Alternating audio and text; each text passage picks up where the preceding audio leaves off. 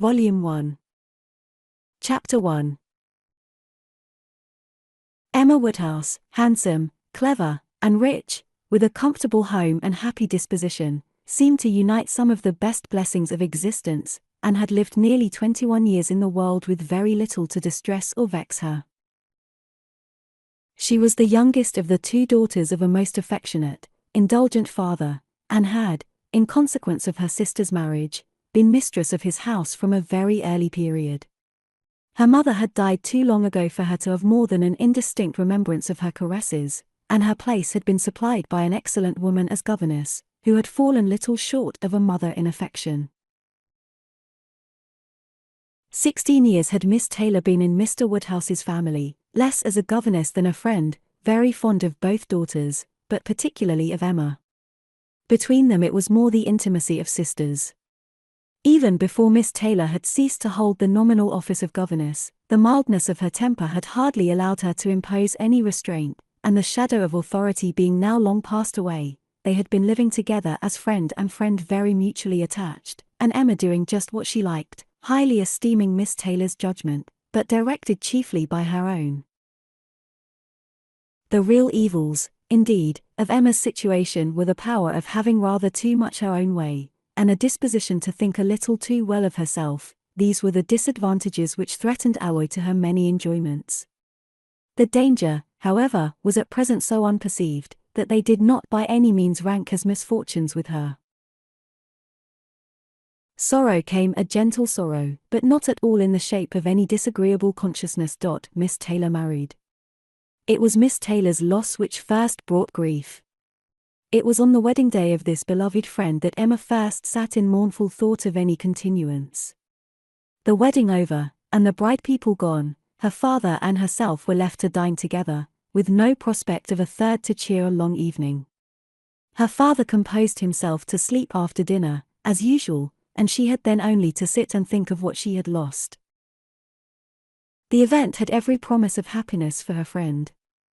Mr. Weston was a man of unexceptionable character, easy fortune, suitable age, and pleasant manners, and there was some satisfaction in considering with what self-denying, generous friendship she had always wished and promoted the match, but it was a black morning's work for her. The want of Miss Taylor would be felt every hour of every day.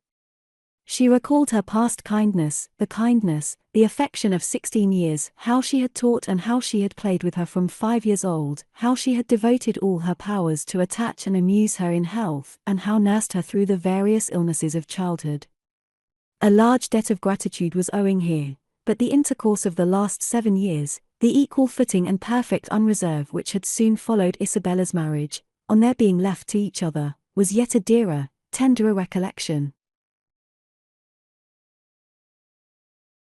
She had been a friend and companion such as few possessed, intelligent, well-informed, useful, gentle, knowing all the ways of the family, interested in all its concerns, and peculiarly interested in herself, in every pleasure, every scheme of hers, one to whom she could speak every thought as it arose, and who had such an affection for her as could never find fault.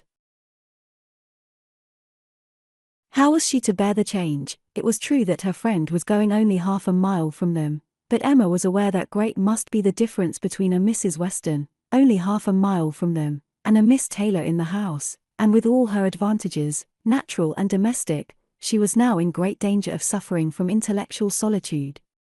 She dearly loved her father, but he was no companion for her. He could not meet her in conversation, rational or playful. The evil of the actual disparity in their ages, and Mr. Woodhouse had not married early, was much increased by his constitution and habits, for having been a valetudinarian all his life, without activity of mind or body, he was a much older man in ways than in years, and though everywhere beloved for the friendliness of his heart and his amiable temper, his talents could not have recommended him at any time. Her sister, though comparatively but little removed by matrimony, being settled in London, only 16 miles off, was much beyond her daily reach, and many a long October and November evening must be struggled through at Hartfield, before Christmas brought the next visit from Isabella and her husband, and their little children, to fill the house, and give her pleasant society again. Highbury, the large and populous village, almost amounting to a town, to which Hartfield, in spite of its separate lawn, and shrubberies, and name, did really belong, afforded her no equals. The Woodhouses were first in consequence there. All looked up to them.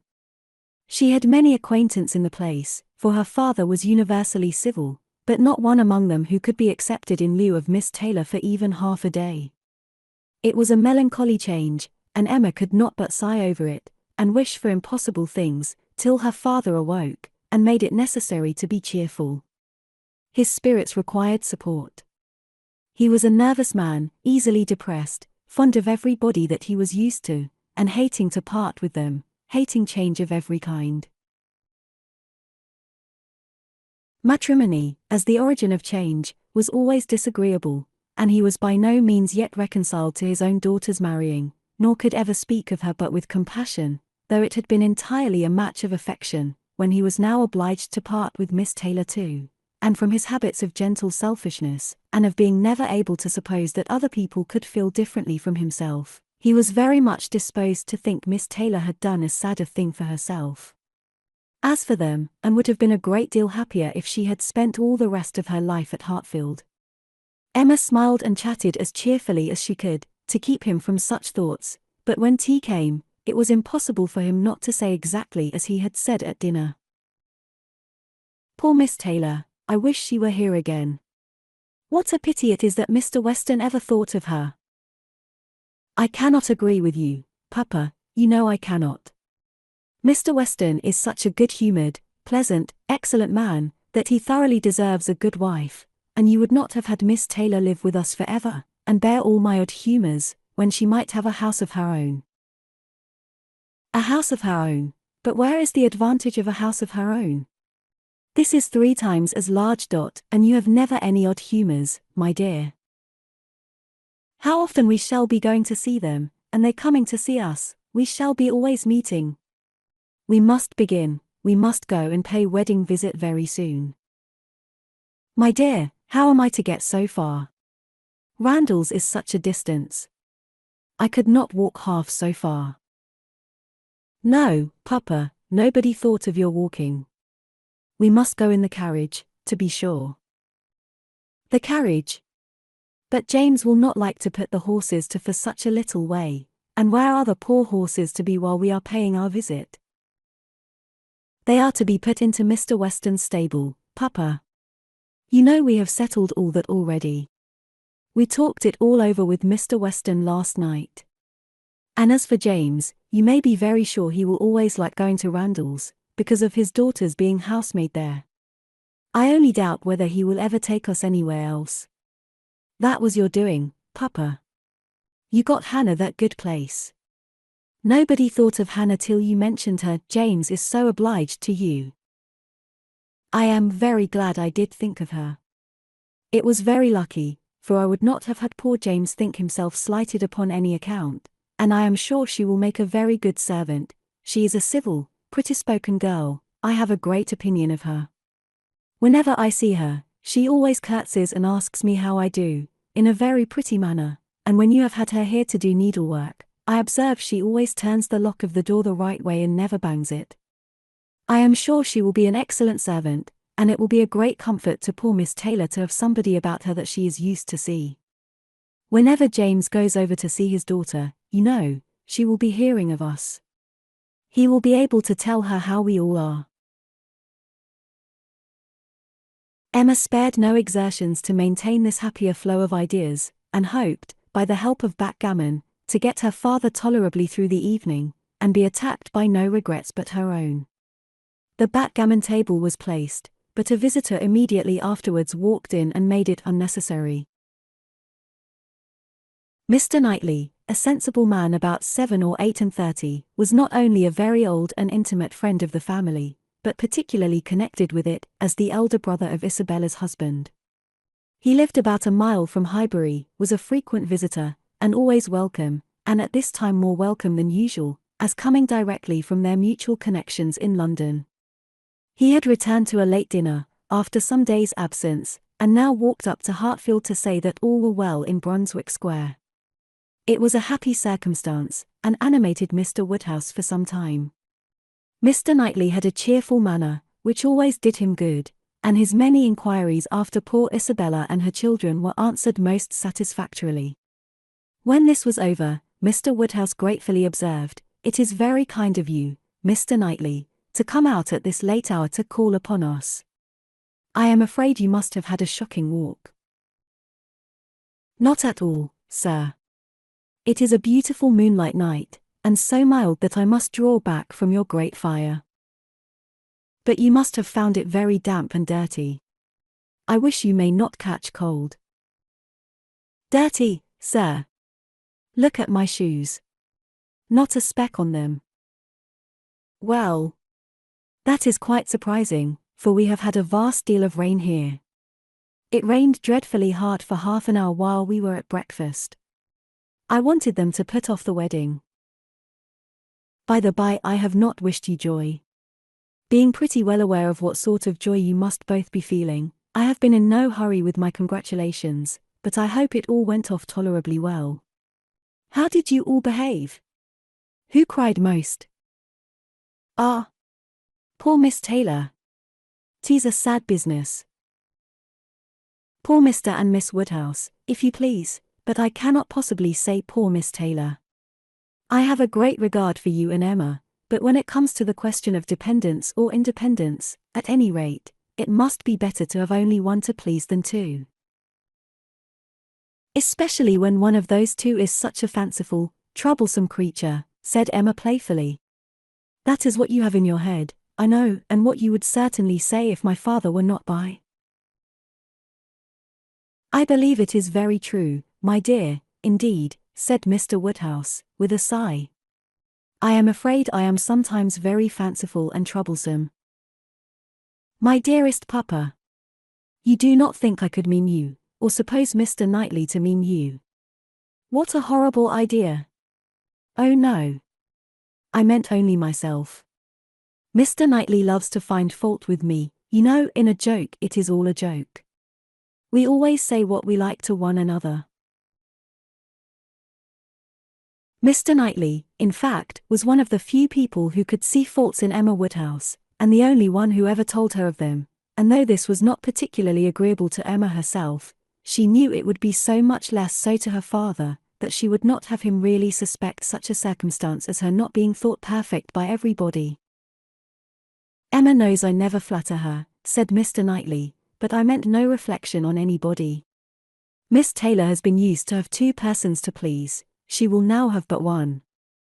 The chances are that she must be a gainer."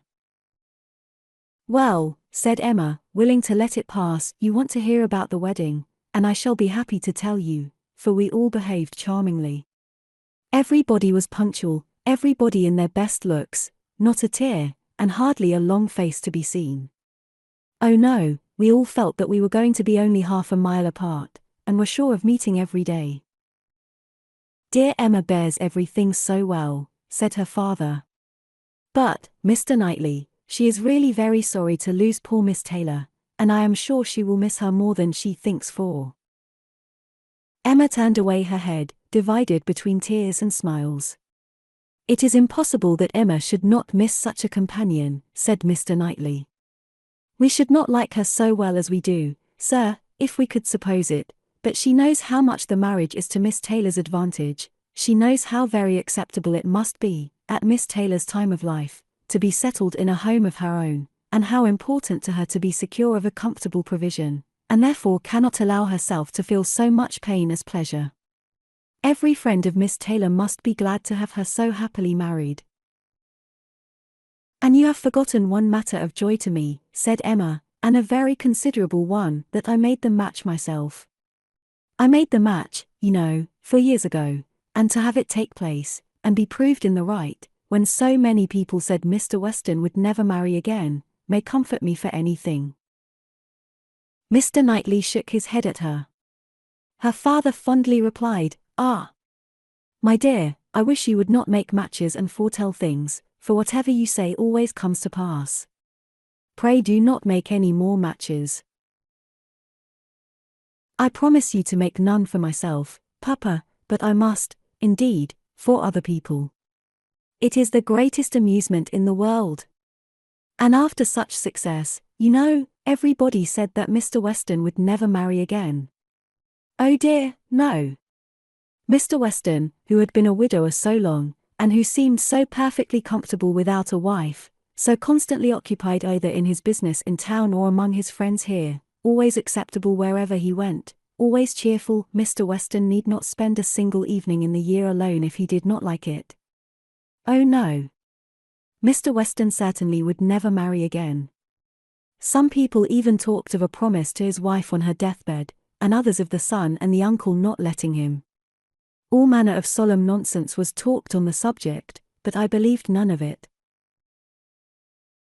Ever since the day about 4 years ago that Miss Taylor and I met with him in Broadway Lane, when, because it began to drizzle, he darted away with so much gallantry, and borrowed 2 umbrellas for us from Farmer Mitchell's, I made up my mind on the subject. I planned the match from that hour, and when such success has blessed me in this instance, dear Papa, you cannot think that I shall leave off matchmaking. I do not understand what you mean by success, said Mr. Knightley. Success supposes endeavour. Your time has been properly and delicately spent, if you have been endeavouring for the last 4 years to bring about this marriage. A worthy employment for a young lady's mind. But if, which I rather imagine, you're making the match, as you call it, means only you're planning it, you're saying to yourself one idle day, I think it would be a very good thing for Miss Taylor if Mr. Weston were to marry her, and saying it again to yourself every now and then afterwards, why do you talk of success? Where is your merit? What are you proud of? You made a lucky guess, and that is all that can be said. And have you never known the pleasure and triumph of a lucky guess? I pity you. I thought you cleverer, for, depend upon it, a lucky guess is never merely luck. There is always some talent in it. And as to my poor word success, which you quarrel with, I do not know that I am so entirely without any claim to it. You have drawn 2 pretty pictures, but I think there may be a third, a something between the do-nothing and the do-all. If I had not promoted Mr. Weston's visits here, and given many little encouragements, and smoothed many little matters, it might not have come to anything after all. I think you must know Hartfield enough to comprehend that. A straightforward, open-hearted man like Weston, and a rational, unaffected woman like Miss Taylor, may be safely left to manage their own concerns. You are more likely to have done harm to yourself, than good to them, by interference. Emma never thinks of herself, if she can do good to others, rejoined Mr. Woodhouse, understanding but in part. But, my dear, pray do not make any more matches, they are silly things, and break up one's family circle grievously. Only one more, Papa, only for Mr. Elton. Poor Mr. Elton. You like Mr. Elton, Papa, I must look about for a wife for him. There is nobody in Highbury who deserves him, and he has been here a whole year, and has fitted up his house so comfortably, that it would be a shame to have him single any longer, and I thought when he was joining their hands today, he looked so very much as if he would like to have the same kind office done for him. I think very well of Mr. Elton, and this is the only way I have of doing him a service. Mr. Elton is a very pretty young man, to be sure, and a very good young man, and I have a great regard for him. But if you want to show him any attention, my dear, ask him to come and dine with us some day. That will be a much better thing. I dare say Mr. Knightley will be so kind as to meet him. With a great deal of pleasure, sir, at any time, said Mr. Knightley, laughing, and I agree with you entirely, that it will be a much better thing. Invite him to dinner, Emma, and help him to the best of the fish and the chicken, but leave him to choose his own wife. Depend upon it, a man of 6 or 27 can take care of himself. Chapter 2. Mr. Weston was a native of Highbury, and born of a respectable family, which for the last 2 or 3 generations had been rising into gentility and property. He had received a good education, but, on succeeding early in life to a small independence, had become indisposed for any of the more homely pursuits in which his brothers were engaged, and had satisfied an active, cheerful mind and social temper by entering into the militia of his county, then embodied. Captain Weston was a general favourite, and when the chances of his military life had introduced him to Miss Churchill, of a great Yorkshire family, and Miss Churchill fell in love with him, nobody was surprised, except her brother and his wife, who had never seen him, and who were full of pride and importance, which the connection would offend. Miss Churchill, however, being of age, and with the full command of her fortune, though her fortune bore no proportion to the family estate, was not to be dissuaded from the marriage, and it took place, to the infinite mortification of Mr. and Mrs. Churchill, who threw her off with due decorum. It was an unsuitable connection, and did not produce much happiness. Mrs. Weston ought to have found more in it, for she had a husband whose warm heart and sweet temper made him think everything due to her in return for the great goodness of being in love with him, but though she had one sort of spirit, she had not the best. She had resolution enough to pursue her own will in spite of her brother, but not enough to refrain from unreasonable regrets at that brother's unreasonable anger, nor from missing the luxuries of her former home. They lived beyond their income, but still it was nothing in comparison of Enscombe. She did not cease to love her husband, but she wanted at once to be the wife of Captain Weston, and Miss Churchill of Enscombe. Captain Weston, who had been considered, especially by the Churchills, as making such an amazing match, was proved to have much the worst of the bargain, for when his wife died, after a 3 years' marriage, he was rather a poorer man than at first, and with a child to maintain. From the expense of the child, however, he was soon relieved. The boy had, with the additional softening claim of a lingering illness of his mother's, been the means of a sort of reconciliation, and Mr. and Mrs. Churchill, having no children of their own, nor any other young creature of equal kindred to care for, offered to take the whole charge of the little Frank soon after her decease. Some scruples and some reluctance the widower father may be supposed to have felt, but as they were overcome by other considerations, the child was given up to the care and the wealth of the Churchills, and he had only his own comfort to seek, and his own situation to improve as he could. A complete change of life became desirable. He quitted the militia and engaged in trade, having brothers already established in a good way in London, which afforded him a favourable opening. It was a concern which brought just employment enough. He had still a small house in Highbury, where most of his leisure days were spent, and between useful occupation and the pleasures of society, the next 18 or 20 years of his life passed cheerfully away.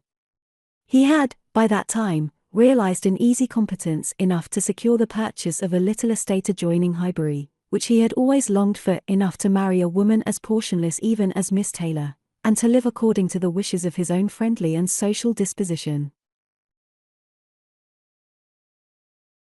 It was now some time since Miss Taylor had begun to influence his schemes, but as it was not the tyrannic influence of youth on youth, it had not shaken his determination of never settling till he could purchase Randalls, and the sale of Randalls was long looked forward to, but he had gone steadily on, with these objects in view, till they were accomplished.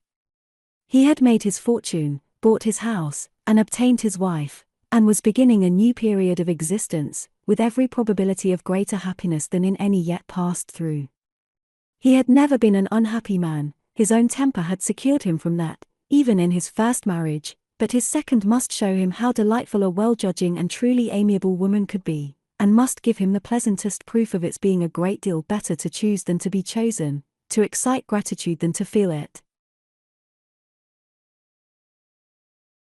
He had only himself to please in his choice, his fortune was his own, for as to Frank, it was more than being tacitly brought up as his uncle's heir, it had become so avowed an adoption as to have him assume the name of Churchill on coming of age. It was most unlikely, therefore, that he should ever want his father's assistance. His father had no apprehension of it. The aunt was a capricious woman, and governed her husband entirely, but it was not in Mr. Weston's nature to imagine that any caprice could be strong enough to affect one so dear, and, as he believed, so deservedly dear. He saw his son every year in London, and was proud of him, and his fond reports of him as a very fine young man had made Highbury feel a sort of pride in him too. He was looked on as sufficiently belonging to the place to make his merits and prospects a kind of common concern. Mr. Frank Churchill was one of the boasts of Highbury, and a lively curiosity to see him prevailed, though the compliment was so little returned that he had never been there in his life. His coming to visit his father had been often talked of but never achieved. Now, upon his father's marriage, it was very generally proposed, as a most proper attention, that the visit should take place. There was not a dissentient voice on the subject, either when Mrs. Perry drank tea with Mrs. and Miss Bates, or when Mrs. and Miss Bates returned the visit. Now was the time for Mr. Frank Churchill to come among them, and the hope strengthened when it was understood that he had written to his new mother on the occasion.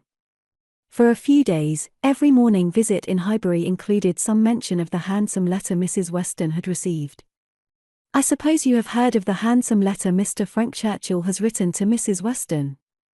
I understand it was a very handsome letter, indeed. Mr. Woodhouse told me of it. Mr. Woodhouse saw the letter, and he says he never saw such a handsome letter in his life. It was, indeed, a highly prized letter. Mrs. Weston had, of course, formed a very favourable idea of the young man, and such a pleasing attention was an irresistible proof of his great good sense, and a most welcome addition to every source and every expression of congratulation which her marriage had already secured.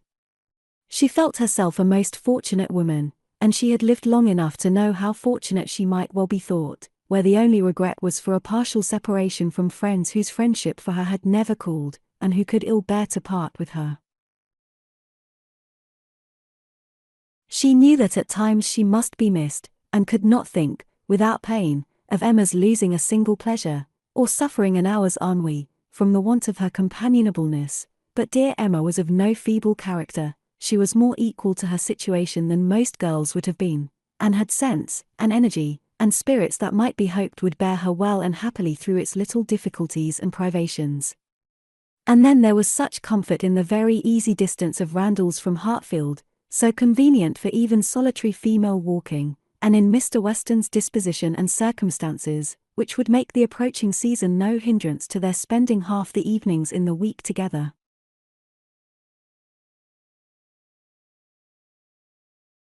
Her situation was altogether the subject of hours of gratitude to Mrs. Weston, and of moments only of regret, and her satisfaction, her more than satisfaction, her cheerful enjoyment, was so just and so apparent, that Emma, well as she knew her father, was sometimes taken by surprise at his being still able to pity poor Miss Taylor, when they left her at Randalls in the centre of every domestic comfort, or saw her go away in the evening attended by her pleasant husband to a carriage of her own.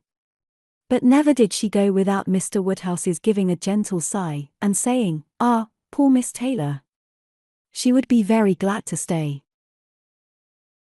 There was no recovering Miss Taylor, nor much likelihood of ceasing to pity her, but a few weeks brought some alleviation to Mr. Woodhouse. The compliments of his neighbours were over, he was no longer teased by being wished joy of so sorrowful an event, and the wedding cake, which had been a great distress to him, was all eat up. His own stomach could bear nothing rich, and he could never believe other people to be different from himself. What was unwholesome to him he regarded as unfit for anybody, and he had, therefore, earnestly tried to dissuade them from having any wedding cake at all, and when that proved vain, as earnestly tried to prevent anybody's eating it. He had been at the pains of consulting Mr. Perry, the apothecary, on the subject. Mr. Perry was an intelligent, gentlemanlike man, whose frequent visits were one of the comforts of Mr. Woodhouse's life, and upon being applied to, he could not but acknowledge, though it seemed rather against the bias of inclination, that wedding cake might certainly disagree with many, perhaps with most people, unless taken moderately. With such an opinion, in confirmation of his own, Mr. Woodhouse hoped to influence every visitor of the newly married pair, but still the cake was eaten, and there was no rest for his benevolent nerves till it was all gone. There was a strange rumour in Highbury of all the little Perrys being seen with a slice of Mrs. Weston's wedding cake in their hands, but Mr. Woodhouse would never believe it. Chapter 3. Mr. Woodhouse was fond of society in his own way. He liked very much to have his friends come and see him, and from various united causes, from his long residence at Hartfield, and his good nature, from his fortune, his house, and his daughter, he could command the visits of his own little circle, in a great measure, as he liked. He had not much intercourse with any families beyond that circle. His horror of late hours, and large dinner parties, made him unfit for any acquaintance but such as would visit him on his own terms. Fortunately for him, Highbury, including Randalls in the same parish, and Donwell Abbey in the parish adjoining, the seat of Mr. Knightley, comprehended many such. Not infrequently, through Emma's persuasion, he had some of the chosen and the best to dine with him, but evening parties were what he preferred, and, unless he fancied himself at any time unequal to company, there was scarcely an evening in the week in which Emma could not make up a card table for him. Real, long-standing regard brought the Westons and Mr. Knightley, and by Mr. Elton, a young man living alone without liking it, the privilege of exchanging any vacant evening of his own blank solitude for the elegances and society of Mr. Woodhouse's drawing-room, and the smiles of his lovely daughter, was in no danger of being thrown away. After these came a second set, among the most comfortable of whom were Mrs. and Miss Bates, and Mrs. Goddard, 3 ladies almost always at the service of an invitation from Hartfield, and who were fetched and carried home so often, that Mr. Woodhouse thought it no hardship for either James or the horses. Had it taken place only once a year, it would have been a grievance. Mrs. Bates, the widow of a former vicar of Highbury, was a very old lady, almost past everything but tea and quadrille. She lived with her single daughter in a very small way, and was considered with all the regard and respect which a harmless old lady, under such untoward circumstances, can excite. Her daughter enjoyed a most uncommon degree of popularity for a woman neither young, handsome, rich, nor married. Miss Bates stood in the very worst predicament in the world for having much of the public favour, and she had no intellectual superiority to make atonement to herself, or frighten those who might hate her into outward respect. She had never boasted either beauty or cleverness. Her youth had passed without distinction, and her middle of life was devoted to the care of a failing mother, and the endeavour to make a small income go as far as possible. And yet she was a happy woman, and a woman whom no one named without goodwill. It was her own universal goodwill and contented temper which worked such wonders. She loved everybody, was interested in everybody's happiness, quick-sighted to everybody's merits, thought herself a most fortunate creature, and surrounded with blessings in such an excellent mother, and so many good neighbours and friends, and a home that wanted for nothing. The simplicity and cheerfulness of her nature, her contented and grateful spirit, were a recommendation to everybody, and a mine of felicity to herself. She was a great talker upon little matters, which exactly suited Mr. Woodhouse, full of trivial communications and harmless gossip. Mrs. Goddard was the mistress of a school, not of a seminary, or an establishment, or anything which professed, in long sentences of refined nonsense, to combine liberal acquirements with elegant morality, upon new principles and new systems, and where young ladies for enormous pay might be screwed out of health and into vanity, but a real, honest, old-fashioned boarding school, where a reasonable quantity of accomplishments were sold at a reasonable price, and where girls might be sent to be out of the way, and scramble themselves into a little education, without any danger of coming back prodigies. Mrs. Goddard's school was in high repute and very deservedly, for Highbury was reckoned a particularly healthy spot. She had an ample house and garden, gave the children plenty of wholesome food, let them run about a great deal in the summer, and in winter dressed their chilblains with her own hands. It was no wonder that a train of 20 young couple now walked after her to church. She was a plain, motherly kind of woman, who had worked hard in her youth, and now thought herself entitled to the occasional holiday of a tea visit, and having formerly owed much to Mr. Woodhouse's kindness, felt his particular claim on her to leave her neat parlour, hung round with fancy work, whenever she could, and win or lose a few sixpences by his fireside. These were the ladies whom Emma found herself very frequently able to collect, and happy was she, for her father's sake, in the power, though, as far as she was herself concerned, it was no remedy for the absence of Mrs. Weston. She was delighted to see her father look comfortable, and very much pleased with herself for contriving things so well, but the quiet prosings of 3 such women made her feel that every evening so spent was indeed one of the long evenings she had fearfully anticipated. As she sat one morning, looking forward to exactly such a close of the present day, a note was brought from Mrs. Goddard, requesting, in most respectful terms, to be allowed to bring Miss Smith with her, a most welcome request, for Miss Smith was a girl of 17, whom Emma knew very well by sight, and had long felt an interest in, on account of her beauty. A very gracious invitation was returned, and the evening no longer dreaded by the fair mistress of the mansion. Harriet Smith was the natural daughter of somebody. Somebody had placed her, several years back, at Mrs. Goddard's school, and somebody had lately raised her from the condition of scholar to that of parlour boarder. This was all that was generally known of her history. She had no visible friends but what had been acquired at Highbury, and was now just returned from a long visit in the country to some young ladies who had been at school there with her. She was a very pretty girl, and her beauty happened to be of a sort which Emma particularly admired.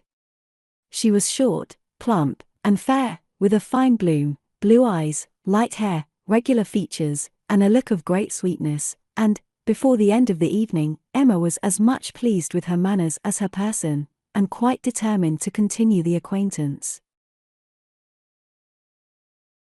She was not struck by anything remarkably clever in Miss Smith's conversation, but she found her altogether very engaging, not inconveniently shy, not unwilling to talk, and yet so far from pushing, showing so proper and becoming a deference, seeming so pleasantly grateful for being admitted to Hartfield, and so artlessly impressed by the appearance of everything in so superior a style to what she had been used to, that she must have good sense, and deserve encouragement. Encouragement should be given. Those soft blue eyes, and all those natural graces, should not be wasted on the inferior society of Highbury and its connections. The acquaintance she had already formed were unworthy of her. The friends from whom she had just parted, though very good sort of people, must be doing her harm. They were a family of the name of Martin, whom Emma well knew by character, as renting a large farm of Mr. Knightley, and residing in the parish of Donwell very creditably. She believed she knew Mr. Knightley thought highly of them, but they must be coarse and unpolished, and very unfit to be the intimates of a girl who wanted only a little more knowledge and elegance to be quite perfect.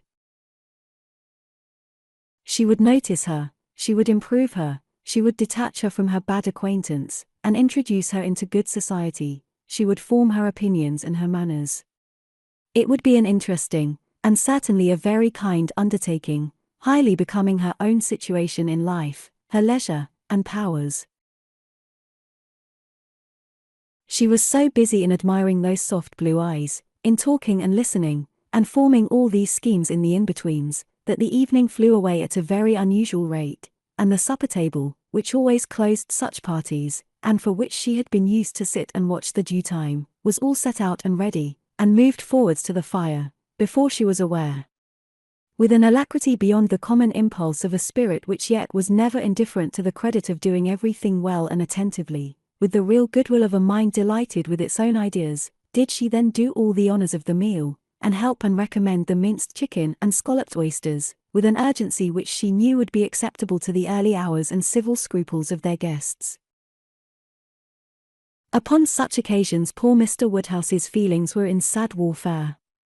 He loved to have the cloth laid, because it had been the fashion of his youth, but his conviction of suppers being very unwholesome made him rather sorry to see anything put on it, and while his hospitality would have welcomed his visitors to everything, his care for their health made him grieve that they would eat such another small basin of thin gruel as his own was all that he could, with thorough self-approbation, recommend, though he might constrain himself, while the ladies were comfortably clearing the nicer things, to say, "Mrs. Bates, let me propose your venturing on one of these eggs.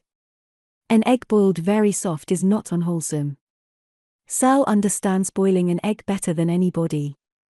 I would not recommend an egg boiled by anybody else, but you need not be afraid, they are very small, you see, one of our small eggs will not hurt you. Miss Bates, let Emma help you to a little bit of tart, a very little bit. Ours are all apple tarts. You need not be afraid of unwholesome preserves here. I do not advise the custard. Mrs. Goddard, what say you to half a glass of wine? A small half glass, put into a tumbler of water. I do not think it could disagree with you. Emma allowed her father to talk, but supplied her visitors in a much more satisfactory style, and on the present evening had particular pleasure in sending them away happy. The happiness of Miss Smith was quite equal to her intentions. Miss Woodhouse was so great a personage in Highbury, that the prospect of the introduction had given as much panic as pleasure, but the humble, grateful little girl went off with highly gratified feelings, delighted with the affability with which Miss Woodhouse had treated her all the evening, and actually shaken hands with her at last. Chapter 4. Harriet Smith's intimacy at Hartfield was soon a settled thing. Quick and decided in her ways, Emma lost no time in inviting, encouraging, and telling her to come very often, and as their acquaintance increased, so did their satisfaction in each other. As a walking companion, Emma had very early foreseen how useful she might find her. In that respect Mrs. Weston's loss had been important. Her father never went beyond the shrubbery, where 2 divisions of the ground sufficed him for his long walk, or his short, as the year varied, and since Mrs. Weston's marriage her exercise had been too much confined. She had ventured once alone to Randalls, but it was not pleasant, and a Harriet Smith, therefore, one whom she could summon at any time to a walk, would be a valuable addition to her privileges. But in every respect, as she saw more of her, she approved her, and was confirmed in all her kind designs. Harriet certainly was not clever, but she had a sweet, docile, grateful disposition, was totally free from conceit, and only desiring to be guided by anyone she looked up to. Her early attachment to herself was very amiable, and her inclination for good company, and power of appreciating what was elegant and clever, showed that there was no want of taste, though strength of understanding must not be expected. Altogether she was quite convinced of Harriet Smith's being exactly the young friend she wanted, exactly the something which her home required. Such a friend as Mrs. Weston was out of the question. 2 such could never be granted. 2 such she did not want. It was quite a different sort of thing, a sentiment distinct and independent. Mrs. Weston was the object of a regard which had its basis in gratitude and esteem. Harriet would be loved as one to whom she could be useful. For Mrs. Weston there was nothing to be done, for Harriet everything. Her first attempts at usefulness were in an endeavour to find out who were the parents, but Harriet could not tell. She was ready to tell everything in her power, but on this subject questions were vain. Emma was obliged to fancy what she liked, but she could never believe that in the same situation she should not have discovered the truth. Harriet had no penetration. She had been satisfied to hear and believe just what Mrs. Goddard chose to tell her, and looked no farther.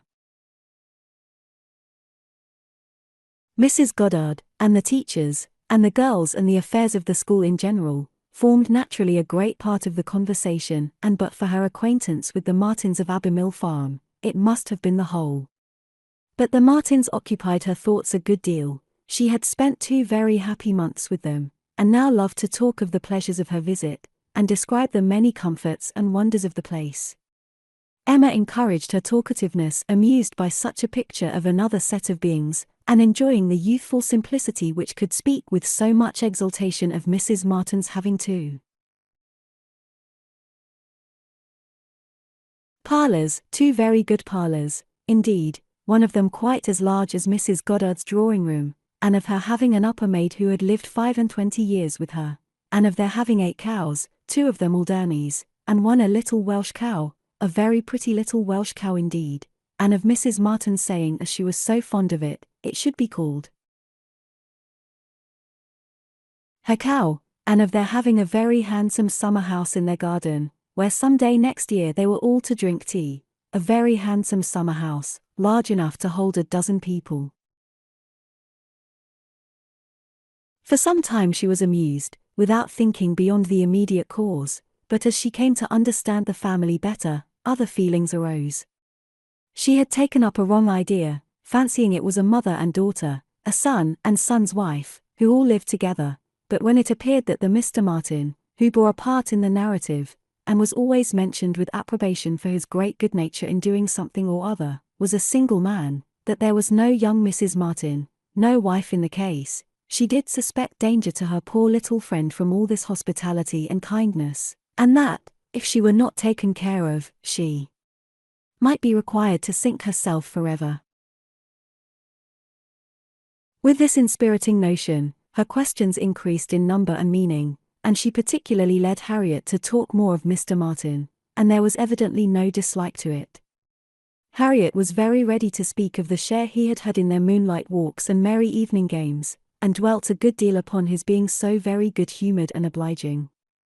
He had gone 3 miles round one day in order to bring her some walnuts, because she had said how fond she was of them, and in everything else he was so very obliging. He had his shepherd's son into the parlour one night on purpose to sing to her. She was very fond of singing. He could sing a little himself. She believed he was very clever, and understood everything. He had a very fine flock, and, while she was with them, he had been bid more for his wool than anybody in the country. She believed everybody spoke well of him. His mother and sisters were very fond of him. Mrs.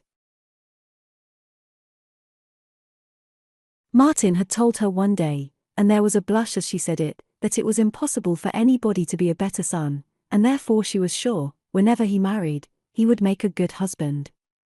Not that she wanted him to marry. She was in no hurry at all. Well done, Mrs. Martin, thought Emma. You know what you are about. And when she had come away, Mrs. Martin was so very kind as to send Mrs. Goddard a beautiful goose, the finest goose Mrs. Goddard had ever seen. Mrs. Goddard had dressed it on a Sunday, and asked all the 3 teachers, Miss Nash, and Miss Prince, and Miss Richardson, to sup with her. Mr. Martin, I suppose, is not a man of information beyond the line of his own business. He does not read. Oh yes, that is, no, I do not know, but I believe he has read a good deal, but not what you would think anything of. He reads the agricultural reports, and some other books that lay in one of the window seats, but he reads all them to himself.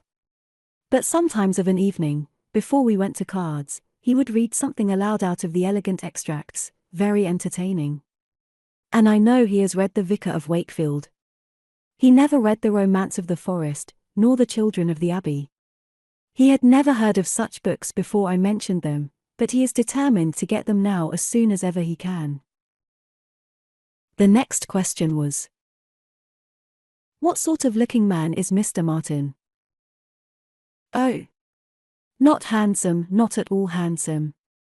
I thought him very plain at first, but I do not think him so plain now. One does not, you know, after a time. But did you never see him? He is in Highbury every now and then, and he is sure to ride through every week in his way to Kingston. He has passed you very often.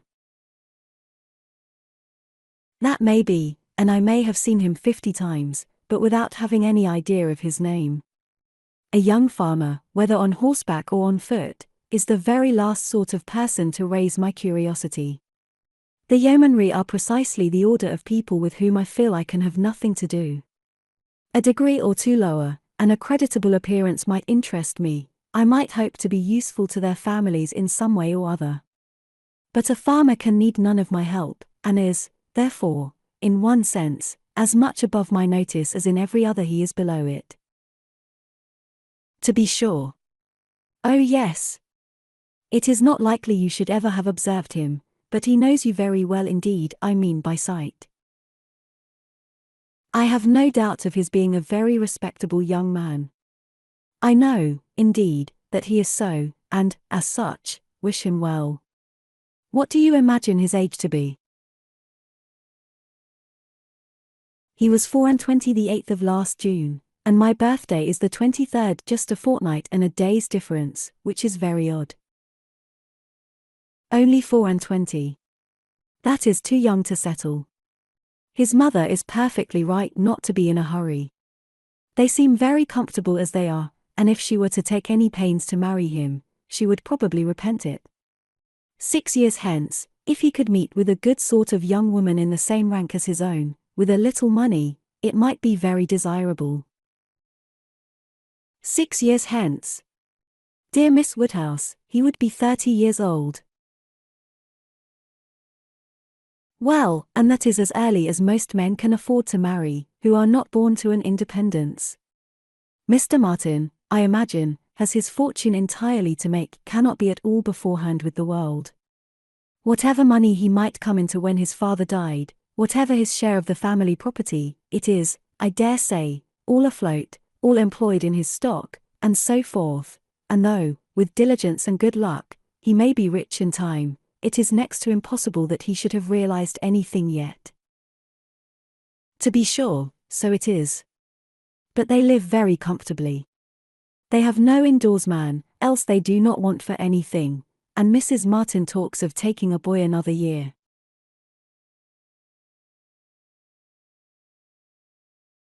I wish you may not get into a scrape, Harriet, whenever he does marry, I mean, as to being acquainted with his wife, for though his sisters, from a superior education, are not to be altogether objected to, it does not follow that he might marry anybody at all fit for you to notice. The misfortune of your birth ought to make you particularly careful as to your associates. There can be no doubt of your being a gentleman's daughter, and you must support your claim to that station by everything within your own power, or there will be plenty of people who would take pleasure in degrading you. Yes, to be sure, I suppose there are. But while I visit at Hartfield, and you are so kind to me, Miss Woodhouse, I am not afraid of what anybody can do. You understand the force of influence pretty well, Harriet, but I would have you so firmly established in good society, as to be independent even of Hartfield and Miss Woodhouse. I want to see you permanently well connected, and to that end it will be advisable to have as few odd acquaintance as may be, and, therefore, I say that if you should still be in this country when Mr. Martin marries, I wish you may not be drawn in by your intimacy with the sisters, to be acquainted with the wife, who will probably be some mere farmer's daughter, without education. To be sure. Yes. Not that I think Mr. Martin would ever marry anybody but what had had some education and been very well brought up. However, I do not mean to set up my opinion against yours, and I am sure I shall not wish for the acquaintance of his wife. I shall always have a great regard for the Miss Martins, especially Elizabeth, and should be very sorry to give them up, for they are quite as well educated as me. But if he marries a very ignorant, vulgar woman, certainly I had better not visit her, if I can help it. Emma watched her through the fluctuations of this speech, and saw no alarming symptoms of love. The young man had been the first admirer, but she trusted there was no other hold, and that there would be no serious difficulty, on Harriet's side, to oppose any friendly arrangement of her own. They met Mr. Martin the very next day, as they were walking on the Donwell Road.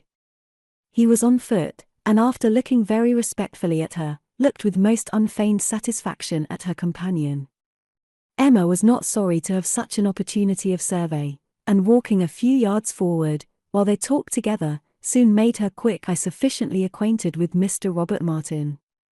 His appearance was very neat, and he looked like a sensible young man, but his person had no other advantage, and when he came to be contrasted with gentlemen, she thought he must lose all the ground he had gained in Harriet's inclination. Harriet was not insensible of manner. She had voluntarily noticed her father's gentleness with admiration as well as wonder. Mr. Martin looked as if he did not know what manner was. They remained but a few minutes together, as Miss Woodhouse must not be kept waiting, and Harriet then came running to her with a smiling face, and in a flutter of spirits, which Miss Woodhouse hoped very soon to compose. "Only think of our happening to meet him, how very odd!" "It was quite a chance," he said, "that he had not gone round by Randalls. He did not think we ever walked this road. He thought we walked towards Randalls most days. He has not been able to get the romance of the forest yet. He was so busy the last time he was at Kingston that he quite forgot it, but he goes again tomorrow. So very odd we should happen to meet. Well, Miss Woodhouse, is he like what you expected? What do you think of him? Do you think him so very plain? He is very plain, undoubtedly remarkably plain, but that is nothing compared with his entire want of gentility. I had no right to expect much, and I did not expect much, but I had no idea that he could be so very clownish, so totally without air. I had imagined him, I confess, a degree or two nearer gentility. To be sure, said Harriet, in a mortified voice, he is not so genteel as real gentlemen. I think, Harriet, since your acquaintance with us, you have been repeatedly in the company of some such very real gentlemen, that you must yourself be struck with the difference in Mr. Martin. At Hartfield, you have had very good specimens of well-educated, well-bred men. I should be surprised if, after seeing them, you could be in company with Mr. Martin again without perceiving him to be a very inferior creature, and rather wondering at yourself for having ever thought him at all agreeable before. Do not you begin to feel that now? Were not you struck? I am sure you must have been struck by his awkward look and abrupt manner, and the uncouthness of a voice which I heard to be wholly unmodulated as I stood here. Certainly, he is not like Mr. Knightley. He has not such a fine air and way of walking as Mr. Knightley. I see the difference plain enough. But Mr. Knightley is so very fine a man. Mr. Knightley's air is so remarkably good that it is not fair to compare Mr. Martin with him. You might not see one in 100 with gentlemen so plainly written as in Mr. Knightley. But he is not the only gentleman you have been lately used to. What say you to Mr. Weston and Mr. Elton? Compare Mr. Martin with either of them. Compare their manner of carrying themselves, of walking, of speaking, of being silent. You must see the difference. Oh yes, there is a great difference. But Mr. Weston is almost an old man. Mr. Weston must be between 40 and 50. Which makes his good manners the more valuable. The older a person grows, Harriet, the more important it is that their manners should not be bad, the more glaring and disgusting any loudness, or coarseness, or awkwardness becomes. What is passable in youth is detestable in later age. Mr. Martin is now awkward and abrupt. What will he be at Mr. Weston's time of life? There is no saying, indeed, replied Harriet rather solemnly. But there may be pretty good guessing. He will be a completely gross, vulgar farmer, totally inattentive to appearances, and thinking of nothing but profit and loss. Will he, indeed? That will be very bad. How much his business engrosses him already is very plain from the circumstance of his forgetting to inquire for the book you recommended. He was a great deal too full of the market to think of anything else, which is just as it should be, for a thriving man. What has he to do with books? And I have no doubt that he will thrive, and be a very rich man in time, and his being illiterate and coarse need not disturb us. I wonder he did not remember the book, was all Harriet's answer, and spoken with a degree of grave displeasure which Emma thought might be safely left to itself. She, therefore, said no more for some time. Her next beginning was, in one respect, perhaps, Mr. Elton's manners are superior to Mr. Knightley's or Mr. Weston's. They have more gentleness. They might be more safely held up as a pattern. There is an openness, a quickness, almost a bluntness in Mr. Weston, which everybody likes in him, because there is so much good humour with it, but that would not do to be copied. Neither would Mr. Knightley's downright, decided, commanding sort of manner, though it suits him very well, his figure, and look, and situation in life seem to allow it, but if any young man were to set about copying him, he would not be sufferable. On the contrary, I think a young man might be very safely recommended to take Mr. Elton as a model. Mr. Elton is good-humoured, cheerful, obliging, and gentle. He seems to me to be grown particularly gentle of late. I do not know whether he has any design of ingratiating himself with either of us, Harriet, by additional softness, but it strikes me that his manners are softer than they used to be. If he means anything, it must be to please you. Did not I tell you what he said of you the other day? She then repeated some warm personal praise which she had drawn from Mr. Elton, and now did full justice to, and Harriet blushed and smiled, and said she had always thought Mr. Elton very agreeable. Mr. Elton was the very person fixed on by Emma for driving the young farmer out of Harriet's head. She thought it would be an excellent match, and only too palpably desirable, natural, and probable, for her to have much merit in planning it. She feared it was what everybody else must think of and predict. It was not likely, however, that anybody should have equalled her in the date of the plan, as it had entered her brain during the very first evening of Harriet's coming to Hartfield. The longer she considered it, the greater was her sense of its expediency.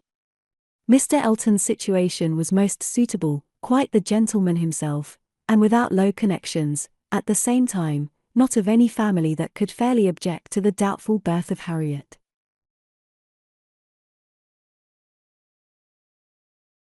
He had a comfortable home for her, and Emma imagined a very sufficient income, for though the vicarage of Highbury was not large, he was known to have some independent property, and she thought very highly of him as a good-humoured, well-meaning, respectable young man, without any deficiency of useful understanding or knowledge of the world. She had already satisfied herself that he thought Harriet a beautiful girl, which she trusted, with such frequent meetings at Hartfield, was foundation enough on his side, and on Harriet's there could be little doubt that the idea of being preferred by him would have all the usual weight and efficacy. And he was really a very pleasing young man, a young man whom any woman not fastidious might like. He was reckoned very handsome, his person much admired in general, though not by her, there being a want of elegance of feature which she could not dispense with, but the girl who could be gratified by a Robert Martin's riding about the country to get walnuts for her might very well be conquered by Mr. Elton's admiration. Chapter 5. I do not know what your opinion may be, Mrs. Weston, said Mr. Knightley, of this great intimacy between Emma and Harriet Smith, but I think it a bad thing. A bad thing? Do you really think it a bad thing? Why so? I think they will neither of them do the other any good. You surprise me. Emma must do Harriet good, and by supplying her with a new object of interest, Harriet may be said to do Emma good. I have been seeing their intimacy with the greatest pleasure. How very differently we feel, not think they will do each other any good. This will certainly be the beginning of one of our quarrels about Emma, Mr. Knightley. Perhaps you think I am come on purpose to quarrel with you, knowing Weston to be out, and that you must still fight your own battle. Mr. Weston would undoubtedly support me, if he were here, for he thinks exactly as I do on the subject. We were speaking of it only yesterday, and agreeing how fortunate it was for Emma, that there should be such a girl in Highbury for her to associate with. Mr. Knightley, I shall not allow you to be a fair judge in this case. You are so much used to live alone, that you do not know the value of a companion, and, perhaps no man can be a good judge of the comfort a woman feels in the society of one of her own sex, after being used to it all her life. I can imagine your objection to Harriet Smith. She is not the superior young woman which Emma's friend ought to be. But on the other hand, as Emma wants to see her better informed, it will be an inducement to her to read more herself. They will read together. She means it, I know. Emma has been meaning to read more ever since she was 12 years old. I have seen a great many lists of her drawing up at various times of books that she meant to read regularly through, and very good lists they were, very well chosen, and very neatly arranged, sometimes alphabetically, and sometimes by some other rule. The list she drew up when only 14, I remember thinking it did her judgment so much credit, that I preserved it some time, and I dare say she may have made out a very good list now. But I have done with expecting any course of steady reading from Emma. She will never submit to anything requiring industry and patience, and a subjection of the fancy to the understanding. Where Miss Taylor failed to stimulate, I may safely affirm that Harriet Smith will do nothing. You never could persuade her to read half so much as you wish. You know you could not. I dare say, replied Mrs. Weston, smiling, that I thought so then, but since we have parted, I can never remember Emma's omitting to do anything I wished. There is hardly any desiring to refresh such a memory as that, said Mr. Knightley, feelingly, and for a moment or two he had done. But I, he soon added, who have had no such charm thrown over my senses, must still see, hear, and remember. Emma is spoiled by being the cleverest of her family. At 10 years old, she had the misfortune of being able to answer questions which puzzled her sister at 17. She was always quick and assured, Isabella slow and diffident. And ever since she was 12, Emma has been mistress of the house and of you all. In her mother she lost the only person able to cope with her. She inherits her mother's talents, and must have been under subjection to her. I should have been sorry, Mr. Knightley, to be dependent on your recommendation. Had I quitted Mr. Woodhouse's family and wanted another situation, I do not think you would have spoken a good word for me to anybody. I am sure you always thought me unfit for the office I held. Yes, said he, smiling. You are better placed here, very fit for a wife, but not at all for a governess. But you were preparing yourself to be an excellent wife all the time you were at Hartfield. You might not give Emma such a complete education as your powers would seem to promise, but you were receiving a very good education from her, on the very material matrimonial point of submitting your own will, and doing as you were bid, and if Weston had asked me to recommend him a wife, I should certainly have named Miss Taylor. Thank you. There will be very little merit in making a good wife to such a man as Mr. Weston.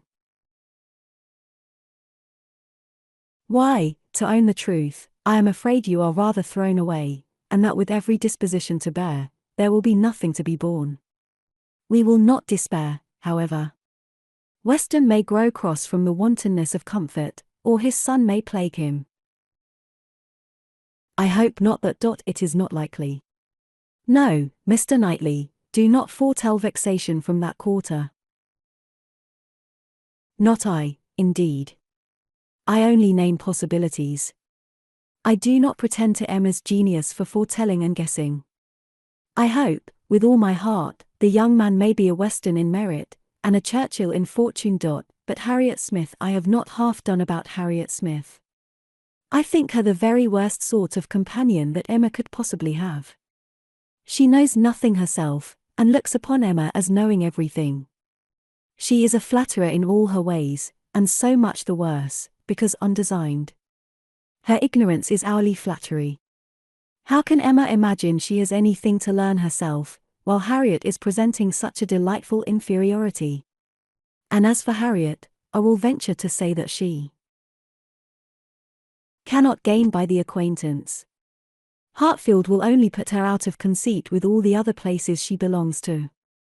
She will grow just refined enough to be uncomfortable with those among whom birth and circumstances have placed her home. I am much mistaken if Emma's doctrines give any strength of mind, or tend at all to make a girl adapt herself rationally to the varieties of her situation in life. They only give a little polish. I either depend more upon Emma's good sense than you do, or am more anxious for her present comfort, for I cannot lament the acquaintance. How well she looked last night. Oh. You would rather talk of her person than her mind, would you? Very well, I shall not attempt to deny Emma's being pretty. Pretty? Say beautiful rather. Can you imagine anything nearer perfect beauty than Emma altogether, face and figure? I do not know what I could imagine, but I confess that I have seldom seen a face or figure more pleasing to me than hers. But I am a partial old friend. Such an eye, the true hazel eye, and so brilliant. Regular features, open countenance, with a complexion. Oh! What a bloom of full health, and such a pretty height and size, such a firm and upright figure. There is health, not merely in her bloom, but in her air, her head, her glance. One hears sometimes of a child being the picture of health. Now, Emma always gives me the idea of being the complete picture of grown-up health. She is loveliness itself. Mr. Knightley, is not she? I have not a fault to find with her person, he replied. I think her all you describe. I love to look at her, and I will add this praise, that I do not think her personally vain. Considering how very handsome she is, she appears to be little occupied with it, her vanity lies another way. Mrs. Weston, I am not to be talked out of my dislike of Harriet Smith, or my dread of its doing them both harm. And I, Mr. Knightley, am equally stout in my confidence of its not doing them any harm. With all dear Emma's little faults, she is an excellent creature. Where shall we see a better daughter, or a kinder sister, or a truer friend? No, no, she has qualities which may be trusted. She will never lead anyone really wrong, she will make no lasting blunder. Where Emma errs once, she is in the right 100 times. Very well, I will not plague you any more. Emma shall be an angel, and I will keep my spleen to myself till Christmas brings John and Isabella. John loves Emma with a reasonable and therefore not a blind affection, and Isabella always thinks as he does, except when he is not quite frightened enough about the children. I am sure of having their opinions with me.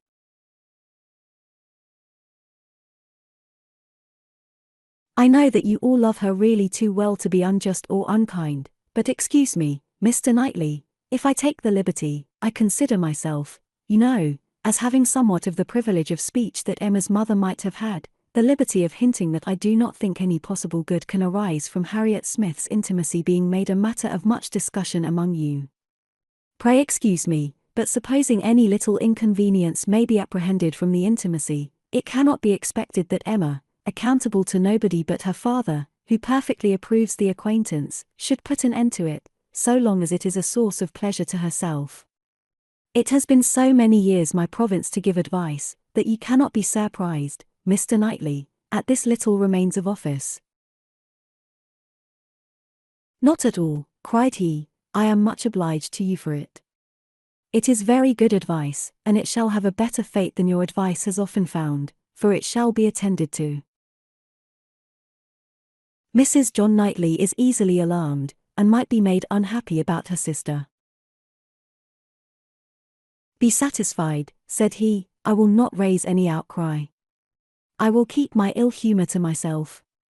I have a very sincere interest in Emma. Isabella does not seem more my sister, has never excited a greater interest, perhaps hardly so great. There is an anxiety, a curiosity in what one feels for Emma. I wonder what will become of her. So do I, said Mrs. Weston gently, very much.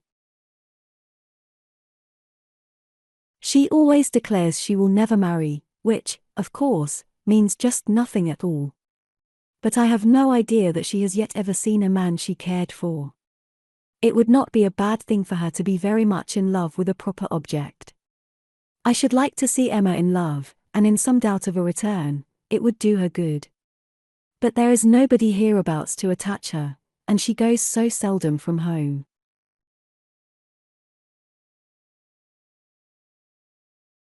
There does, indeed, seem as little to tempt her to break her resolution at present, said Mrs. Weston, as can well be, and while she is so happy at Hartfield, I cannot wish her to be forming any attachment which would be creating such difficulties on poor Mr. Woodhouse's account.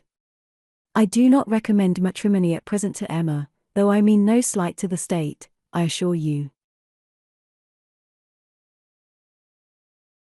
Part of her meaning was to conceal some favourite thoughts of her own and Mr. Weston's on the subject, as much as possible. There were wishes at Randalls respecting Emma's destiny, but it was not desirable to have them suspected, and the quiet transition which Mr. Knightley soon afterwards made to "What does Weston think of the weather? Shall we have rain?" convinced her that he had nothing more to say or surmise about Hartfield. Chapter 6.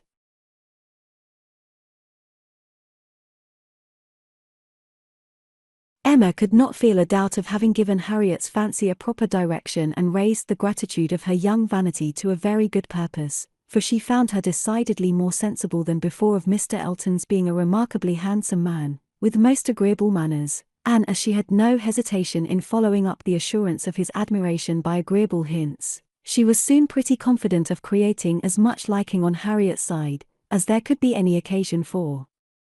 She was quite convinced of Mr. Elton's being in the fairest way of falling in love, if not in love already. She had no scruple with regard to him. He talked of Harriet, and praised her so warmly, that she could not suppose anything wanting which a little time would not add. His perception of the striking improvement of Harriet's manner, since her introduction at Hartfield, was not one of the least agreeable proofs of his growing attachment. "You have given Miss Smith all that she required," said he. "You have made her graceful and easy. She was a beautiful creature when she came to you, but, in my opinion, the attractions you have added are infinitely superior to what she received from nature. I am glad you think I have been useful to her, but Harriet only wanted drawing out, and receiving a few, very few hints. She had all the natural grace of sweetness of temper and artlessness in herself. I have done very little." "If it were admissible to contradict a lady," said the gallant Mr. Elton,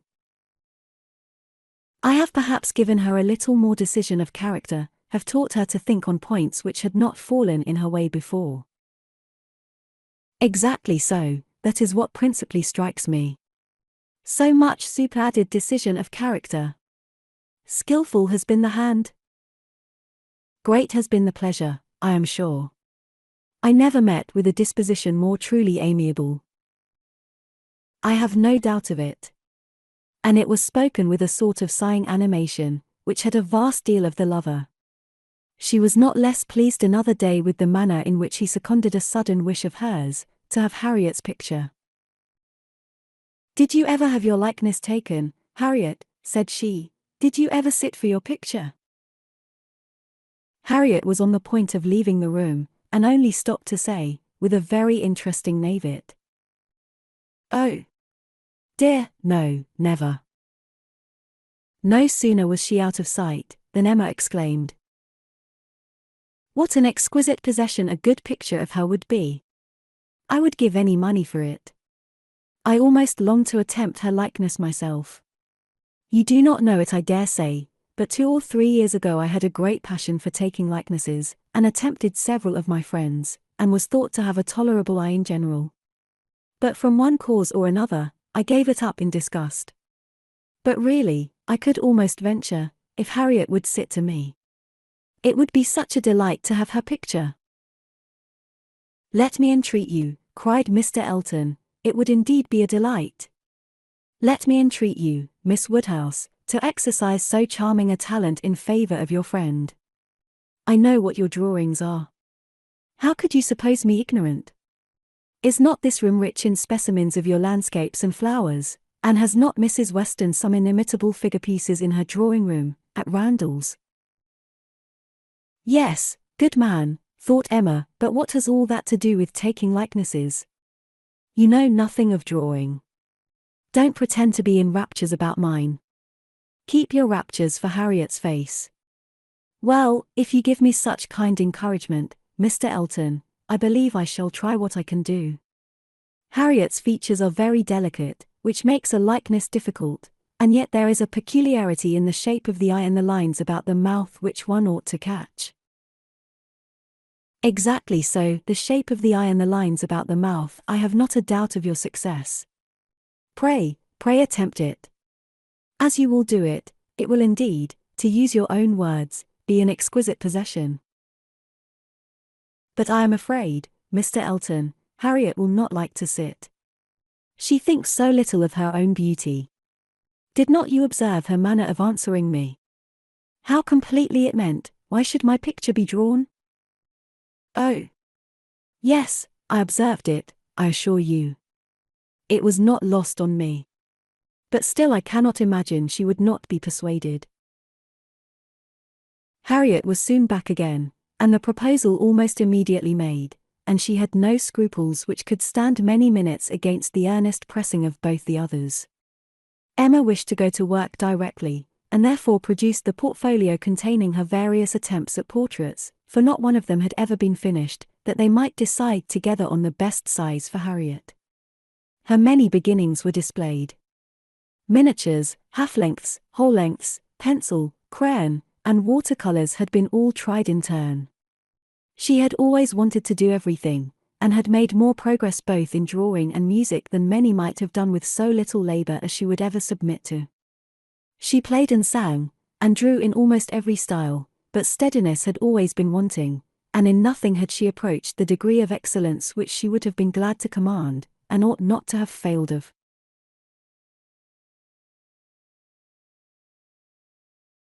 She was not much deceived as to her own skill either as an artist or a musician, but she was not unwilling to have others deceived, or sorry to know her reputation for accomplishment often higher than it deserved.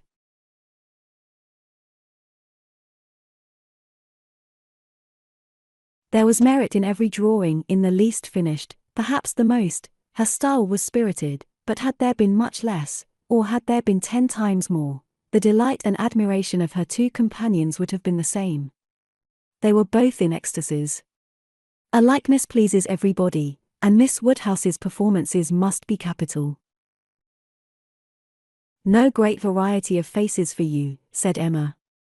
"I had only my own family to study from. There is my father, another of my father, but the idea of sitting for his picture made him so nervous, that I could only take him by stealth, neither of them very like therefore. Mrs. Weston again, and again, and again, you see. Dear Mrs. Weston. Always my kindest friend on every occasion. She would sit whenever I asked her. There is my sister, and really quite her own little elegant figure, and the face not unlike. I should have made a good likeness of her, if she would have sat longer, but she was in such a hurry to have me draw her 4 children that she would not be quiet. Then, here come all my attempts at 3 of those 4 children, there they are, Henry and John and Bella, from one end of the sheet to the other, and any one of them might do for any one of the rest. Weston and I were quite agreed in thinking it.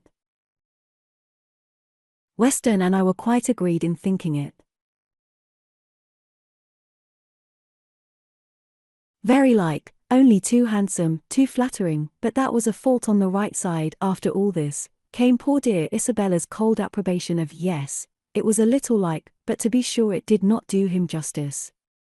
We had had a great deal of trouble in persuading him to sit at all.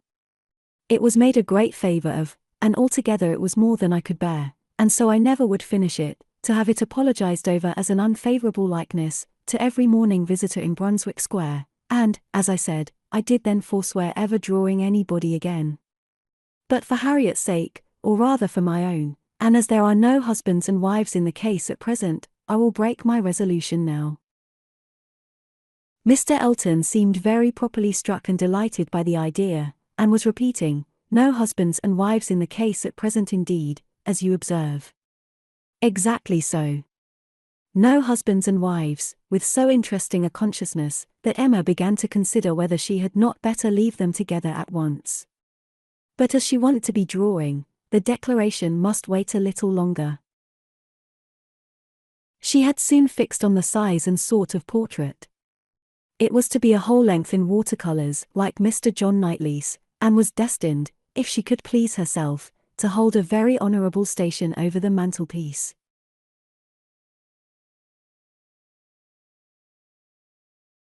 The sitting began, and Harriet, smiling and blushing, and afraid of not keeping her attitude and countenance, presented a very sweet mixture of youthful expression to the steady eyes of the artist. But there was no doing anything, with Mr. Elton fidgeting behind her and watching every touch. She gave him credit for stationing himself where he might gaze and gaze again without offence, but was really obliged to put an end to it, and request him to place himself elsewhere. It then occurred to her to employ him in reading. If he would be so good as to read to them, it would be a kindness indeed. It would amuse away the difficulties of her part, and lessen the irksomeness of Miss Smith's. Mr. Elton was only too happy. Harriet listened, and Emma drew in peace. She must allow him to be still frequently coming to look, anything less would certainly have been too little in a lover, and he was ready at the smallest intermission of the pencil, to jump up and see the progress, and be charmed. There was no being displeased with such an encourager, for his admiration made him discern a likeness almost before it was possible. She could not respect his eye, but his love and his complaisance were unexceptionable. The sitting was altogether very satisfactory. She was quite enough pleased with the first day's sketch to wish to go on. There was no want of likeness, she had been fortunate in the attitude, and as she meant to throw in a little improvement to the figure, to give a little more height, and considerably more elegance, she had great confidence of its being in every way a pretty drawing at last, and of its filling its destined place with credit to them both, a standing memorial of the beauty of one, the skill of the other, and the friendship of both, with as many other agreeable associations as Mr. Elton's very promising attachment was likely to add.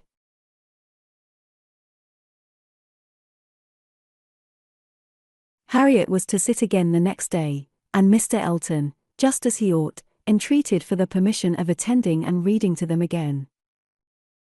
By all means. We shall be most happy to consider you as one of the party. The same civilities and courtesies, the same success and satisfaction, took place on the morrow, and accompanied the whole progress of the picture, which was rapid and happy. Everybody who saw it was pleased, but Mr. Elton was in continual raptures, and defended it through every criticism. Miss Woodhouse has given her friend the only beauty she wanted, observed Mrs. Weston to him, not in the least suspecting that she was addressing a lover. The expression of the eye is most correct, but Miss Smith has not those eyebrows and eyelashes. It is the fault of her face that she has them not. Do you think so? Replied he. I cannot agree with you. It appears to me a most perfect resemblance in every feature. I never saw such a likeness in my life. We must allow for the effect of shade, you know. You have made her too tall, Emma, said Mr. Knightley. Emma knew that she had, but would not own it, and Mr. Elton warmly added, "Oh no. Certainly not too tall, not in the least too tall. Consider, she is sitting down, which naturally presents a different, which in short gives exactly the idea, and the proportions must be preserved, you know. Proportions, foreshortening. Oh no. It gives one exactly the idea of such a height as Miss Smith's. Exactly so indeed." It is very pretty, said Mr. Woodhouse. So prettily done. Just as your drawings always are, my dear. I do not know anybody who draws so well as you do. The only thing I do not thoroughly like is, that she seems to be sitting out of doors, with only a little shawl over her shoulders, and it makes one think she must catch cold. But, my dear papa, it is supposed to be summer, a warm day in summer. Look at the tree. But it is never safe to sit out of doors, my dear. You, sir, may say anything, cried Mr. Elton, but I must confess that I regard it as a most happy thought, the placing of Miss Smith out of doors, and the tree is touched with such inimitable spirit. Any other situation would have been much less in character. The naivete of Miss Smith's manners, and altogether, oh, it is most admirable. I cannot keep my eyes from it. I never saw such a likeness. The next thing wanted was to get the picture framed, and here were a few difficulties. It must be done directly, it must be done in London, the order must go through the hands of some intelligent person whose taste could be depended on, and Isabella, the usual doer of all commissions, must not be applied to, because it was December, and Mr. Woodhouse could not bear the idea of her stirring out of her house in the fogs of December. But no sooner was the distress known to Mr. Elton, than it was removed. His gallantry was always on the alert. Might he be trusted with the commission, what infinite pleasure should he have in executing it? He could ride to London at any time. It was impossible to say how much he should be gratified by being employed on such an errand. He was too good, she could not endure the thought, she would not give him such a troublesome office for the world, brought on the desired repetition of entreaties and assurances, and a very few minutes settled the business. Mr. Elton was to take the drawing to London, choose the frame, and give the directions, and Emma thought she could so pack it as to ensure its safety without much incommoding him, while he seemed mostly fearful of not being incommoded enough. "What a precious deposit," said he with a tender sigh, as he received it. "This man is almost too gallant to be in love," thought Emma. "I should say so, but that I suppose there may be 100 different ways of being in love. He is an excellent young man, and will suit Harriet exactly, it will be an exactly so, as he says himself, but he does sigh and languish, and study for compliments rather more than I could endure as a principal. I come in for a pretty good share as a second. But it is his gratitude on Harriet's account." Chapter 7. The very day of Mr. Elton's going to London produced a fresh occasion for Emma's services towards her friend. Harriet had been at Hartfield, as usual, soon after breakfast, and, after a time, had gone home to return again to dinner. She returned, and sooner than had been talked of, and with an agitated, hurried look, announcing something extraordinary to have happened which she was longing to tell. Half a minute brought it all out. She had heard, as soon as she got back to Mrs. Goddard's, that Mr. Martin had been there an hour before, and finding she was not at home, nor particularly expected, had left a little parcel for her from one of his sisters, and gone away, and on opening this parcel, she had actually found, besides the 2 songs which she had lent Elizabeth to copy, a letter to herself, and this letter was from him, from Mr. Martin, and contained a direct proposal of marriage. Who could have thought it? She was so surprised she did not know what to do. Yes, quite a proposal of marriage, and a very good letter, at least she thought so. And he wrote as if he really loved her very much, but she did not know, and so, she was come as fast as she could to ask Miss Woodhouse what she should do. Emma was half ashamed of her friend for seeming so pleased and so doubtful. "Upon my word," she cried, "the young man is determined not to lose anything for want of asking. He will connect himself well if he can." "Will you read the letter?" cried Harriet. "Pray do. I'd rather you would." Emma was not sorry to be pressed. She read, and was surprised. The style of the letter was much above her expectation. There were not merely no grammatical errors, but as a composition it would not have disgraced a gentleman. The language, though plain, was strong and unaffected, and the sentiments it conveyed very much to the credit of the writer. It was short, but expressed good sense, warm attachment, liberality, propriety, even delicacy of feeling.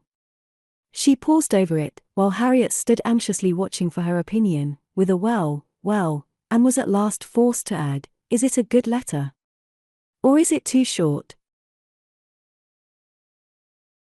"Yes, indeed, a very good letter," replied Emma rather slowly. "So good a letter, Harriet, that everything considered, I think one of his sisters must have helped him.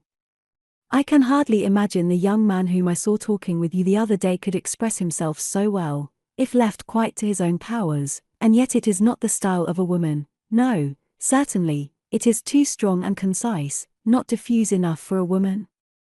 No doubt he is a sensible man, and I suppose may have a natural talent for, thinks strongly and clearly, and when he takes a pen in hand, his thoughts naturally find proper words. It is so with some men. Yes, I understand the sort of mind. Vigorous, decided, with sentiments to a certain point, not coarse. A better written letter, Harriet, returning it, than I had expected." "Well," said the still waiting Harriet, "well, and what shall I do?" "What shall you do? In what respect? Do you mean with regard to this letter?" "Yes." "But what are you in doubt of? You must answer it of course, and speedily." "Yes. But what shall I say? Dear Miss Woodhouse, do advise me." Oh no, no. The letter had much better be all your own. You will express yourself very properly, I am sure. There is no danger of your not being intelligible, which is the first thing. Your meaning must be unequivocal, no doubts or demurs, and such expressions of gratitude and concern for the pain you are inflicting as propriety requires, will present themselves unbidden to your mind, I am persuaded. You need not be prompted to write with the appearance of sorrow for his disappointment. You think I ought to refuse him then, said Harriet, looking down. Ought to refuse him? My dear Harriet, what do you mean? Are you in any doubt as to that? I thought, but I beg your pardon, perhaps I have been under a mistake. I certainly have been misunderstanding you, if you feel in doubt as to the purport of your answer. I had imagined you were consulting me only as to the wording of it. Harriet was silent. With a little reserve of manner, Emma continued. You mean to return a favourable answer, I collect.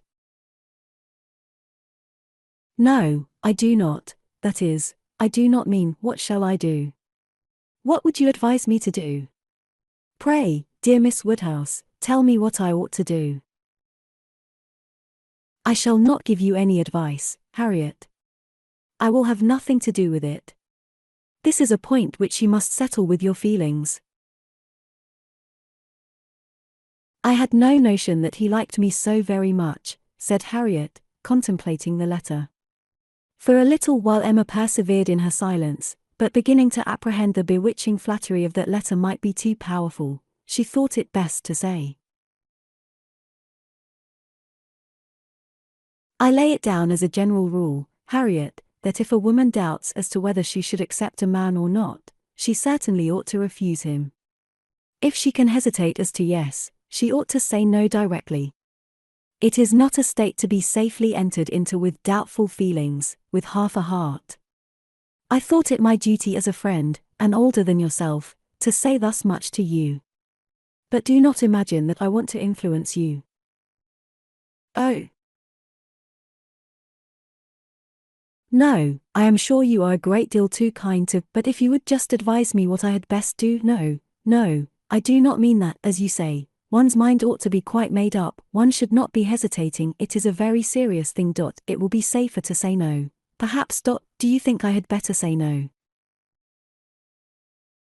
Not for the world, said Emma, smiling graciously, would I advise you either way. You must be the best judge of your own happiness. If you prefer Mr. Martin to every other person, if you think him the most agreeable man you have ever been in company with, why should you hesitate? You blush, Harriet. Does anybody else occur to you at this moment under such a definition? Harriet, do not deceive yourself, do not be run away with by gratitude and compassion. At this moment whom are you thinking of? The symptoms were favourable. Instead of answering, Harriet turned away confused, and stood thoughtfully by the fire, and though the letter was still in her hand, it was now mechanically twisted about without regard. Emma waited the result with impatience, but not without strong hopes. At last, with some hesitation, Harriet said, Miss Woodhouse, as you will not give me your opinion, I must do as well as I can by myself, and I have now quite determined, and really almost made up my mind, to refuse Mr. Martin. Do you think I am right? Perfectly right, my dearest Harriet, you are doing just what you ought. While you were at all in suspense I kept my feelings to myself, but now that you are so completely decided I have no hesitation in approving. Dear Harriet, I give myself joy of this. It would have grieved me to lose your acquaintance, which must have been the consequence of your marrying Mr. Martin. While you were in the smallest degree wavering, I said nothing about it, because I would not influence, but it would have been the loss of a friend to me. I could not have visited Mrs. Robert Martin, of Abermill Farm. Now I am secure of you forever. Harriet had not surmised her own danger, but the idea of it struck her forcibly.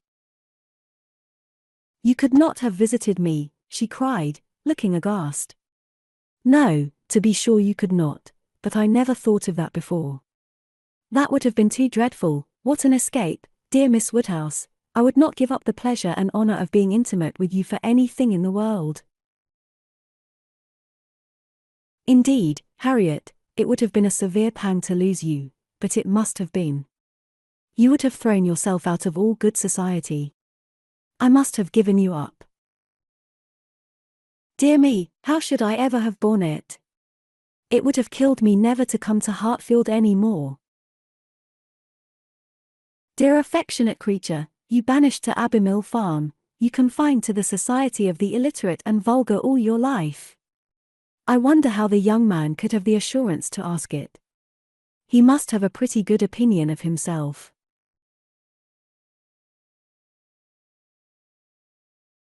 I do not think he is conceited either, in general, said Harriet, her conscience opposing such censure. At least, he is very good-natured, and I shall always feel much obliged to him, and have a great regard for, but that is quite a different thing from, and you know, though he may like me, it does not follow that I should, and certainly I must confess that since my visiting here I have seen people, and if one comes to compare them, person and manners, there is no comparison at all. One is so very handsome and agreeable. However, I do really think Mr. Martin a very amiable young man, and have a great opinion of him, and his being so much attached to me, and his writing such a letter, but as to leaving you, it is what I would not do upon any consideration. Thank you, my own sweet little friend. We will not be parted. A woman is not to marry a man merely because she is asked, or because he is attached to her, and can write a tolerable letter. Oh no, and it is but a short letter too. Emma felt the bad taste of her friend, but let it pass with a very true, and it would be a small consolation to her, for the clownish manner which might be offending her every hour of the day, to know that her husband could write a good letter. Oh! Yes, very. Nobody cares for a letter, the thing is, to be always happy with pleasant companions. I am quite determined to refuse him. But how shall I do? What shall I say? Emma assured her there would be no difficulty in the answer, and advised its being written directly, which was agreed to, in the hope of her assistance, and though Emma continued to protest against any assistance being wanted, it was in fact given in the formation of every sentence. The looking over his letter again, in replying to it, had such a softening tendency, that it was particularly necessary to brace her up with a few decisive expressions, and she was so very much concerned at the idea of making him unhappy, and thought so much of what his mother and sisters would think and say, and was so anxious that they should not fancy her ungrateful, that Emma believed if the young man had come in her way at that moment, he would have been accepted after all. This letter, however, was written, and sealed, and sent. The business was finished, and Harriet safe. She was rather low all the evening, but Emma could allow for her amiable regrets, and sometimes relieved them by speaking of her own affection, sometimes by bringing forward the idea of Mr. Elton.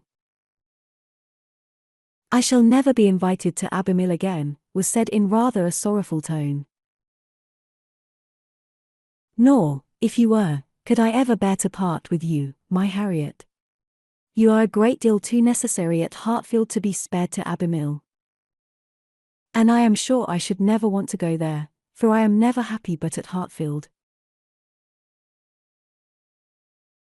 Some time afterwards it was, I think Mrs. Goddard would be very much surprised if she knew what had happened. I am sure Miss Nash would, for Miss Nash thinks her own sister very well married, and it is only a linen draper. One should be sorry to see greater pride or refinement in the teacher of a school, Harriet. I dare say Miss Nash would envy you such an opportunity as this of being married. Even this conquest would appear valuable in her eyes. As to anything superior for you, I suppose she is quite in the dark. The attentions of a certain person can hardly be among the tittle-tattle of Highbury yet. Hitherto I fancy you and I are the only people to whom his looks and manners have explained themselves. Harriet blushed and smiled, and said something about wondering that people should like her so much. The idea of Mr. Elton was certainly cheering, But still, after a time, she was tender-hearted again towards the rejected Mr. Martin. "Now he has got my letter," said she softly. "I wonder what they are all doing, whether his sisters know. If he is unhappy, they will be unhappy too. I hope he will not mind it so very much." "Let us think of those among our absent friends who are more cheerfully employed," cried Emma. "At this moment, perhaps, Mr. Elton is showing your picture to his mother and sisters, telling how much more beautiful is the original, and after being asked for it 5 or 6 times, allowing them to hear your name, your own dear name." "My picture, but he has left my picture in Bond Street." "Has he so? Then I know nothing of Mr. Elton." "No, my dear little modest Harriet, depend upon it the picture will not be in Bond Street till just before he mounts his horse tomorrow. It is his companion all this evening, his solace, his delight.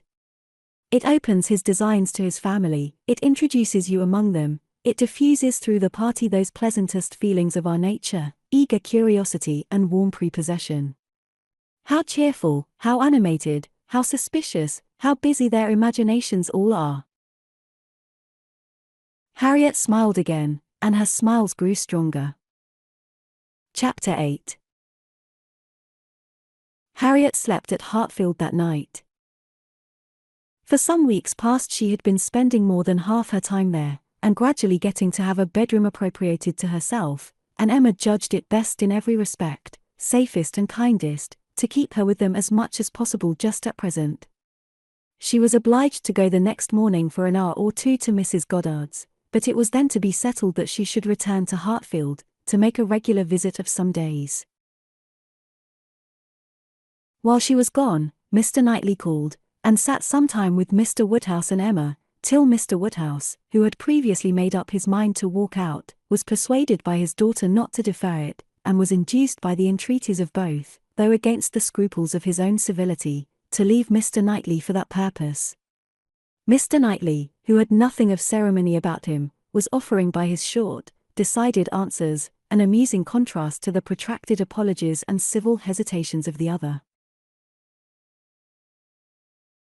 "Well, I believe, if you will excuse me, Mr. Knightley, if you will not consider me as doing a very rude thing, I shall take Emma's advice and go out for a quarter of an hour.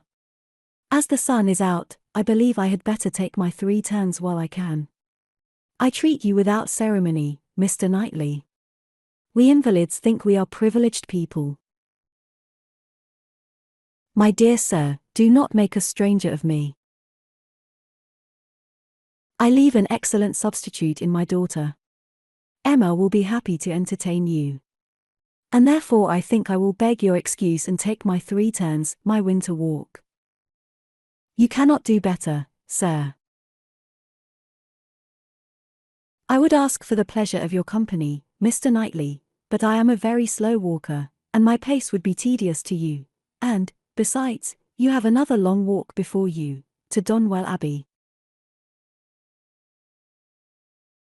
Thank you, sir, thank you, I am going this moment myself, and I think the sooner you go the better.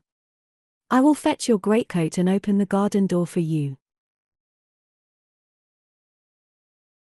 Mr. Woodhouse at last was off, but Mr. Knightley, instead of being immediately off likewise, sat down again, seemingly inclined for more chat. He began speaking of Harriet, and speaking of her with more voluntary praise than Emma had ever heard before. I cannot rate her beauty as you do, said he, but she is a pretty little creature, and I am inclined to think very well of her disposition.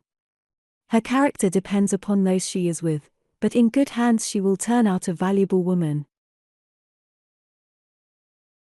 I am glad you think so, and the good hands, I hope, may not be wanting. Come, said he, you are anxious for a compliment, so I will tell you that you have improved her. You have cured her of her schoolgirl's giggle, she really does you credit. Thank you. I should be mortified indeed if I did not believe I had been of some use, but it is not everybody who will bestow praise where they may. You do not often overpower me with it. You are expecting her again, you say, this morning?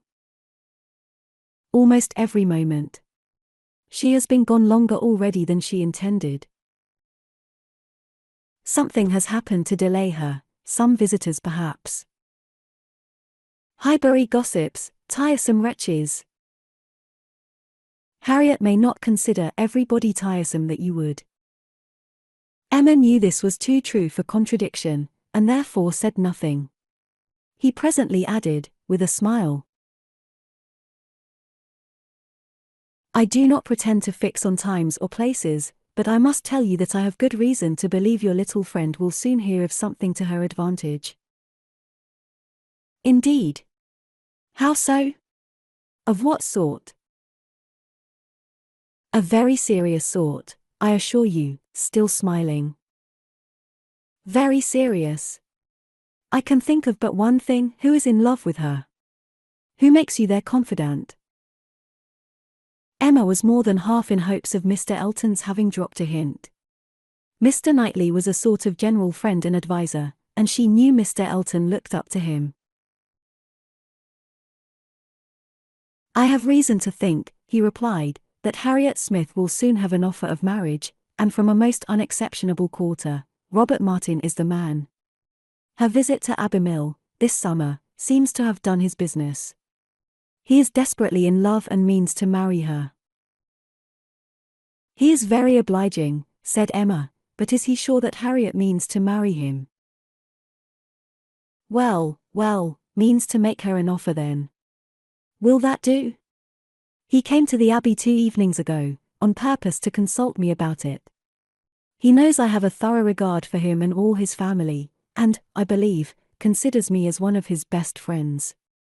He came to ask me whether I thought it would be imprudent in him to settle so early, whether I thought her too young, in short, whether I approved his choice altogether, having some apprehension perhaps of her being considered, especially since you're making so much of her, as in a line of society above him. I was very much pleased with all that he said. I never hear better sense from any one than Robert Martin. He always speaks to the purpose, open, straightforward, and very well judging. He told me everything, his circumstances and plans, and what they all proposed doing in the event of his marriage. He is an excellent young man, both as son and brother. I had no hesitation in advising him to marry. He proved to me that he could afford it, and that being the case, I was convinced he could not do better. I praised the fair lady too, and altogether sent him away very happy. If he had never esteemed my opinion before, he would have thought highly of me then, and, I dare say, left the house thinking me the best friend and counsellor man ever had. This happened the night before last. Now, as we may fairly suppose, he would not allow much time to pass before he spoke to the lady, and as he does not appear to have spoken yesterday, it is not unlikely that he should be at Mrs. Goddard's today, and she may be detained by a visitor, without thinking him at all a tiresome wretch. Pray, Mr. Knightley, said Emma, who had been smiling to herself through a great part of this speech, how do you know that Mr. Martin did not speak yesterday? Certainly, replied he, surprised, I do not absolutely know it, but it may be inferred. Was not she the whole day with you? Come, said she, I will tell you something, in return for what you have told me. He did speak yesterday, that is, he wrote, and was refused.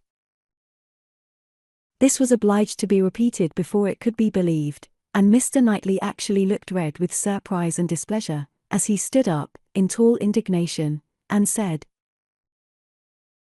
Then she is a greater simpleton than I ever believed her. What is the foolish girl about? Oh! To be sure, cried Emma, it is always incomprehensible to a man that a woman should ever refuse an offer of marriage. A man always imagines a woman to be ready for anybody who asks her. Nonsense! A man does not imagine any such thing. But what is the meaning of this? Harriet Smith refuse Robert Martin? Madness, if it is so, but I hope you are mistaken. I saw her answer, nothing could be clearer. You saw her answer, you wrote her answer too. Emma, this is your doing. You persuaded her to refuse him. And if I did, which, however, I am far from allowing, I should not feel that I had done wrong. Mr. Martin is a very respectable young man, but I cannot admit him to be Harriet's equal, and am rather surprised indeed that he should have ventured to address her. By your account, he does seem to have had some scruples. It is a pity that they were ever got over. Not Harriet's equal, exclaimed Mr. Knightley loudly and warmly, and with calmer asperity, added, a few moments afterwards, no, he is not her equal indeed, for he is as much her superior in sense as in situation. Emma, your infatuation about that girl blinds you. What are Harriet Smith's claims, either of birth, nature, or education, to any connection higher than Robert Martin? She is the natural daughter of nobody knows whom, with probably no settled provision at all, and certainly no respectable relations. She is known only as parlour boarder at a common school. She is not a sensible girl, nor a girl of any information. She has been taught nothing useful, and is too young and too simple to have acquired anything herself. At her age she can have no experience, and with her little wit, is not very likely ever to have any that can avail her. She is pretty, and she is good-tempered, and that is all. My only scruple in advising the match was on his account, as being beneath his deserts, and a bad connection for him. I felt that, as to fortune, in all probability he might do much better, and that as to a rational companion or useful helpmate, he could not do worse. But I could not reason so to a man in love, and was willing to trust to there being no harm in her, to her having that sort of disposition, which, in good hands, like his, might be easily led aright and turn out very well. The advantage of the match I felt to be all on her side, and had not the smallest doubt, nor have I now, that there would be a general cry out upon her extreme good luck. Even your satisfaction I made sure of. It crossed my mind immediately that you would not regret your friend's leaving Highbury, for the sake of her being settled so well. I remember saying to myself, even Emma, with all her partiality for Harriet, will think this a good match. I cannot help wondering at your knowing so little of Emma as to say any such thing. What? Think a farmer, and with all his sense and all his merit Mr. Martin is nothing more, a good match for my intimate friend. Not regret her leaving Highbury for the sake of marrying a man whom I could never admit as an acquaintance of my own. I wonder you should think it possible for me to have such feelings. I assure you mine are very different. I must think your statement by no means fair. You are not just to Harriet's claims. They would be estimated very differently by others as well as myself. Mr. Martin may be the richest of the two, but he is undoubtedly her inferior as to rank in society. The sphere in which she moves is much above his. It would be a degradation. A degradation to illegitimacy and ignorance, to be married to a respectable, intelligent gentleman farmer. As to the circumstances of her birth, though in a legal sense she may be called nobody, it will not hold in common sense. She is not to pay for the offence of others, by being held below the level of those with whom she is brought up. There can scarcely be a doubt that her father is a gentleman, and a gentleman of fortune. Her allowance is very liberal, nothing has ever been grudged for her improvement or comfort. That she is a gentleman's daughter, is indubitable to me, that she associates with gentlemen's daughters, no one, I apprehend, will deny. She is superior to Mr. Robert Martin. Whoever might be her parents, said Mr. Knightley, whoever may have had the charge of her, it does not appear to have been any part of their plan to introduce her into what you would call good society. After receiving a very indifferent education she is left in Mrs. Goddard's hands to shift as she can, to move, in short, in Mrs. Goddard's line, to have Mrs. Goddard's acquaintance. Her friends evidently thought this good enough for her, and it was good enough. She desired nothing better herself. Till you chose to turn her into a friend, her mind had no distaste for her own set, nor any ambition beyond it. She was as happy as possible with the Martins in the summer. She had no sense of superiority then. If she has it now, you have given it. You have been no friend to Harriet Smith, Emma. Robert Martin would never have proceeded so far, if he had not felt persuaded of her not being disinclined to him. I know him well. He has too much real feeling to address any woman on the haphazard of selfish passion. And as to conceit, he is the farthest from it of any man I know. Depend upon it, he had encouragement.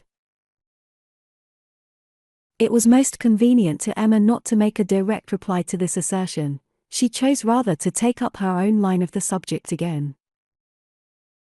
You are a very warm friend to Mr. Martin, but, as I said before, are unjust to Harriet. Harriet's claims to marry well are not so contemptible as you represent them. She is not a clever girl, but she has better sense than you are aware of, and does not deserve to have her understanding spoken of so slightingly. I am very much mistaken if your sex in general would not think such beauty, and such temper, the highest claims a woman could possess. I am very much mistaken if your sex in general would not think such beauty, and such temper, the highest claims a woman could possess. Upon my word, Emma, to hear you abusing the reason you have, is almost enough to make me think so too. Better be without sense, than misapply it as you do. To be sure, cried she playfully. I know that is the feeling of you all. I know that such a girl as Harriet is exactly what every man delights in, what at once bewitches his senses and satisfies his judgment. Oh! Harriet may pick and choose. Were you, yourself, ever to marry, she is the very woman for you. And is she, at 17, just entering into life, just beginning to be known, to be wondered at because she does not accept the first offer she receives? No, pray let her have time to look about her. I have always thought it a very foolish intimacy, said Mr. Knightley presently, though I have kept my thoughts to myself, but I now perceive that it will be a very unfortunate one for Harriet. You will puff her up with such ideas of her own beauty, and of what she has a claim to, that, in a little while, nobody within her reach will be good enough for her. Vanity working on a weak head, produces every sort of mischief. Nothing so easy as for a young lady to raise her expectations too high. Miss Harriet Smith may not find offers of marriage flow in so fast, though she is a very pretty girl. Men of sense, whatever you may choose to say, do not want silly wives. Men of family would not be very fond of connecting themselves with a girl of such obscurity, and most prudent men would be afraid of the inconvenience and disgrace they might be involved in, when the mystery of her parentage came to be revealed.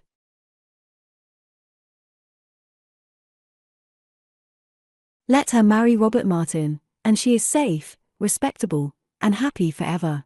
But if you encourage her to expect to marry greatly, and teach her to be satisfied with nothing less than a man of consequence and large fortune, she may be a parlour boarder at Mrs. Goddard's all the rest of her life, or, at least, for Harriet Smith is a girl who will marry somebody or other, till she grow desperate, and is glad to catch at the old writing master's son.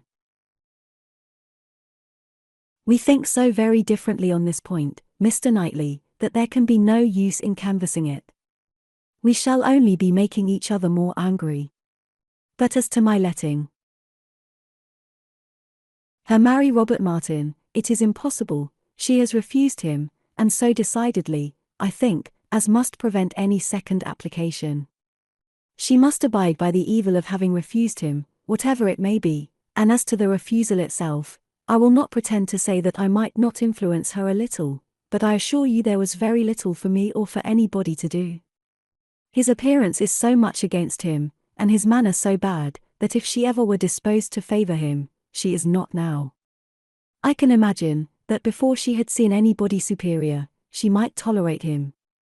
He was the brother of her friends, and he took pains to please her, and altogether, having seen nobody better, that must have been his great assistant, she might not, while she was at Abermill, find him disagreeable. But the case is altered now. She knows now what gentlemen are, and nothing but a gentleman in education and manner has any chance with Harriet.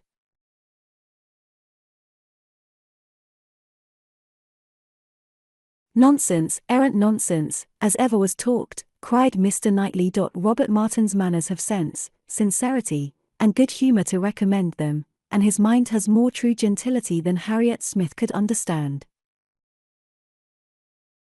Emma made no answer, and tried to look cheerfully unconcerned, but was really feeling uncomfortable and wanting him very much to be gone. She did not repent what she had done. She still thought herself a better judge of such a point of female right and refinement than he could be, but yet she had a sort of habitual respect for his judgment in general, which made her dislike having it so loudly against her, and to have him sitting just opposite to her in angry state, was very disagreeable. Some minutes passed in this unpleasant silence, with only one attempt on Emma's side to talk of the weather, but he made no answer. He was thinking. The result of his thoughts appeared at last in these words. Robert Martin has no great loss, if he can but think so, and I hope it will not be long before he does. Your views for Harriet are best known to yourself, but as you make no secret of your love of matchmaking, it is fair to suppose that views, and plans, and projects you have, and as a friend I shall just hint to you that if Elton is the man, I think it will be all labour in vain. Emma laughed and disclaimed. He continued. Depend upon it, Elton will not do. Elton is a very good sort of man, and a very respectable vicar of Highbury, but not at all likely to make an imprudent match. He knows the value of a good income as well as anybody. Elton may talk sentimentally, but he will act rationally. He is as well acquainted with his own claims, as you can be with Harriet's. He knows that he is a very handsome young man, and a great favourite wherever he goes, and from his general way of talking in unreserved moments, when there are only men present, I am convinced that he does not mean to throw himself away. I have heard him speak with great animation of a large family of young ladies that his sisters are intimate with, who have all £20,000 apiece. I am very much obliged to you, said Emma, laughing again. If I had set my heart on Mr. Elton's marrying Harriet, it would have been very kind to open my eyes, but at present I only want to keep Harriet to myself. I have done with matchmaking indeed. I could never hope to equal my own doings at Randall's. I shall leave off while I am well. Good morning to you, said he, rising and walking off abruptly. He was very much vexed. He felt the disappointment of the young man, and was mortified to have been the means of promoting it, by the sanction he had given, and the part which he was persuaded Emma had taken in the affair, was provoking him exceedingly. Emma remained in a state of vexation too, but there was more indistinctness in the causes of hers, than in his. She did not always feel so absolutely satisfied with herself, so entirely convinced that her opinions were right and her adversaries wrong, as Mr. Knightley. He walked off in more complete self-approbation than he left for her. She was not so materially cast down, however, but that a little time and the return of Harriet were very adequate restoratives. Harriet staying away so long was beginning to make her uneasy. The possibility of the young man's coming to Mrs. Goddard's that morning, and meeting with Harriet and pleading his own cause, gave alarming ideas. The dread of such a failure after all became the prominent uneasiness, and when Harriet appeared, and in very good spirits, and without having any such reason to give for her long absence, she felt a satisfaction which settled her with her own mind, and convinced her, that let Mr. Knightley think or say what he would, she had done nothing which woman's friendship and woman's feelings would not justify. He had frightened her a little about Mr. Elton, but when she considered that Mr. Knightley could not have observed him as she had done, neither with the interest, nor, she must be allowed to tell herself, in spite of Mr. Knightley's pretensions, with the skill of such an observer on such a question as herself, that he had spoken it hastily and in anger, she was able to believe, that he had rather said what he wished resentfully to be true, than what he knew anything about. He certainly might have heard Mr. Elton speak with more unreserve than she had ever done, and Mr. Elton might not be of an imprudent, inconsiderate disposition as to money matters, he might naturally be rather attentive than otherwise to them, but then, Mr. Knightley did not make due allowance for the influence of a strong passion at war with all interested motives. Mr. Knightley saw no such passion, and of course thought nothing of its effects, but she saw too much of it to feel a doubt of its overcoming any hesitations that a reasonable prudence might originally suggest, and more than a reasonable, becoming degree of prudence, she was very sure did not belong to Mr. Elton. Harriet's cheerful look and manner established hers. She came back, not to think of Mr. Martin, but to talk of Mr. Elton. Miss Nash had been telling her something, which she repeated immediately with great delight.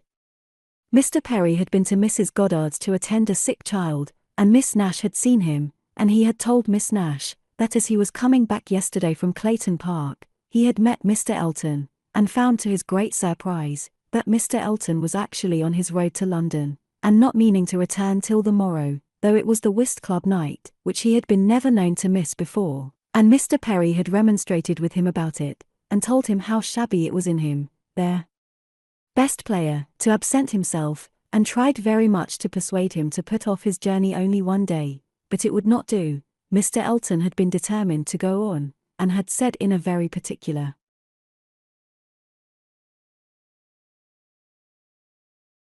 way indeed, that he was going on business which he would not put off for any inducement in the world, and something about a very enviable commission, and being the bearer of something exceedingly precious. Mr. Perry could not quite understand him, but he was very sure there must be a lady in the case, and he told him so, and Mr. Elton only looked very conscious and smiling, and rode off in great spirits.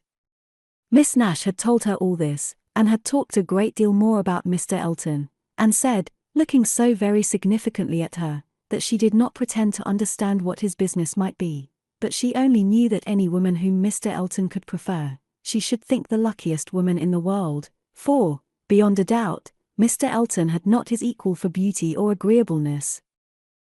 Chapter 9. Mr. Knightley might quarrel with her, but Emma could not quarrel with herself. He was so much displeased, that it was longer than usual before he came to Hartfield again, and when they did meet, his grave looks showed that she was not forgiven. She was sorry, but could not repent. On the contrary, her plans and proceedings were more and more justified and indeed to her by the general appearances of the next few days. The picture, elegantly framed, came safely to hand soon after Mr. Elton's return, and being hung over the mantelpiece of the common sitting-room, he got up to look at it, and sighed out his half-sentences of admiration just as he ought, and as for Harriet's feelings, they were visibly forming themselves into as strong and steady an attachment as her youth and sort of mind admitted. Emma was soon perfectly satisfied of Mr. Martin's being no otherwise remembered, than as he furnished a contrast with Mr. Elton, of the utmost advantage to the latter. Her views of improving her little friend's mind, by a great deal of useful reading and conversation, had never yet led to more than a few first chapters, and the intention of going on tomorrow. It was much easier to chat than to study, much pleasanter to let her imagination range and work at Harriet's fortune, than to be labouring to enlarge her comprehension or exercise it on sober facts, and the only literary pursuit which engaged Harriet at present, the only mental provision she was making for the evening of life, was the collecting and transcribing all the riddles of every sort that she could meet with, into a thin quarto of hot-pressed paper, made up by her friend, and ornamented with ciphers and trophies. In this age of literature, such collections on a very grand scale are not uncommon. Miss Nash, head teacher at Mrs. Goddard's, had written out at least 300, and Harriet, who had taken the first hint of it from her, hoped, with Miss Woodhouse's help, to get a great many more. Emma assisted with her invention, memory, and taste, and as Harriet wrote a very pretty hand, it was likely to be an arrangement of the first order, in form as well as quantity. Mr. Woodhouse was almost as much interested in the business as the girls, and tried very often to recollect something worth their putting in. So many clever riddles as there used to be when he was young, he wondered he could not remember them. But he hoped he should in time. And it always ended in Kitty, a fair but frozen maid. His good friend Perry, too, whom he had spoken to on the subject, did not at present recollect anything of the riddle kind, but he had desired Perry to be upon the watch, and as he went about so much, something, he thought, might come from that quarter. It was by no means his daughter's wish that the intellects of Highbury in general should be put under requisition. Mr. Elton was the only one whose assistance she asked. He was invited to contribute any really good enigmas, charades, or conundrums that he might recollect, and she had the pleasure of seeing him most intently at work with his recollections, and at the same time, as she could perceive, most earnestly careful that nothing ungallant, nothing that did not breathe a compliment to the sex should pass his lips. They owed to him their 2 or 3 politest puzzles, and the joy and exultation with which at last he recalled, and rather sentimentally recited, that well-known charade. My first doth affliction denote, which my second is destined to feel, and my whole is the best antidote, that affliction to soften and heal dot. Made her quite sorry to acknowledge that they had transcribed it some pages ago already. Why will not you write one yourself for us, Mr. Elton, said she, that is the only security for its freshness, and nothing could be easier to you. Oh no. He had never written, hardly ever, anything of the kind in his life. The stupidest fellow. He was afraid not even Miss Woodhouse, he stopped a moment, or Miss Smith could inspire him. The very next day, however, produced some proof of inspiration.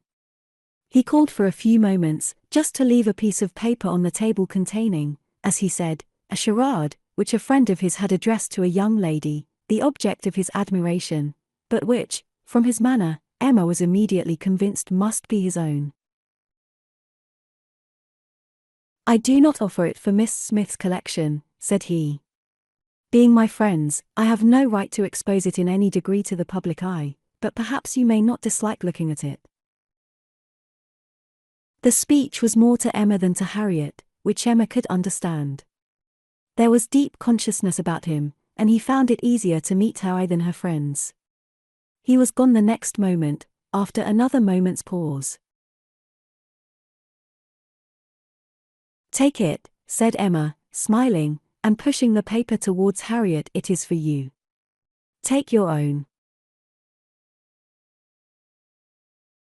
But Harriet was in a tremor, and could not touch it, and Emma, never loath to be first, was obliged to examine it herself. To Miss Charade. My first displays the wealth and pomp of kings, lords of the earth, their luxury and ease. Another view of man, my second brings. Behold him there, the monarch of the seas. But united, what reverse we have. Man's boasted power and freedom, all are flown. Lord of the earth and sea, he bends a slave. And woman, lovely woman, reigns alone. Thy ready wit the word will soon supply. May its approval beam in that soft eye.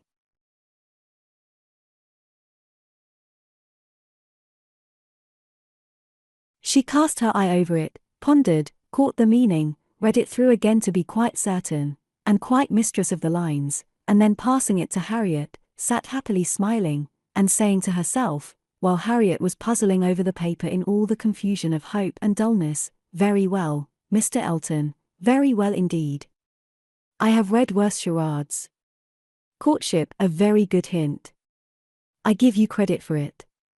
This is feeling your way. This is saying very plainly, pray, Miss Smith, give me leave to pay my addresses to you. Approve my charade and my intentions in the same glance. May its approval beam in that soft eye. Harriet, exactly.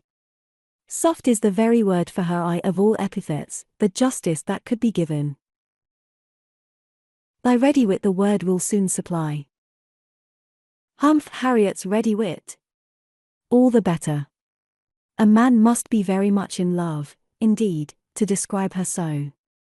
Ah, Mr. Knightley, I wish you had the benefit of this. I think this would convince you. For once in your life you would be obliged to own yourself mistaken. An excellent charade indeed. And very much to the purpose.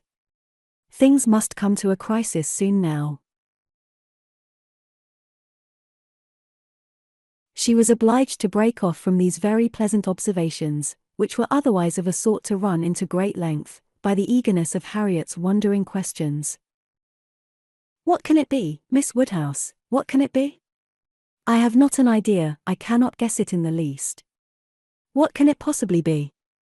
Do try to find it out, Miss Woodhouse. Do help me. I never saw anything so hard. Is it kingdom? I wonder who the friend was, and who could be the young lady. Do you think it is a good one? Can it be woman? And woman, lovely woman, reigns alone. Can it be Neptune? Behold him there, the monarch of the seas. Or a trident? Or a mermaid? Or a shark? Oh, no. Shark is only one syllable. It must be very clever, or he would not have brought it. Oh. Miss Woodhouse, do you think we shall ever find it out? Mermaids and sharks? Nonsense. My dear Harriet, what are you thinking of? Where would be the use of his bringing us a charade made by a friend upon a mermaid or a shark? Give me the paper and listen. For read Miss Smith. My first displays the wealth and pomp of kings. Lords of the earth. Their luxury and ease. That is court. Another view of man, my second brings. Behold him there, the monarch of the seas. That is ship, plain as it can be. Now for the cream. But united, courtship, you know, what reverse we have. Man's boasted power and freedom, all are flown. Lord of the earth and sea, he bends a slave. And woman, lovely woman, reigns alone. A very proper compliment, and then follows the application, which I think, my dear Harriet, you cannot find much difficulty in comprehending. Read it in comfort to yourself. There can be no doubt of its being written for you and to you. Harriet could not long resist so delightful a persuasion. She read the concluding lines, and was all flutter and happiness. She could not speak. But she was not wanted to speak. It was enough for her to feel. Emma spoke for her.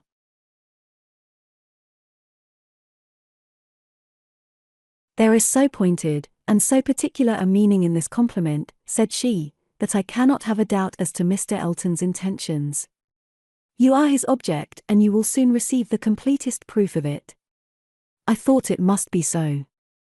I thought I could not be so deceived, but now, it is clear, the state of his mind is as clear and decided, as my wishes on the subject have been ever since I knew you. Yes, Harriet, just so long have I been wanting the very circumstance to happen what has happened. I could never tell whether an attachment between you and Mr. Elton were most desirable or most natural. Its probability and its eligibility have really so equaled each other. I am very happy. I congratulate you, my dear Harriet, with all my heart. This is an attachment which a woman may well feel pride in creating. This is a connection which offers nothing but good. It will give you everything that you want: consideration, independence, a proper home. It will fix you in the center of all your real friends, close to Hartfield and to me, and confirm our intimacy forever. This, Harriet, is an alliance which can never raise a blush in either of us. Dear Miss Woodhouse. And dear Miss Woodhouse, was all that Harriet, with many tender embraces, could articulate at first, but when they did arrive at something more like conversation, it was sufficiently clear to her friend that she saw, felt, anticipated, and remembered just as she ought. Mr. Elton's superiority had very ample acknowledgment. Whatever you say is always right, cried Harriet, and therefore I suppose, and believe, and hope it must be so, but otherwise I could not have imagined it. It is so much beyond anything I deserve. Mr. Elton, who might marry anybody. There cannot be two opinions about him. He is so very superior. Only think of those sweet verses, to Miss. Dear me, how clever, could it really be meant for me? I cannot make a question, or listen to a question about that. It is a certainty. Receive it on my judgment. It is a sort of prologue to the play, a motto to the chapter, and will be soon followed by matter-of-fact prose. It is a sort of thing which nobody could have expected. I am sure, a month ago, I had no more idea myself. The strangest things do take place. When Miss Smiths and Mr. Eltons get acquainted, they do indeed, and really it is strange. It is out of the common course that what is so evidently, so palpably desirable, what courts the prearrangement of other people, should so immediately shape itself into the proper form. You and Mr. Elton are by situation called together, you belong to one another by every circumstance of your respective homes. Your marrying will be equal to the match at Randall's. There does seem to be a something in the air of Hartfield which gives love exactly the right direction, and sends it into the very channel where it ought to flow. The course of true love never did run smooth. A Hartfield edition of Shakespeare would have a long note on that passage. That Mr. Elton should really be in love with me, of all people, who did not know him, to speak to him, at Michaelmas.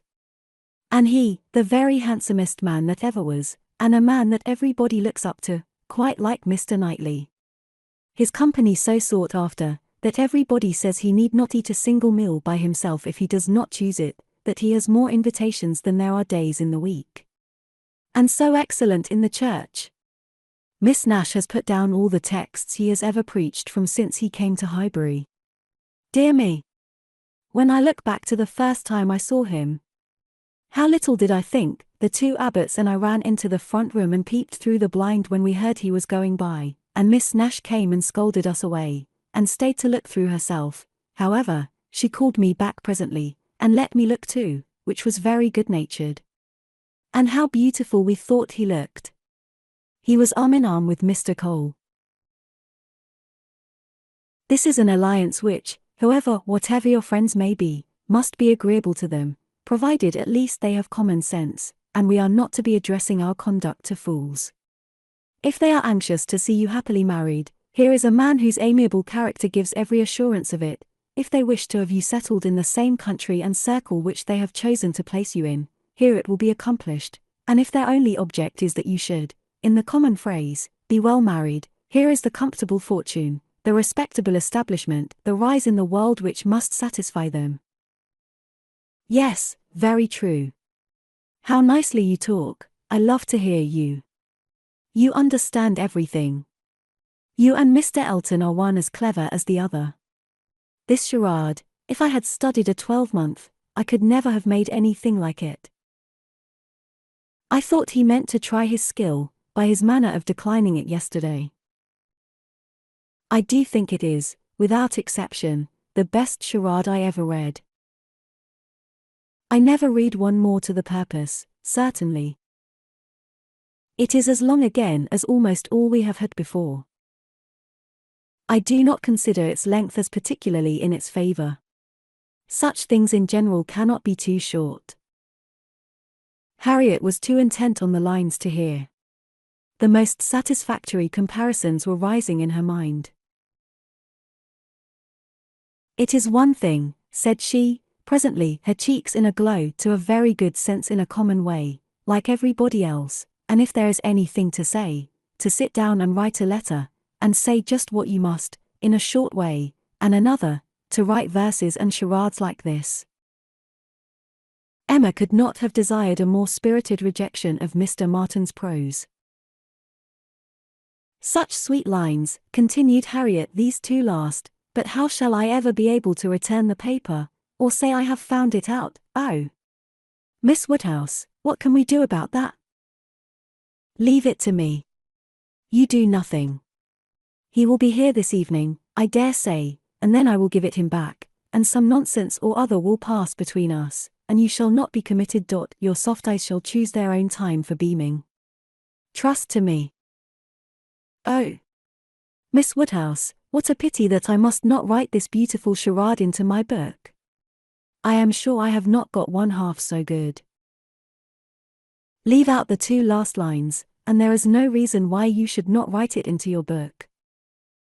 Oh, but those two lines are the best of all. Granted, for private enjoyment, and for private enjoyment keep them. They are not at all the less written, you know, because you divide them. The couplet does not cease to be, nor does its meaning change. But take it away, and all appropriation ceases, and a very pretty gallant charade remains, fit for any collection. Depend upon it, he would not like to have his charade slighted, much better than his passion. A poet in love must be encouraged in both capacities, or neither. Give me the book, I will write it down, and then there can be no possible reflection on you. Harriet submitted, though her mind could hardly separate the parts, so as to feel quite sure that her friend were not writing down a declaration of love. It seemed too precious an offering for any degree of publicity. I shall never let that book go out of my own hands, said she. Very well, replied Emma, a most natural feeling, and the longer it lasts, the better I shall be pleased. But here is my father coming, you will not object to my reading the charade to him. It will be giving him so much pleasure. He loves anything of the sort, and especially anything that pays woman a compliment. He has the tenderest spirit of gallantry towards us all, you must let me read it to him. Harriet looked grave. My dear Harriet, you must not refine too much upon this charade. You will betray your feelings improperly, if you are too conscious and too quick, and appear to affix more meaning, or even quite all the meaning which may be affixed to it. Do not be overpowered by such a little tribute of admiration. If he had been anxious for secrecy, he would not have left the paper while I was by, but he rather pushed it towards me than towards you. Do not let us be too solemn on the business. He has encouragement enough to proceed, without our sighing out our souls over this charade. Oh! No, I hope I shall not be ridiculous about it. Do as you please. Mr. Woodhouse came in, and very soon led to the subject again, by the recurrence of his very frequent inquiry of well, my dears, how does your book go on, have you got anything fresh? Yes, Papa, we have something to read you, something quite fresh. A piece of paper was found on the table this morning, dropped, we suppose, by a fairy, containing a very pretty charade, and we have just copied it in.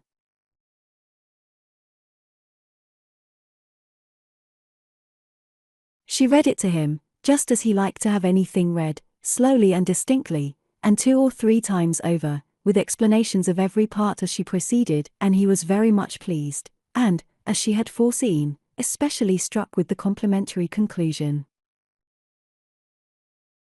Aye, that's very just, indeed, that's very properly said. Very true. Woman, lovely woman. It is such a pretty charade, my dear, that I can easily guess what fairy brought it. Nobody could have written so prettily, but you, Emma. Emma only nodded, and smiled. After a little thinking, and a very tender sigh, he added. Ah! It is no difficulty to see who you take after. Your dear mother was so clever at all those things. If I had but her memory. But I can remember nothing, not even that particular riddle which you have heard me mention. I can only recollect the first stanza, and there are several. Kitty, a fair but frozen maid, kindled a flame I yet deplore. The hoodwinked boy I called to aid, though of his near approach afraid, so fatal to my suit before. And that is all that I can recollect of it, but it is very clever all the way through. But I think, my dear, you said you had got it. Yes, Papa, it is written out in our second page. We copied it from the elegant extracts. It was Garrick's, you know. Aye, very true. I wish I could recollect more of it. Kitty, a fair but frozen maid. The name makes me think of poor Isabella, for she was very near being christened Catherine after her grandmamma. I hope we shall have her here next week. Have you thought, my dear, where you shall put her, and what room there will be for the children? Oh. Yes, she will have her own room, of course, the room she always has, and there is the nursery for the children, just as usual, you know. Why should there be any change?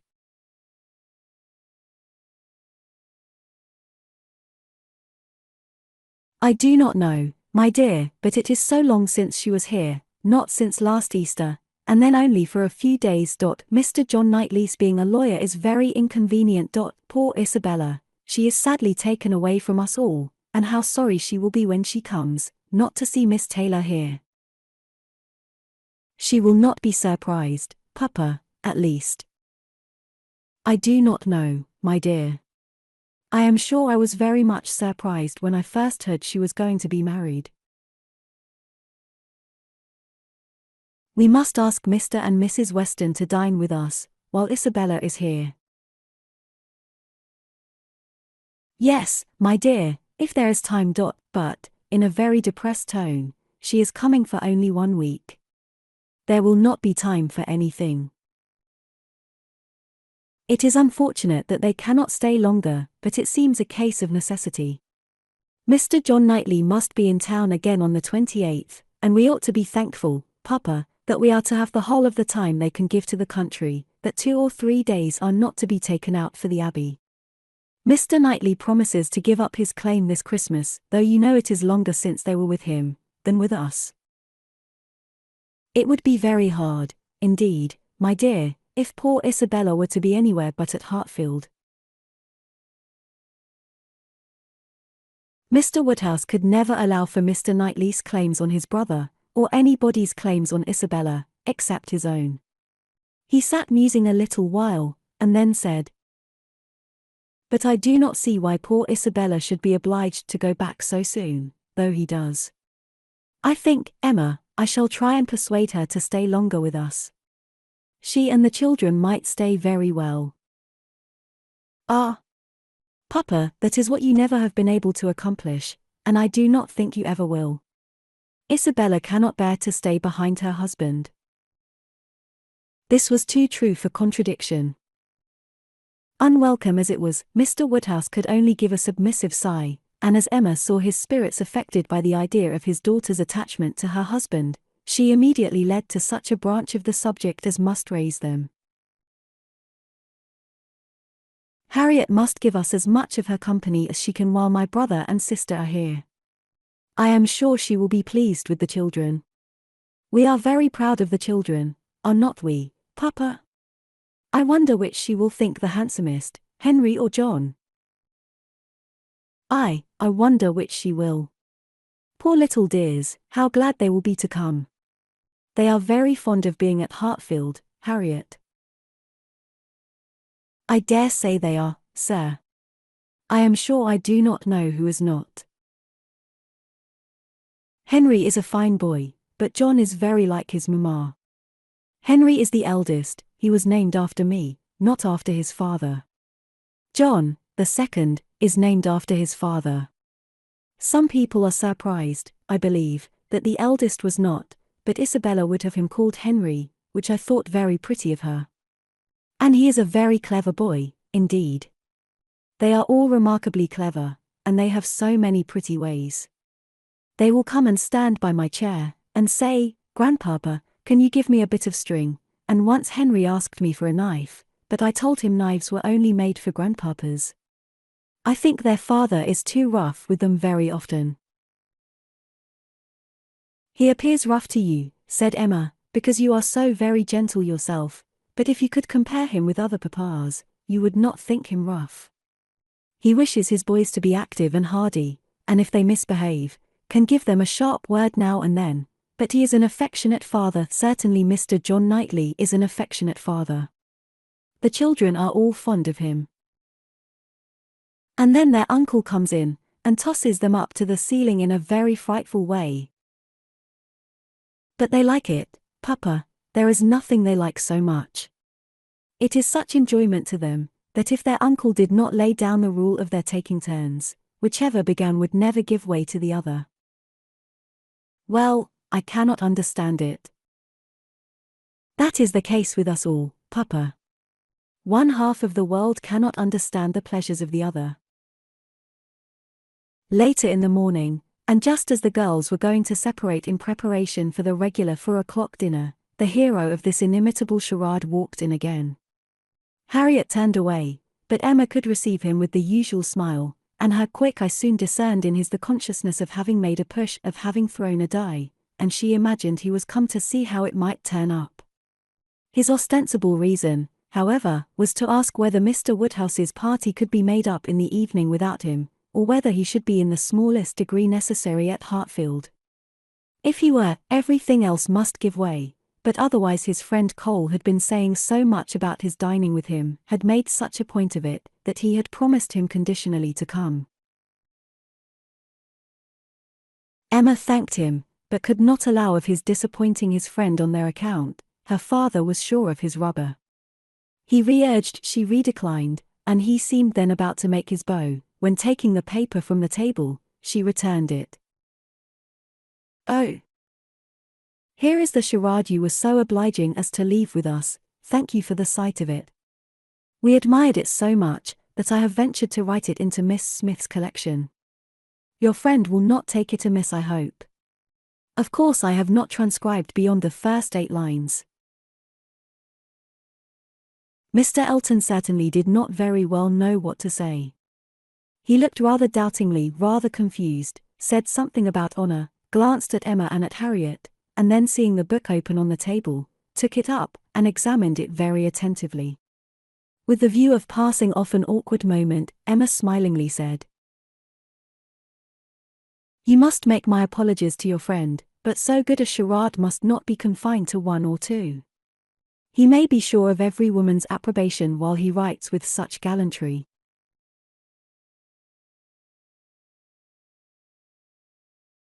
I have no hesitation in saying, replied Mr. Elton, though hesitating a good deal while he spoke, I have no hesitation in saying, at least if my friend feels at all as I do, I have not the smallest doubt that, could he see his little effusion honoured as I see it, looking at the book again, and replacing it on the table, he would consider it as the proudest moment of his life. After this speech he was gone as soon as possible. Emma could not think it too soon, for with all his good and agreeable qualities, there was a sort of parade in his speeches which was very apt to incline her to laugh. She ran away to indulge the inclination, leaving the tender and the sublime of pleasure to Harriet's share. Chapter 10. Though now the middle of December, there had yet been no weather to prevent the young ladies from tolerably regular exercise, and on the morrow, Emma had a charitable visit to pay to a poor sick family, who lived a little way out of Highbury. Their road to this detached cottage was down Vicarage Lane, a lane leading at right angles from the broad, though irregular, main street of the place, and, as may be inferred, containing the blessed abode of Mr. Elton. A few inferior dwellings were first to be passed, and then, about 1/4 of a mile down the lane rose the vicarage, an old and not very good house, almost as close to the road as it could be. It had no advantage of situation, but had been very much smartened up by the present proprietor, and, such as it was, there could be no possibility of the 2 friends passing it without a slackened pace and observing eyes. Emma's remark was, There it is. There go you and your riddle book one of these days. Harriet's was, Oh, what a sweet house, how very beautiful, there are the yellow curtains that Miss Nash admires so much. I do not often walk this way now, said Emma, as they proceeded, but then there will be an inducement, and I shall gradually get intimately acquainted with all the hedges, gates, pools, and pollards of this part of Highbury. Harriet, she found, had never in her life been within sight the vicarage, and her curiosity to see it was so extreme, that, considering exteriors and probabilities, Emma could only class it as a proof of love, with Mr. Elton seeing ready wit in her. "I wish we could contrive it," said she, "but I cannot think of any tolerable pretence for going in, no servant that I want to inquire about of his housekeeper, no message from my father." She pondered, but could think of nothing. After a mutual silence of some minutes, Harriet thus began again. "I do so wonder, Miss Woodhouse, that you should not be married, or going to be married. So charming as you are." Emma laughed, and replied, "My being charming, Harriet, is not quite enough to induce me to marry. I must find other people charming, one other person at least. And I am not only not going to be married, at present, but have very little intention of ever marrying at all." "Ah, so you say, but I cannot believe it. I must see somebody very superior to any one I have seen yet, to be tempted. Mr. Elton, you know, recollecting herself, is out of the question, and I do not wish to see any such person. I would rather not be tempted. I cannot really change for the better. If I were to marry, I must expect to repent it." "Dear me, it is so odd to hear a woman talk so. I have none of the usual inducements of women to marry. Were I to fall in love, indeed, it would be a different thing. But I never have been in love, it is not my way, or my nature, and I do not think I ever shall. And, without love, I am sure I should be a fool to change such a situation as mine. Fortune I do not want, employment I do not want, consequence I do not want. I believe few married women are half as much mistress of their husband's house as I am of Hartfield, and never, never could I expect to be so truly beloved and important, so always first and always right in any man's eyes as I am in my father's. But then, to be an old maid at last, like Miss Bates? That is as formidable an image as you could present, Harriet, and if I thought I should ever be like Miss Bates. So silly, so satisfied, so smiling, so prosing, so undistinguishing and unfastidious, and so apt to tell everything relative to everybody about me, I would marry tomorrow. But between us, I am convinced there never can be any likeness, except in being unmarried. But still, you will be an old maid. And that's so dreadful." "Never mind, Harriet, I shall not be a poor old maid, and it is poverty only which makes celibacy contemptible to a generous public. A single woman, with a very narrow income, must be a ridiculous, disagreeable old maid. The proper sport of boys and girls, but a single woman, of good fortune, is always respectable, and may be as sensible and pleasant as anybody else. And the distinction is not quite so much against the candour and common sense of the world as appears at first, for a very narrow income has a tendency to contract the mind, and sour the temper. Those who can barely live, and who live perforce in a very small, and generally very inferior, society, may well be illiberal and cross. This does not apply, however, to Miss Bates. She is only too good-natured and too silly to suit me, but, in general, she is very much to the taste of everybody, though single and though poor. Poverty certainly has not contracted her mind. I really believe, if she had only a shilling in the world, she would be very likely to give away sixpence of it, and nobody is afraid of her. That is a great charm." "Dear me! But what shall you do? How shall you employ yourself when you grow old?"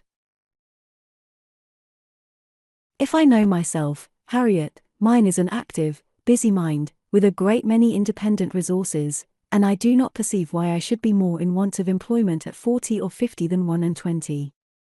Woman's usual occupations of hand and mind will be as open to me then as they are now, or with no important variation, If I draw less, I shall read more. If I give up music, I shall take to carpet work. And as for objects of interest, objects for the affections, which is in truth the great point of inferiority, the want of which is really the great evil to be avoided in not marrying, I shall be very well off, with all the children of a sister I love so much, to care about. There will be enough of them, in all probability, to supply every sort of sensation that declining life can need. There will be enough for every hope and every fear, and though my attachment to none can equal that of a parent, it suits my ideas of comfort better than what is warmer and blinder. My nephews and nieces, I shall often have a niece with me. Do you know Miss Bates's niece? That is, I know you must have seen her 100 times, but are you acquainted? Oh. Yes, we are always forced to be acquainted whenever she comes to Highbury. By the by, that is almost enough to put one out of conceit with a niece. Heaven forbid! At least, that I should ever bore people half so much about all the Knightleys together, as she does about Jane Fairfax. One is sick of the very name of Jane Fairfax. Every letter from her is read 40 times over, her compliments to all friends go round and round again, and if she does but send her aunt the pattern of a stomacher, or knit a pair of garters for her grandmother, one hears of nothing else for a month. I wish Jane Fairfax very well, but she tires me to death. They were now approaching the cottage, and all idle topics were superseded. Emma was very compassionate, and the distresses of the poor were a sure of relief from her personal attention and kindness, her counsel and her patience, as from her purse. She understood their ways, could allow for their ignorance and their temptations, had no romantic expectations of extraordinary virtue from those for whom education had done so little, entered into their troubles with ready sympathy, and always gave her assistance with as much intelligence as goodwill. In the present instance, it was sickness and poverty together which she came to visit, and after remaining there as long as she could give comfort or advice, she quitted the cottage with such an impression of the scene as made her say to Harriet, as they walked away, "These are the sights, Harriet, to do one good. How trifling they make everything else appear. I feel now as if I could think of nothing but these poor creatures all the rest of the day, and yet, who can say how soon it may all vanish from my mind?" "Very true," said Harriet. "Poor creatures. One can think of nothing else."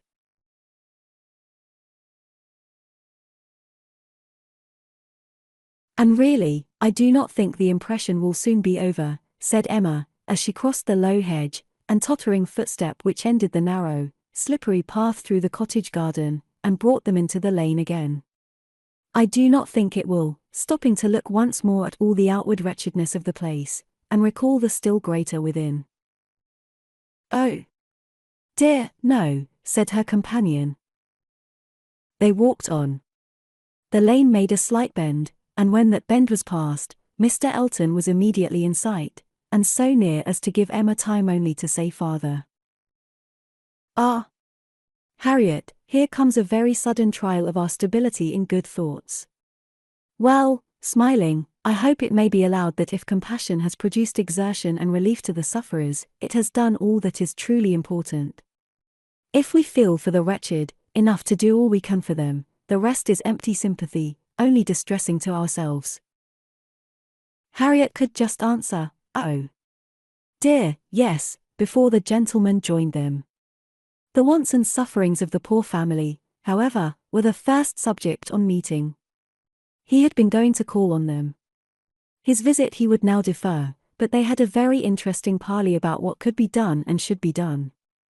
Mr. Elton then turned back to accompany them. To fall in with each other on such an errand as this, thought Emma, to meet in a charitable scheme, this will bring a great increase of love on each side. I should not wonder if it were to bring on the declaration. It must, if I were not here. I wish I were anywhere else. Anxious to separate herself from them as far as she could, she soon afterwards took possession of a narrow footpath, a little raised on one side of the lane, leaving them together in the main road. But she had not been there 2 minutes when she found that Harriet's habits of dependence and imitation were bringing her up too, and that, in short, they would both be soon after her. This would not do. She immediately stopped, under pretense of having some alteration to make in the lacing of her half-boot, and stooping down in complete occupation of the footpath, begged them to have the goodness to walk on, and she would follow in half a minute. They did as they were desired, and by the time she judged it reasonable to have done with her boot, she had the comfort of farther delay in her power, being overtaken by a child from the cottage, setting out, according to orders, with her pitcher, to fetch broth from Hartfield.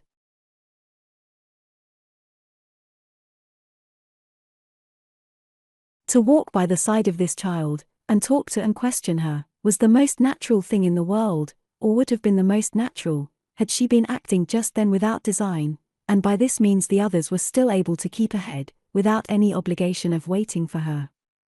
She gained on them, however, involuntarily. The child's pace was quick, and theirs rather slow, and she was the more concerned at it, from their being evidently in a conversation which interested them.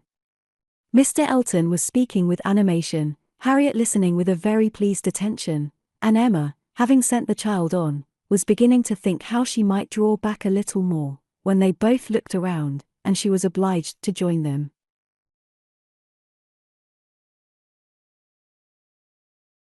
Mr. Elton was still talking, still engaged in some interesting detail, and Emma experienced some disappointment when she found that he was only giving his fair companion an account of the yesterday's party at his friend Cole's, and that she was come in herself for the Stilton cheese, the North Wiltshire, the butter, the celery, the beetroot, and all the dessert.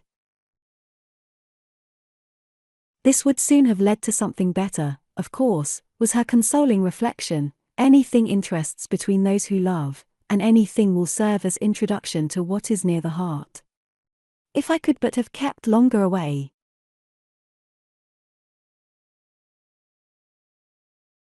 They now walked on together quietly, till within view of the vicarage pales, when a sudden resolution, of at least getting Harriet into the house, made her again find something very much amiss about her boot, and fall behind to arrange it once more.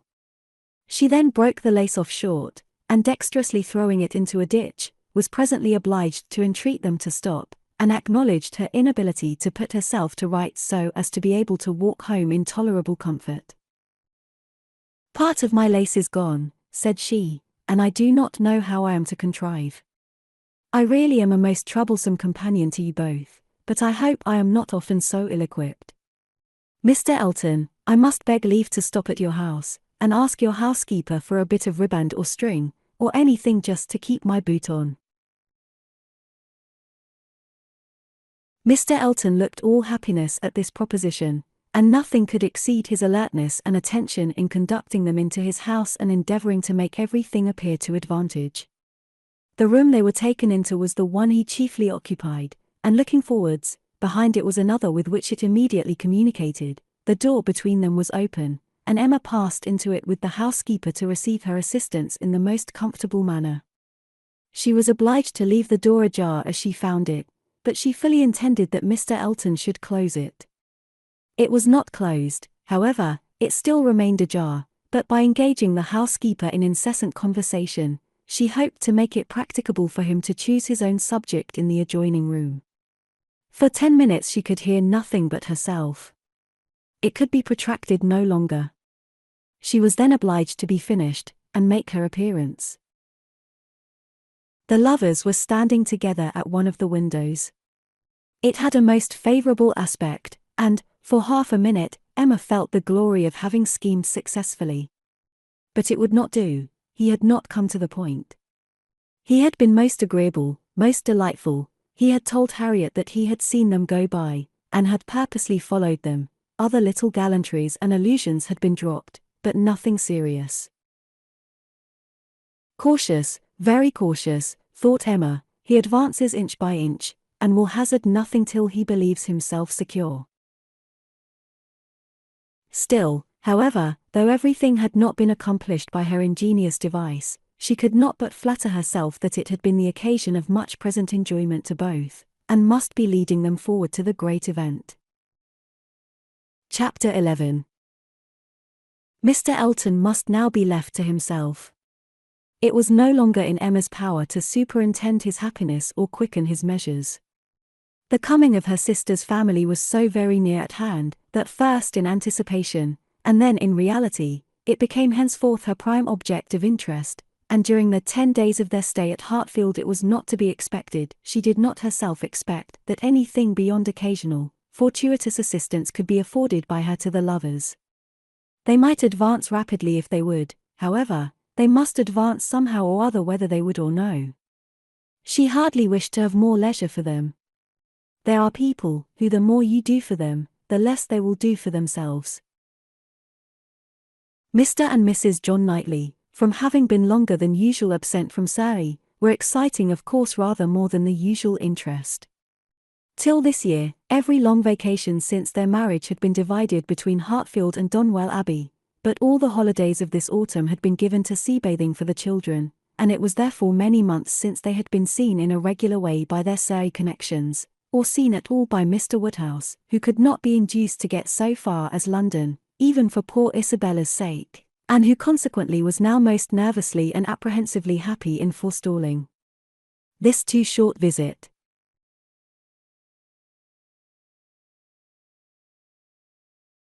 He thought much of the evils of the journey for her, and not a little of the fatigues of his own horses and coachman who were to bring some of the party the last half of the way, but his alarms were needless, the 16 miles being happily accomplished, and Mr. and Mrs. John Knightley, their 5 children, and a competent number of nursery maids, all reaching Hartfield in safety. The bustle and joy of such an arrival, the many to be talked to, welcomed, encouraged, and variously dispersed and disposed of, produced a noise and confusion which his nerves could not have borne under any other cause, nor have endured much longer even for this, but the ways of Hartfield and the feelings of her father were so respected by Mrs.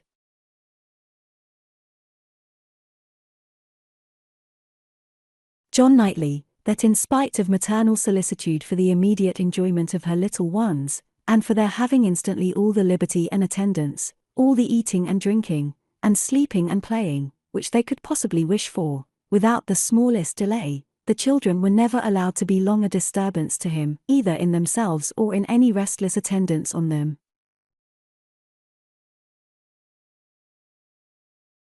Mrs. John Knightley was a pretty, elegant little woman, of gentle, quiet manners, and a disposition remarkably amiable and affectionate, wrapped up in her family, a devoted wife, a doting mother, and so tenderly attached to her father and sister that, but for these higher ties, a warmer love might have seemed impossible. She could never see a fault in any of them. She was not a woman of strong understanding or any quickness, and with this resemblance of her father, she inherited also much of his constitution, was delicate in her own health, over-careful of that of her children, had many fears and many nerves, and was as fond of her own Mr. Wingfield in town as her father could be of Mr. Perry. They were alike too, in a general benevolence of temper, and a strong habit of regard for every old acquaintance. Mr. John Knightley was a tall, gentlemanlike, and very clever man, rising in his profession, domestic, and respectable in his private character, but with reserved manners which prevented his being generally pleasing, and capable of being sometimes out of humour. He was not an ill-tempered man, not so often unreasonably cross as to deserve such a reproach, but his temper was not his great perfection, and, indeed, with such a worshipping wife, it was hardly possible that any natural defects in it should not be increased. The extreme sweetness of her temper must hurt his. He had all the clearness and quickness of mind which she wanted, and he could sometimes act an ungracious, or say a severe thing. He was not a great favourite with his fair sister-in-law. Nothing wrong in him escaped her. She was quick in feeling the little injuries to Isabella, which Isabella never felt herself. Perhaps she might have passed over more had his manners been flattering to Isabella's sister, but they were only those of a calmly kind brother and friend, without praise and without blindness, but hardly any degree of personal compliment could have made her regardless of that greatest fault of all in her eyes which he sometimes fell into, the want of respectful forbearance towards her father. There he had not always the patience that could have been wished. Mr. Woodhouse's peculiarities and fidgetiness were sometimes provoking him to a rational remonstrance or sharp retort equally ill-bestowed. It did not often happen, for Mr. John Knightley had really a great regard for his father-in-law, and generally a strong sense of what was due to him, but it was too often for Emma's charity, especially as there was all the pain of apprehension frequently to be endured, though the offence came not. The beginning, however, of every visit displayed none but the properest feelings, and this being of necessity so short might be hoped to pass away in unsullied cordiality. They had not been long seated and composed when Mr. Woodhouse, with a melancholy shake of the head and a sigh, called his daughter's attention to the sad change at Hartfield since she had been there last. "Ah, my dear," said he, "poor Miss Taylor, it is a grievous business." "Oh yes, sir," cried she with ready sympathy, "how you must miss her. And dear Emma, too, what a dreadful loss to you both. I have been so grieved for you. I could not imagine how you could possibly do without her. It is a sad change indeed. But I hope she is pretty well, sir." "Pretty well, my dear, I hope, pretty well. I do not know but that the place agrees with her tolerably." Mr. John Knightley here asked Emma quietly whether there were any doubts of the heir of Randalls. "Oh, no, none in the least. I never saw Mrs. Weston better in my life, never looking so well. Papa is only speaking his own regret." "Very much to the honour of both," was the handsome reply. "And do you see her, sir, tolerably often?" asked Isabella in the plaintive tone which just suited her father. Mr. Woodhouse hesitated. "Not near so often, my dear, as I could wish." "Oh, Papa, we have missed seeing them but one entire day since they married. Either in the morning or evening of every day, excepting one, have we seen either Mr. Weston or Mrs. Weston, and generally both, either at Randalls or here, and as you may suppose, Isabella, most frequently here. They are very, very kind in their visits. Mr. Weston is really as kind as herself. Papa, if you speak in that melancholy way, you will be giving Isabella a false idea of us all. Everybody must be aware that Miss Taylor must be missed, but everybody ought also to be assured that Mr. and Mrs. Weston do really prevent our missing her by any means to the extent we ourselves anticipated, which is the exact truth." "Just as it should be," said Mr. John Knightley, "and just as I hoped it was from your letters. Her wish of showing you attention could not be doubted, and his being a disengaged and social man makes it all easy. I have been always telling you, my love, that I had no idea of the change being so very material to Hartfield as you apprehended, and now you have Emma's account, I hope you will be satisfied." "Why, to be sure," said Mr. Woodhouse, "yes, certainly I cannot deny that Mrs. Weston, poor Mrs. Weston, does come and see us pretty often, but then she is always obliged to go away again. It would be very hard upon Mr. Weston if she did not, Papa. You quite forget poor Mr. Weston." "I think, indeed," said John Knightley pleasantly, "that Mr. Weston has some little claim. You and I, Emma, will venture to take the part of the poor husband. I, being a husband, and you not being a wife, the claims of the man may very likely strike us with equal force. As for Isabella, she has been married long enough to see the convenience of putting all the Mr. Westons aside as much as she can."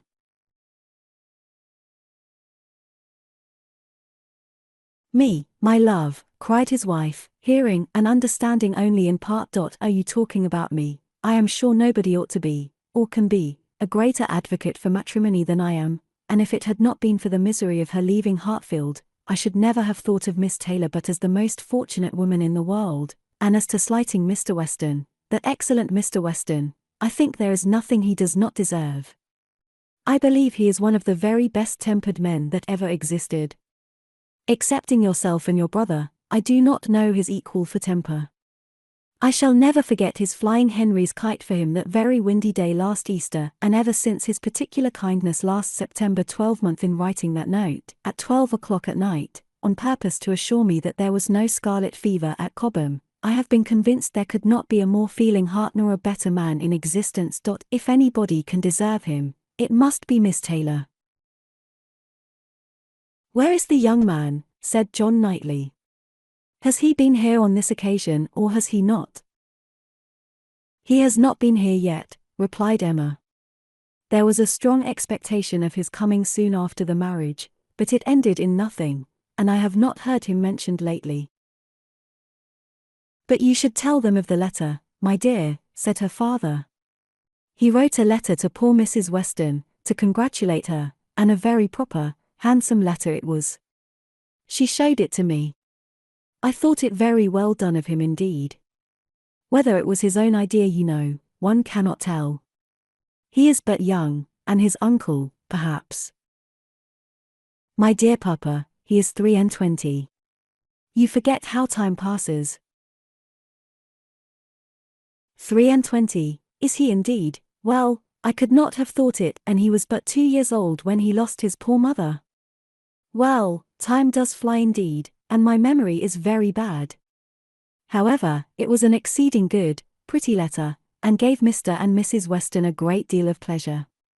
I remember it was written from Weymouth, and dated September 28th, and began, My dear Madam, but I forget how it went on, and it was signed F. C. Weston Churchill.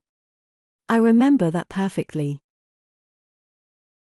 How very pleasing and proper of him, cried the good-hearted Mrs. John Knightley. I have no doubt of his being a most amiable young man. But how sad it is that he should not live at home with his father. There is something so shocking in a child's being taken away from his parents and natural home. I never could comprehend how Mr. Weston could part with him. To give up one's child. I really never could think well of anybody who proposed such a thing to anybody else. Nobody ever did think well of the Churchills, I fancy, observed Mr. John Knightley coolly. But you need not imagine Mr. Weston to have felt what you would feel in giving up Henry or John.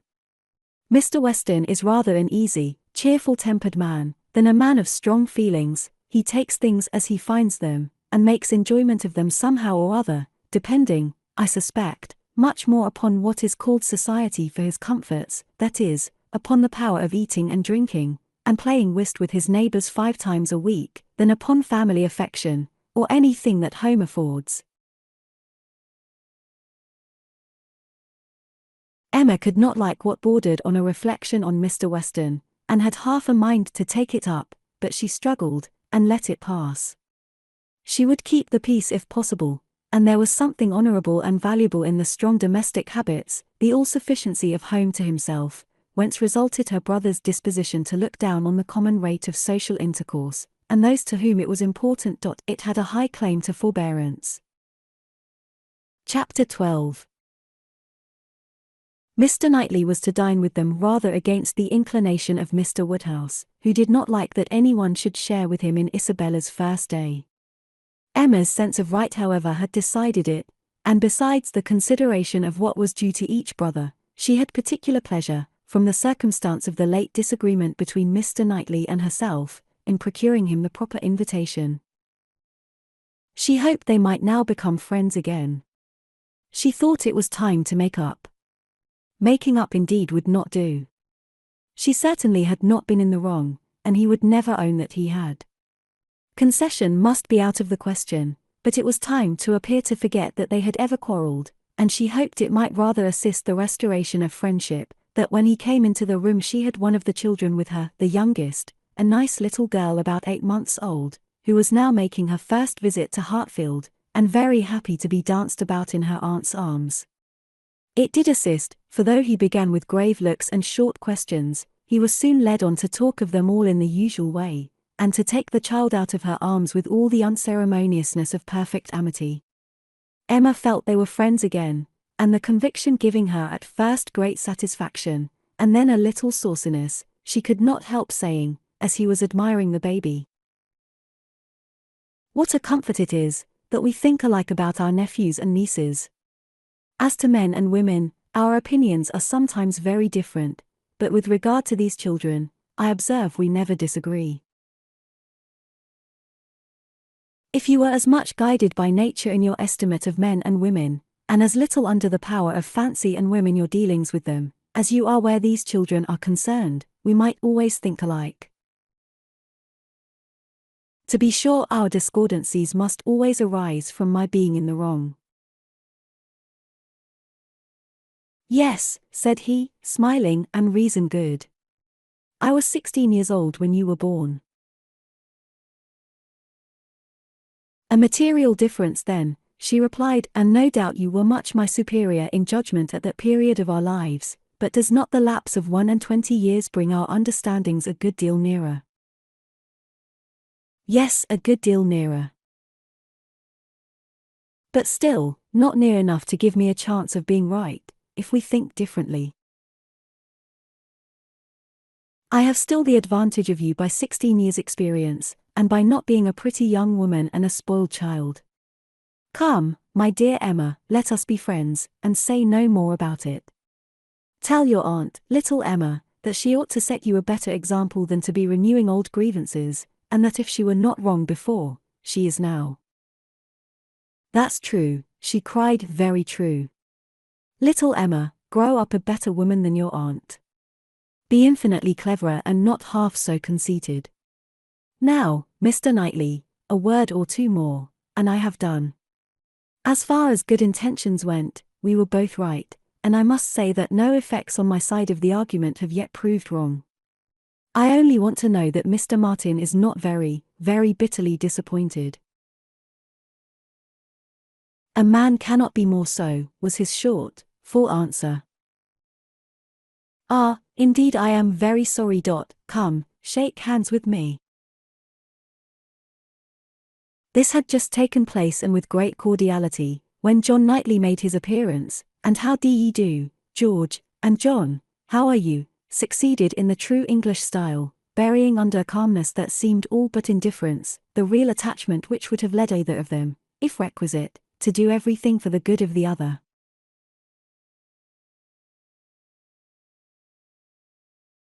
The evening was quiet and conversable, as Mr. Woodhouse declined cards entirely for the sake of comfortable talk with his dear Isabella, and the little party made two natural divisions, on one side he and his daughter, on the other the two Mr. Knightleys, their subjects totally distinct, or very rarely mixing, and Emma only occasionally joining in one or the other. The brothers talked of their own concerns and pursuits, but principally of those of the elder, whose temper was by much the most communicative, and who was always the greater talker. As a magistrate, he had generally some point of law to consult John about, or, at least, some curious anecdote to give, and as a farmer, as keeping in hand the home farm at Donwell, he had to tell what every field was to bear next year, and to give all such local information as could not fail of being interesting to a brother whose home it had equally been the longest part of his life, and whose attachments were strong. The plan of a drain, the change of a fence, the felling of a tree, and the destination of every acre for wheat, turnips, or spring corn, was entered into with as much equality of interest by John, as his cooler manners rendered possible, and if his willing brother ever left him anything to inquire about, his inquiries even approached a tone of eagerness. While they were thus comfortably occupied, Mr. Woodhouse was enjoying a full flow of happy regrets and fearful affection with his daughter. My poor dear Isabella, said he, fondly taking her hand, and interrupting, for a few moments, her busy labours for some one of her 5 children, how long it is, how terribly long since you were here. And how tired you must be after your journey. You must go to bed early, my dear, and I recommend a little gruel to you before you go. You and I will have a nice basin of gruel together. My dear Emma, suppose we all have a little gruel. Emma could not suppose any such thing, knowing as she did, that both the Mr. Knightleys were as unpersuadable on that article as herself, and 2 basins only were ordered. After a little more discourse in praise of gruel, with some wondering at its not being taken every evening by everybody, he proceeded to say, with an air of grave reflection. It was an awkward business, my dear, your spending the autumn at Southend instead of coming here. I never had much opinion of the sea air. Mr. Wingfield most strenuously recommended it, sir, or we should not have gone. He recommended it for all the children, but particularly for the weakness in little Bella's throat, both sea air and bathing. Ah! My dear, but Perry had many doubts about the sea doing her any good, and as to myself, I have been long perfectly convinced, though perhaps I never told you so before, that the sea is very rarely of use to anybody. I am sure it almost killed me once. Come, come, cried Emma, feeling this to be an unsafe subject, I must beg you not to talk of the sea. It makes me envious and miserable, I who have never seen it. Southend is prohibited, if you please. My dear Isabella, I have not heard you make one inquiry about Mr. Perry yet, and he never forgets you. Oh! Good Mr. Perry, how is he, sir? Why, pretty well, but not quite well. Poor Perry is bilious, and he has not time to take care of himself. He tells me he has not time to take care of himself, which is very sad, but he is always wanted all round the country. I suppose there is not a man in such practice anywhere. But then there is not so clever a man anywhere. And Mrs. Perry and the children, how are they? Do the children grow? I have a great regard for Mr. Perry. I hope he will be calling soon. He will be so pleased to see my little ones. I hope he will be here tomorrow, for I have a question or two to ask him about myself of some consequence. And, my dear, whenever he comes, you had better let him look at little Bella's throat. Oh! My dear sir, her throat is so much better that I have hardly any uneasiness about it. Either bathing has been of the greatest service to her, or else it is to be attributed to an excellent embrocation of Mr. Wingfield's, which we have been applying at times ever since August. It is not very likely, my dear, that bathing should have been of use to her, and if I had known you were wanting an embrocation, I would have spoken to. You seem to me to have forgotten Mrs. and Miss Bates, said Emma. I have not heard one inquiry after them. Oh! The good Bateses, I am quite ashamed of myself, but you mention them in most of your letters. I hope they are quite well. Good old Mrs. Bates, I will call upon her tomorrow, and take my children. They are always so pleased to see my children. And that excellent Miss Bates, such thorough worthy people, how are they, sir? Why, pretty well, my dear, upon the whole. But poor Mrs. Bates had a bad cold about a month ago. How sorry I am. But colds were never so prevalent as they have been this autumn. Mr. Wingfield told me that he has never known them more general or heavy except when it has been quite an influenza. That has been a good deal the case, my dear, but not to the degree you mention. Perry says that colds have been very general, but not so heavy as he has very often known them in November. Perry does not call it altogether a sickly season. No, I do not know that Mr. Wingfield considers it very sickly except. Ah! My poor dear child, the truth is, that in London it is always a sickly season. Nobody is healthy in London, nobody can be. It is a dreadful thing to have you forced to live there. So far off, and the air so bad. No, indeed, we are not at all in a bad air. Our part of London is very superior to most others. You must not confound us with London in general, my dear sir. The neighbourhood of Brunswick Square is very different from almost all the rest. We are so very airy. I should be unwilling, I own, to live in any other part of the town. There is hardly any other that I could be satisfied to have my children in, but we are so remarkably airy. Mr. Wingfield thinks the vicinity of Brunswick Square decidedly the most favourable as to air. Ah! My dear, it is not like Hartfield. You make the best of it, but after you have been a week at Hartfield, you are all of you different creatures, you do not look like the same. Now I cannot say that I think you are any of you looking well at present.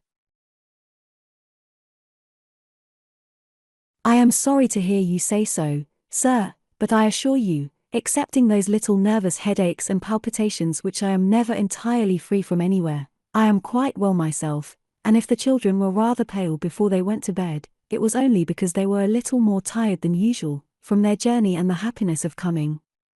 I hope you will think better of their looks tomorrow, for I assure you Mr. Wingfield told me, that he did not believe he had ever sent us off altogether, in such good case. I trust, at least, that you do not think Mr. Knightley looking ill, turning her eyes with affectionate anxiety towards her husband. Middling, my dear, I cannot compliment you. I think Mr. John Knightley very far from looking well. What is the matter, sir, did you speak to me? Cried Mr. John Knightley, hearing his own name. I am sorry to find, my love, that my father does not think you looking well, but I hope it is only from being a little fatigued. I could have wished, however, as you know, that you had seen Mr. Wingfield before you left home. My dear Isabella, exclaimed he hastily, pray do not concern yourself about my looks. Be satisfied with doctoring and coddling yourself and the children, and let me look as I choose.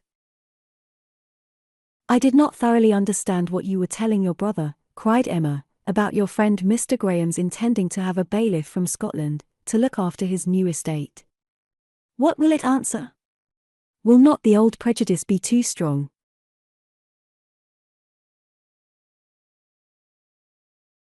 And she talked in this way so long and successfully that, when forced to give her attention again to her father and sister, she had nothing worse to hear than Isabella's kind inquiry after Jane Fairfax, and Jane Fairfax, though no great favourite with her in general, she was at that moment very happy to assist in praising.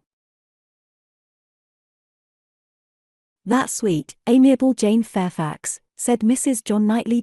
It is so long since I have seen her, except now and then for a moment accidentally in town. What happiness it must be to her good old grandmother and excellent aunt, when she comes to visit them. I always regret excessively on dear Emma's account that she cannot be more at Highbury, but now their daughter is married, I suppose Colonel and Mrs. Campbell will not be able to part with her at all. She would be such a delightful companion for Emma. Mr. Woodhouse agreed to it all, but added, our little friend Harriet Smith, however, is just such another pretty kind of young person. You will like Harriet. Emma could not have a better companion than Harriet. I am most happy to hear it, but only Jane Fairfax one knows to be so very accomplished and superior, and exactly Emma's age. This topic was discussed very happily, and others succeeded of similar moment, and passed away with similar harmony, but the evening did not close without a little return of agitation. The Grawl came and supplied a great deal to be said, much praise and many comments undoubting decision of its wholesomeness for every constitution, and pretty severe philippics upon the many houses where it was never met with tolerable, but, unfortunately, among the failures which the daughter had to instance, the most recent, and therefore most prominent, was in her own cook at Southend, a young woman hired for the time, who never had been able to understand what she meant by a basin of nice, smooth gruel, thin, but not too thin.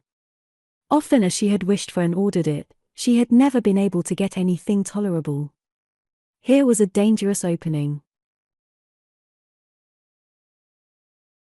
Ah, said Mr. Woodhouse, shaking his head and fixing his eyes on her with tender concern. The ejaculation in Emma's ear expressed, ah. There is no end of the sad consequences of your going to Southend. It does not bear talking of. And for a little while she hoped he would not talk of it, and that a silent rumination might suffice to restore him to the relish of his own smooth gruel. After an interval of some minutes, however, he began with, I shall always be very sorry that you went to the sea this autumn, instead of coming here. But why should you be sorry, sir? I assure you, it did the children a great deal of good. And, moreover, if you must go to the sea, it had better not have been to Southend. Southend is an unhealthy place. Perry was surprised to hear you had fixed upon Southend.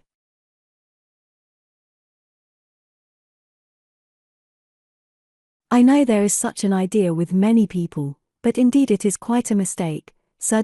We all had our health perfectly well there, never found the least inconvenience from the mud, and Mr. Wingfield says it is entirely a mistake to suppose the place unhealthy, and I am sure he may be depended on, for he thoroughly understands the nature of the air, and his own brother and family have been there repeatedly. You should have gone to Cromer, My dear, if you went anywhere. Perry was a week at Cromer once, and he holds it to be the best of all the sea-bathing places. A fine open sea, he says, and very pure air. And, by what I understand, you might have had lodgings there quite away from the sea, a quarter of a mile off, very comfortable. You should have consulted Perry. But, my dear sir, the difference of the journey, only consider how great it would have been. 100 miles, perhaps, instead of 40. Ah! My dear, as Perry says, where health is at stake, nothing else should be considered, and if one is to travel, there is not much to choose between 40 miles and 100. Better not move at all, better stay in London altogether than travel 40 miles to get into a worse air. This is just what Perry said. It seemed to him a very ill-judged measure. Emma's attempts to stop her father had been vain, and when he had reached such a point as this, she could not wonder at her brother-in-law's breaking out. Mr. Perry, said he, in a voice of very strong displeasure, would do as well to keep his opinion till it is asked for. Why does he make it any business of his, to wonder at what I do, at my taking my family to one part of the coast or another? I may be allowed, I hope, the use of my judgment as well as Mr. Perry. I want his directions no more than his drugs. He paused, and growing cooler in a moment, added, with only sarcastic dryness, if Mr. Perry can tell me how to convey a wife and 5 children a distance of 130 miles with no greater expense or inconvenience than a distance of 40, I should be as willing to prefer Cromer to Southend as he could himself. True, true, cried Mr. Knightley, with most ready interposition, very true. That's a consideration indeed. But John, as to what I was telling you of my idea of moving the path to Langham, of turning it more to the right that it may not cut through the home meadows, I cannot conceive any difficulty.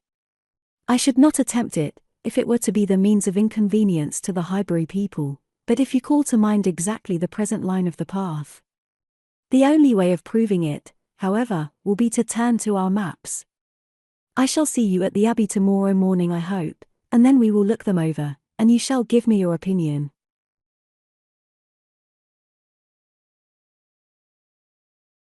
Mr. Woodhouse was rather agitated by such harsh reflections on his friend Perry, to whom he had, in fact, though unconsciously, been attributing many of his own feelings and expressions, but the soothing attentions of his daughters gradually removed the present evil, and the immediate alertness of one brother, and better recollections of the other, prevented any renewal of it. Chapter 13. There could hardly be a happier creature in the world than Mrs. John Knightley, in this short visit to Hartfield, going about every morning among her old acquaintance with her 5 children, and talking over what she had done every evening with her father and sister. She had nothing to wish otherwise, but that the days did not pass so swiftly. It was a delightful visit, perfect, in being much too short. In general their evenings were less engaged with friends than their mornings, but one complete dinner engagement, and out of the house too, there was no avoiding, though at Christmas. Mr. Weston would take no denial, they must all dine at Randall's one day, even Mr. Woodhouse was persuaded to think it a possible thing in preference to a division of the party.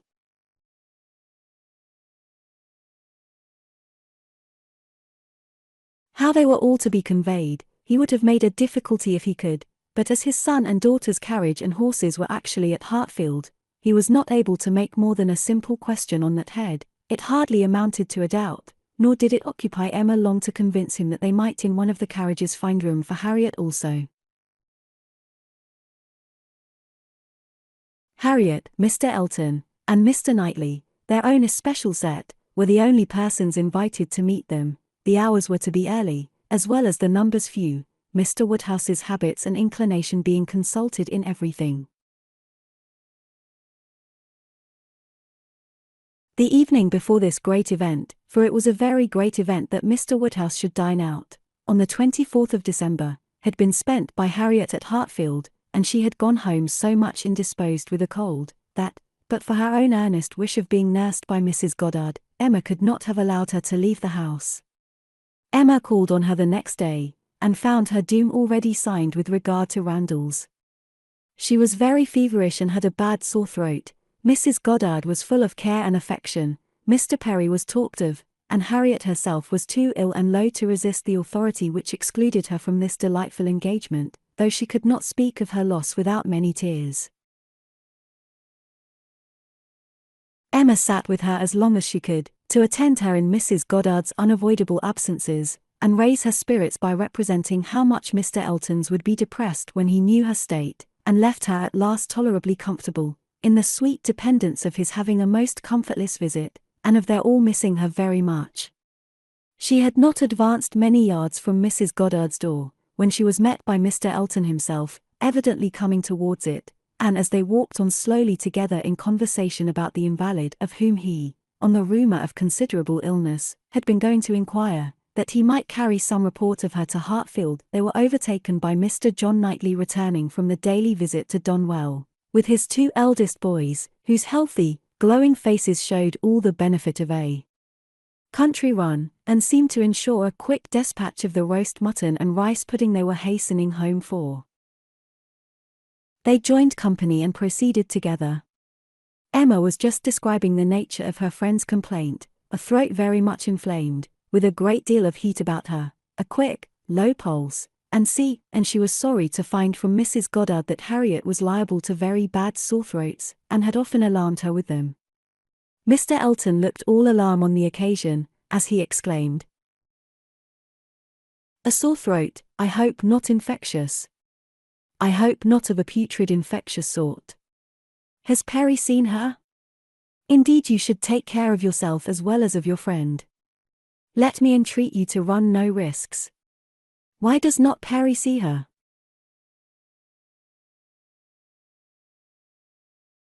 Emma, who was not really at all frightened herself, tranquilized this excessive apprehension by assurances of Mrs. Goddard's experience and care, but as there must still remain a degree of uneasiness which she could not wish to reason away, which she would rather feed and assist than not, she added soon afterwards, as if quite another subject,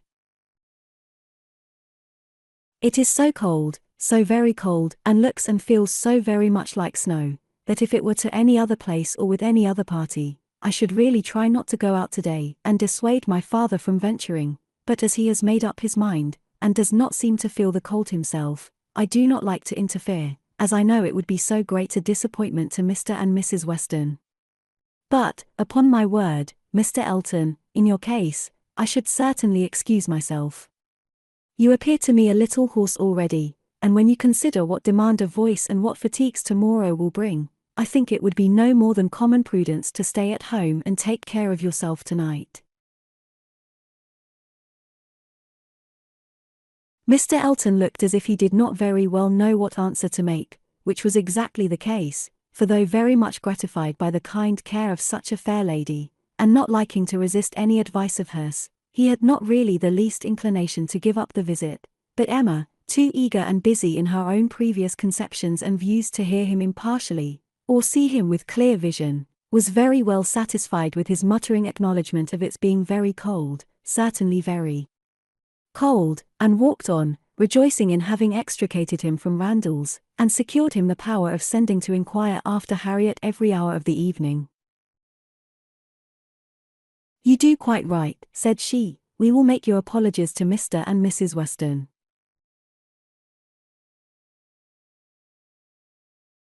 But hardly had she so spoken, when she found her brother was civilly offering a seat in his carriage, if the weather were Mr. Elton's only objection, and Mr. Elton actually accepting the offer with much prompt satisfaction.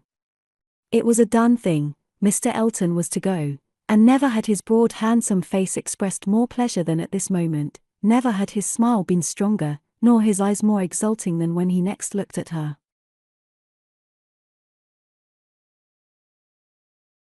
"Well," said she to herself, "this is most strange, after I had got him off so well, to choose to go into company, and leave Harriet ill behind, most strange indeed, but there is, I believe, in many men, especially single men, such an inclination, such a passion for dining out. A dinner engagement is so high in the class of their pleasures, their employments, their dignities, almost their duties, that anything gives way to it, and this must be the case with Mr. Elton, a most valuable, amiable Pleasing young man undoubtedly, and very much in love with Harriet, but still, he cannot refuse an invitation, he must dine out wherever he is asked. What a strange thing love is! He can see ready wit in Harriet, but will not dine alone for her.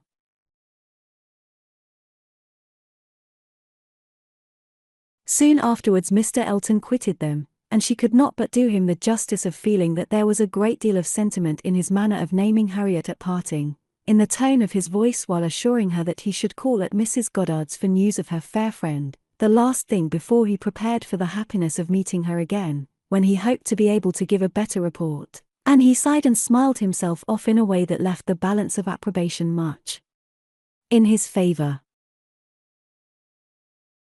After a few minutes of entire silence between them, John Knightley began with, "I never in my life saw a man more intent on being agreeable than Mr. Elton. It is downright labour to him where ladies are concerned. With men he can be rational and unaffected, but when he has ladies to please, every feature works." "Mr. Elton's manners are not perfect," replied Emma, "but where there is a wish to please, one ought to overlook, and one does overlook a great deal. Where a man does his best with only moderate powers, he will have the advantage over negligent superiority. There is such perfect good temper and goodwill in Mr. Elton as one cannot but value."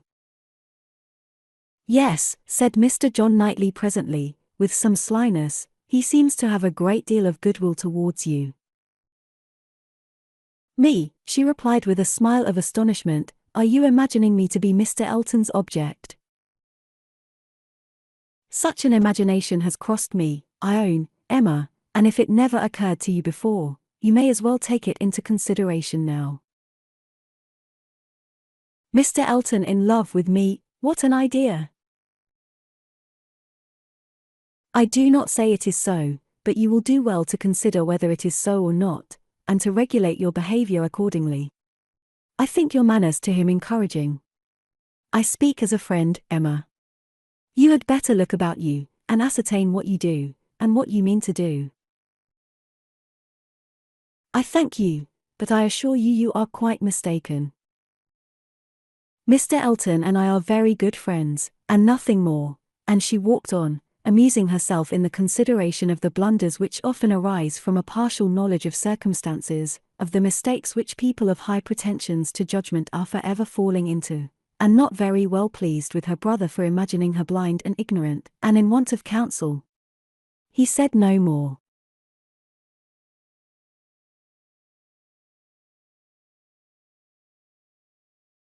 Mr. Woodhouse had so completely made up his mind to the visit, that in spite of the increasing coldness, he seemed to have no idea of shrinking from it, and set forward at last most punctually with his eldest daughter in his own carriage, with less apparent consciousness of the weather than either of the others, too full of the wonder of his own going, and the pleasure it was to afford at Randalls to see that it was cold, and too well wrapped up to feel it.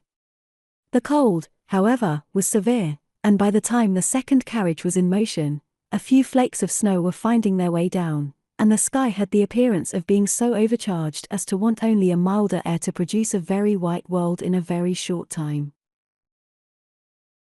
Emma soon saw that her companion was not in the happiest humour. The preparing and the going abroad in such weather, with the sacrifice of his children after dinner, were evils, were disagreeables at least, which Mr. John Knightley did not by any means like. He anticipated nothing in the visit that could be at all worth the purchase, and the whole of their drive to the vicarage was spent by him in expressing his discontent. "A man," said he, "must have a very good opinion of himself when he asks people to leave their own fireside, and encounter such a day as this, for the sake of coming to see him. He must think himself a most agreeable fellow. I could not do such a thing. Going in dismal weather, to return probably in worse, for horses and for servants taken out for nothing but to convey 5 idle, shivering creatures into colder rooms and worse company than they might have had at home. Going in dismal weather, to return probably in worse, for horses and for servants taken out for nothing but to convey 5 idle, shivering creatures into colder rooms and worse company than they might have had at home." Emma did not find herself equal to give the pleased assent, which no doubt he was in the habit of receiving, to emulate the very true, "my love," which must have been usually administered by his travelling companion, but she had resolution enough to refrain from making any answer at all. She could not be complying, she dreaded being quarrelsome, her heroism reached only to silence. She allowed him to talk, and arranged the glasses, and wrapped herself up, without opening her lips.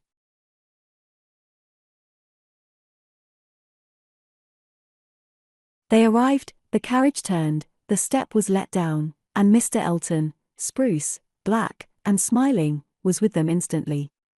Emma thought with pleasure of some change of subject. Mr. Elton was all obligation and cheerfulness. He was so very cheerful in his civilities indeed, that she began to think he must have received a different account of Harriet from what had reached her. She had sent while dressing, and the answer had been, much the same, not better. "My report from Mrs. Goddard's," said she presently, "was not so pleasant as I had hoped, not better was my answer." His face lengthened immediately, and his voice was the voice of sentiment as he answered.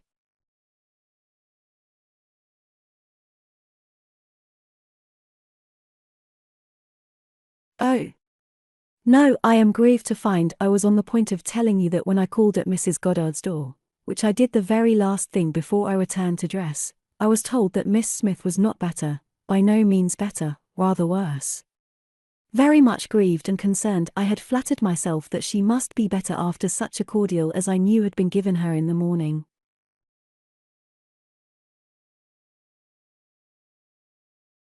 Emma smiled and answered, "My visit was of use to the nervous part of her complaint, I hope, but not even I can charm away a sore throat. It is a most severe cold indeed. Mr. Perry has been with her, as you probably heard."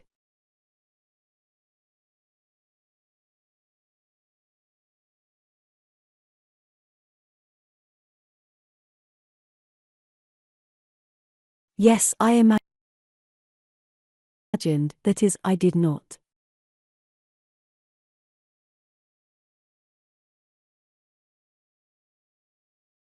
"He has been used to her in these complaints, and I hope tomorrow morning will bring us both a more comfortable report. But it is impossible not to feel uneasiness. Such a sad loss to our party today." "Dreadful, exactly so, indeed.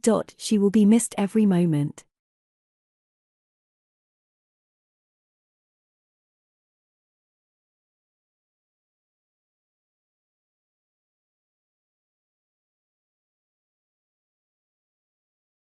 This was very proper, the sigh which accompanied it was really estimable, but it should have lasted longer. Emma was rather in dismay when only half a minute afterwards he began to speak of other things, and in a voice of the greatest alacrity and enjoyment. "What an excellent device," said he, "the use of a sheepskin for carriages. How very comfortable they make it, impossible to feel cold with such precautions. The contrivances of modern days indeed have rendered a gentleman's carriage perfectly complete. One is so fenced and guarded from the weather, that not a breath of air can find its way unpermitted. Weather becomes absolutely of no consequence. It is a very cold afternoon, but in this carriage we know nothing of the matter. Ha! Snows a little, I see."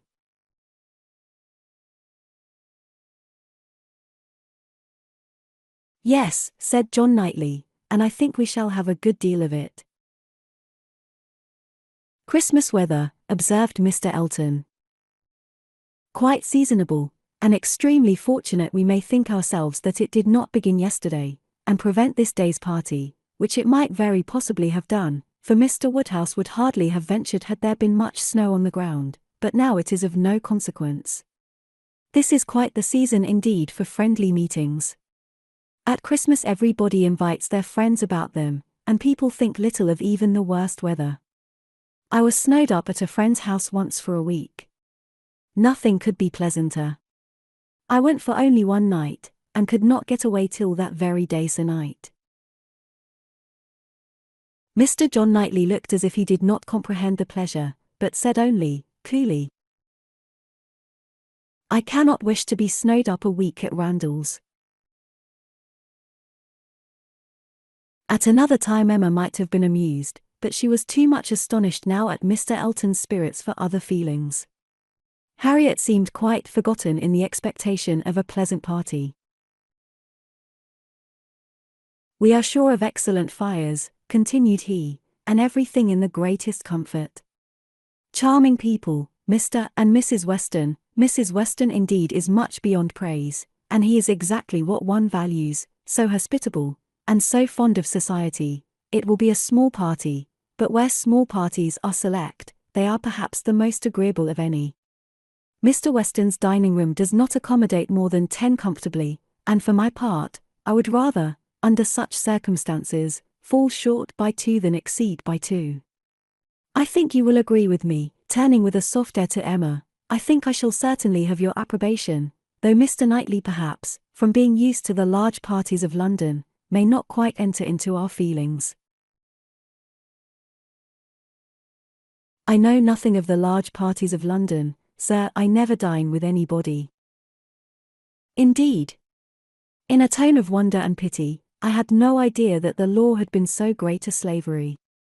Well, sir, the time must come when you will be paid for all this, when you will have little labour and great enjoyment. My first enjoyment, replied John Knightley, as they passed through the sweet gate, will be to find myself safe at Hartfield again. Chapter 14. Some change of countenance was necessary for each gentleman as they walked into Mrs. Weston's drawing-room. Mr. Elton must compose his joyous looks, and Mr. John Knightley disperse his ill humour. Mr. Elton must smile less, and Mr. John Knightley more, to fit them for the place. Emma only might be as nature prompted, and show herself just as happy as she was. To her it was real enjoyment to be with the Westons. Mr. Weston was a great favourite, and there was not a creature in the world to whom she spoke with such unreserve as to his wife, not any one to whom she related with such conviction of being listened to and understood, of being always interesting and always intelligible, the little affairs, arrangements, perplexities, and pleasures of her father and herself. She could tell nothing of Hartfield, in which Mrs.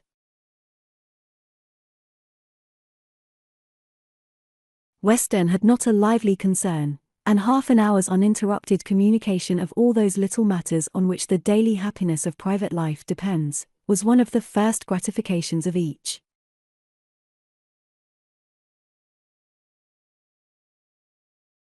This was a pleasure which perhaps the whole day's visit might not afford, which certainly did not belong to the present half-hour, but the very sight of Mrs. Weston, her smile, her touch, her voice was grateful to Emma, and she determined to think as little as possible of Mr. Elton's oddities, or of anything else unpleasant, and enjoy all that was enjoyable to the utmost. The misfortune of Harriet's cold had been pretty well gone through before her arrival.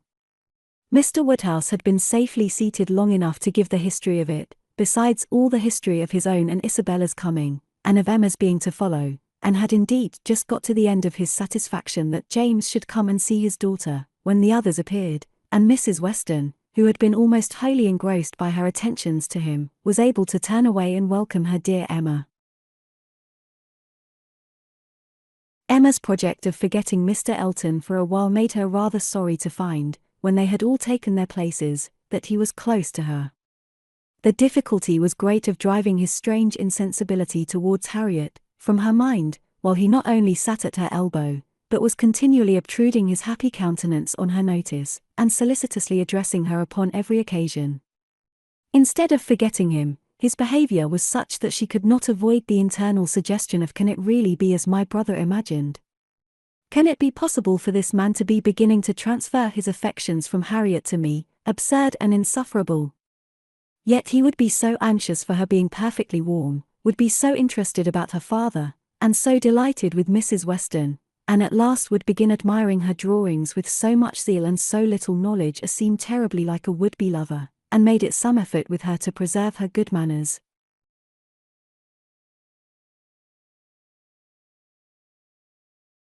For her own sake she could not be rude, and for Harriet's, in the hope that all would yet turn out right, she was even positively civil, but it was an effort, especially as something was going on amongst the others, in the most overpowering period of Mr. Elton's nonsense, which she particularly wished to listen to.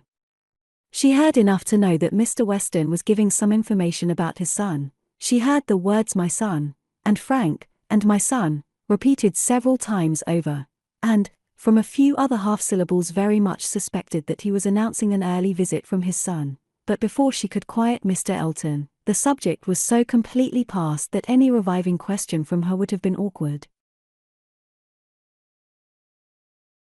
Now, it so happened that in spite of Emma's resolution of never marrying, there was something in the name, in the idea of Mr. Frank Churchill, which always interested her. She had frequently thought, especially since his father's marriage with Miss Taylor, that if she were to marry, he was the very person to suit her in age, character, and condition. He seemed by this connection between the families, quite to belong to her. She could not but suppose it to be a match that everybody who knew them must think of.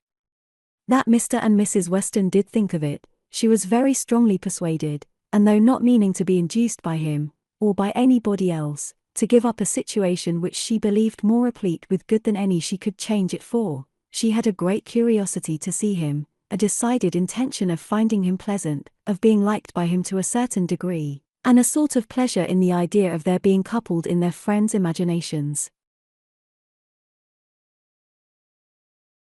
With such sensations, Mr. Elton's civilities were dreadfully ill-timed, but she had the comfort of appearing very polite, while feeling very cross, and of thinking that the rest of the visit could not possibly pass without bringing forward the same information again, or the substance of it, from the open-hearted Mr. Weston. So it proved, for when happily released from Mr. Elton, and seated by Mr. Weston, at dinner, he made use of the very first interval in the cares of hospitality, the very first leisure from the saddle of mutton, to say to her, "We want only 2 more to be just the right number.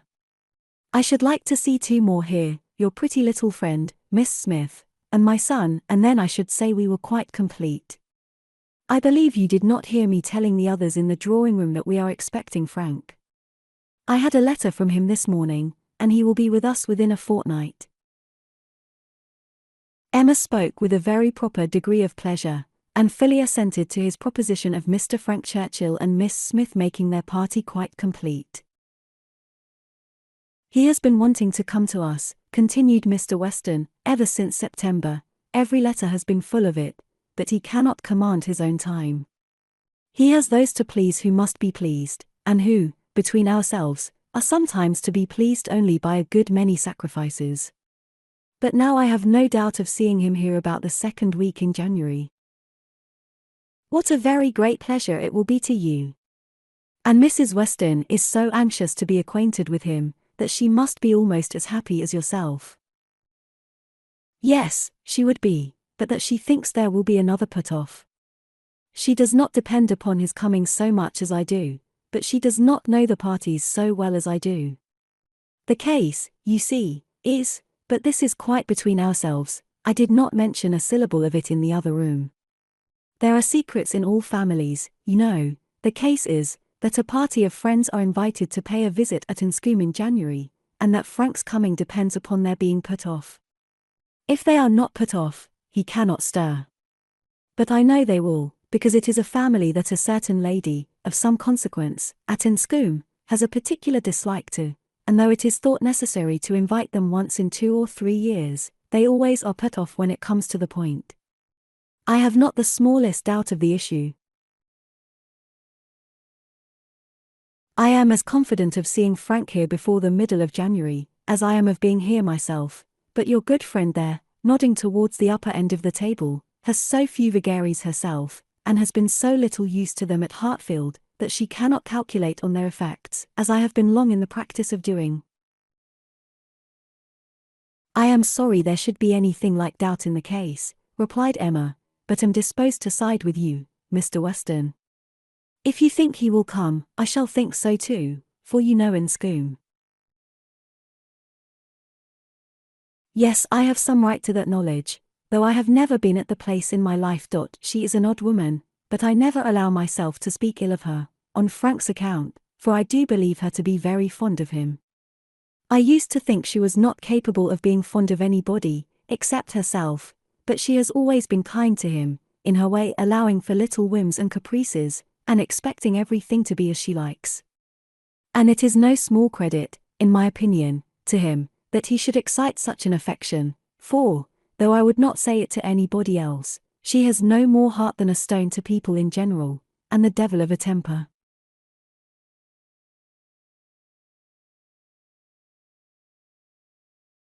Emma liked the subject so well, that she began upon it, to Mrs. Weston, very soon after their moving into the drawing-room, wishing her joy yet observing, that she knew the first meeting must be rather alarming. Mrs. Weston agreed to it, but added, that she should be very glad to be secure of undergoing the anxiety of a first meeting at the time talked of, for I cannot depend upon his coming. I cannot be so sanguine as Mr. Weston. I am very much afraid that it will all end in nothing. Mr. Weston, I dare say, has been telling you exactly how the matter stands.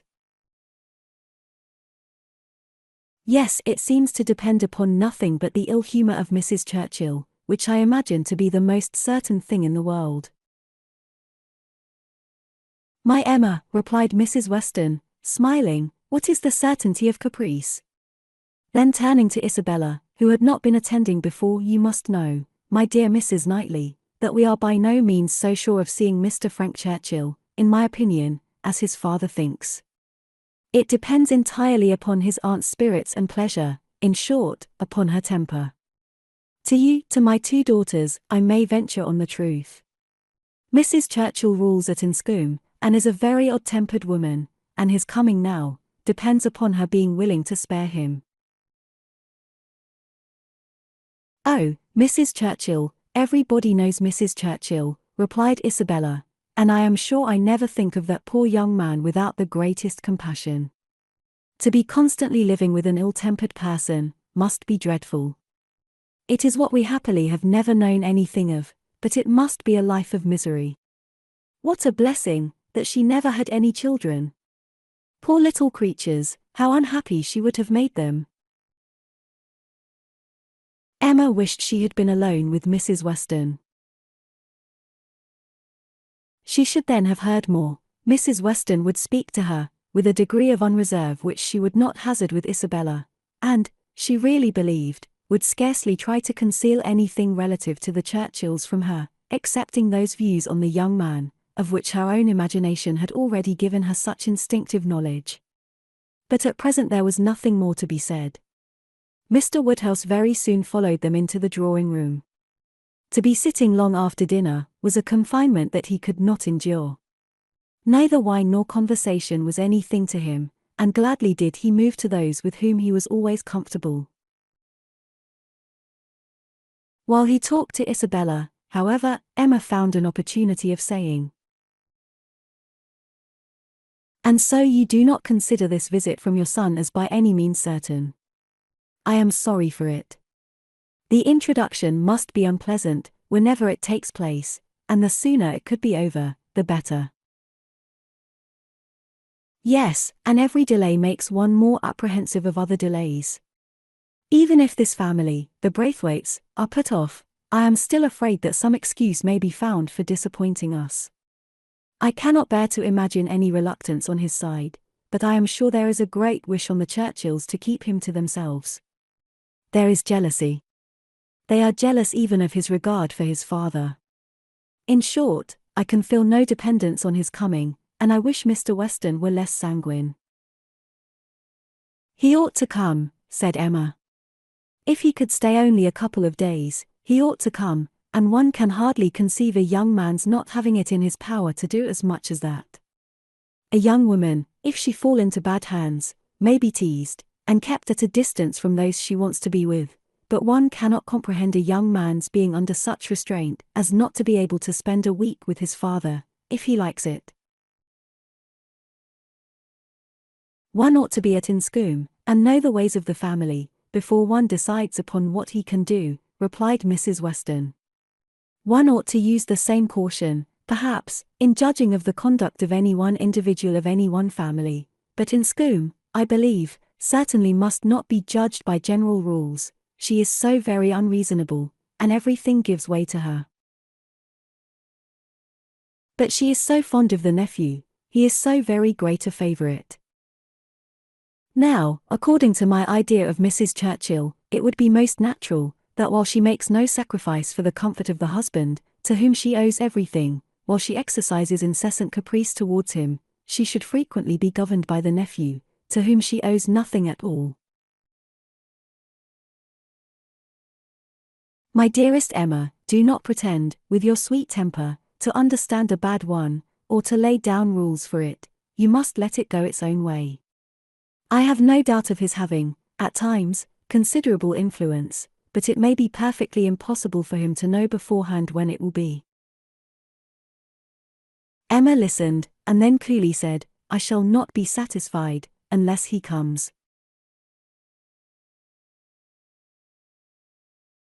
He may have a great deal of influence on some points, continued Mrs. Weston, and on others, very little, and among those, on which she is beyond his reach, it is but too likely, may be this very circumstance of his coming away from them to visit us. Chapter 15. Mr. Woodhouse was soon ready for his tea, and when he had drank his tea he was quite ready to go home, and it was as much as his 3 companions could do, to entertain away his notice of the lateness of the hour, before the other gentlemen appeared.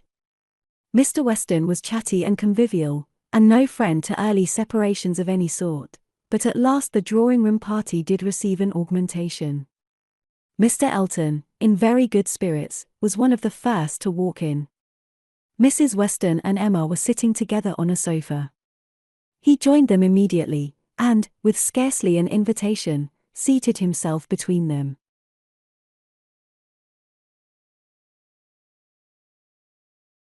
Emma, in good spirits too, from the amusement afforded her mind by the expectation of Mr. Frank Churchill, was willing to forget his late improprieties, and be as well satisfied with him as before, and on his making Harriet his very first subject, was ready to listen with most friendly smiles.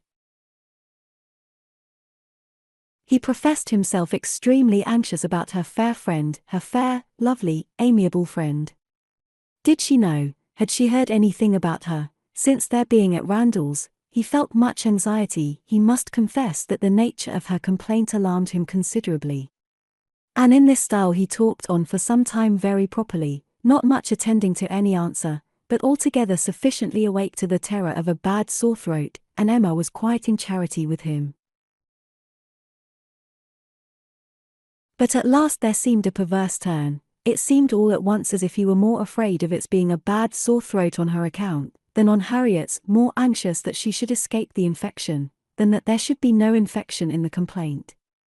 He began with great earnestness to entreat her to refrain from visiting the sick chamber again, for the present, to entreat her to promise him not to venture into such hazard till he had seen Mr. Perry and learnt his opinion, and though she tried to laugh it off and bring the subject back into its proper course, there was no putting an end to his extreme solicitude about her. She was vexed. It did appear there was no concealing it, exactly like the pretence of being in love with her, instead of Harriet, an inconstancy, if real, the most contemptible and abominable. And she had difficulty in behaving with temper. He turned to Mrs. Weston to implore her assistance. Would not she give him her support? Would not she add her persuasions to his, to induce Miss Woodhouse not to go to Mrs. Goddard's till it was certain that Miss Smith's disorder had no infection?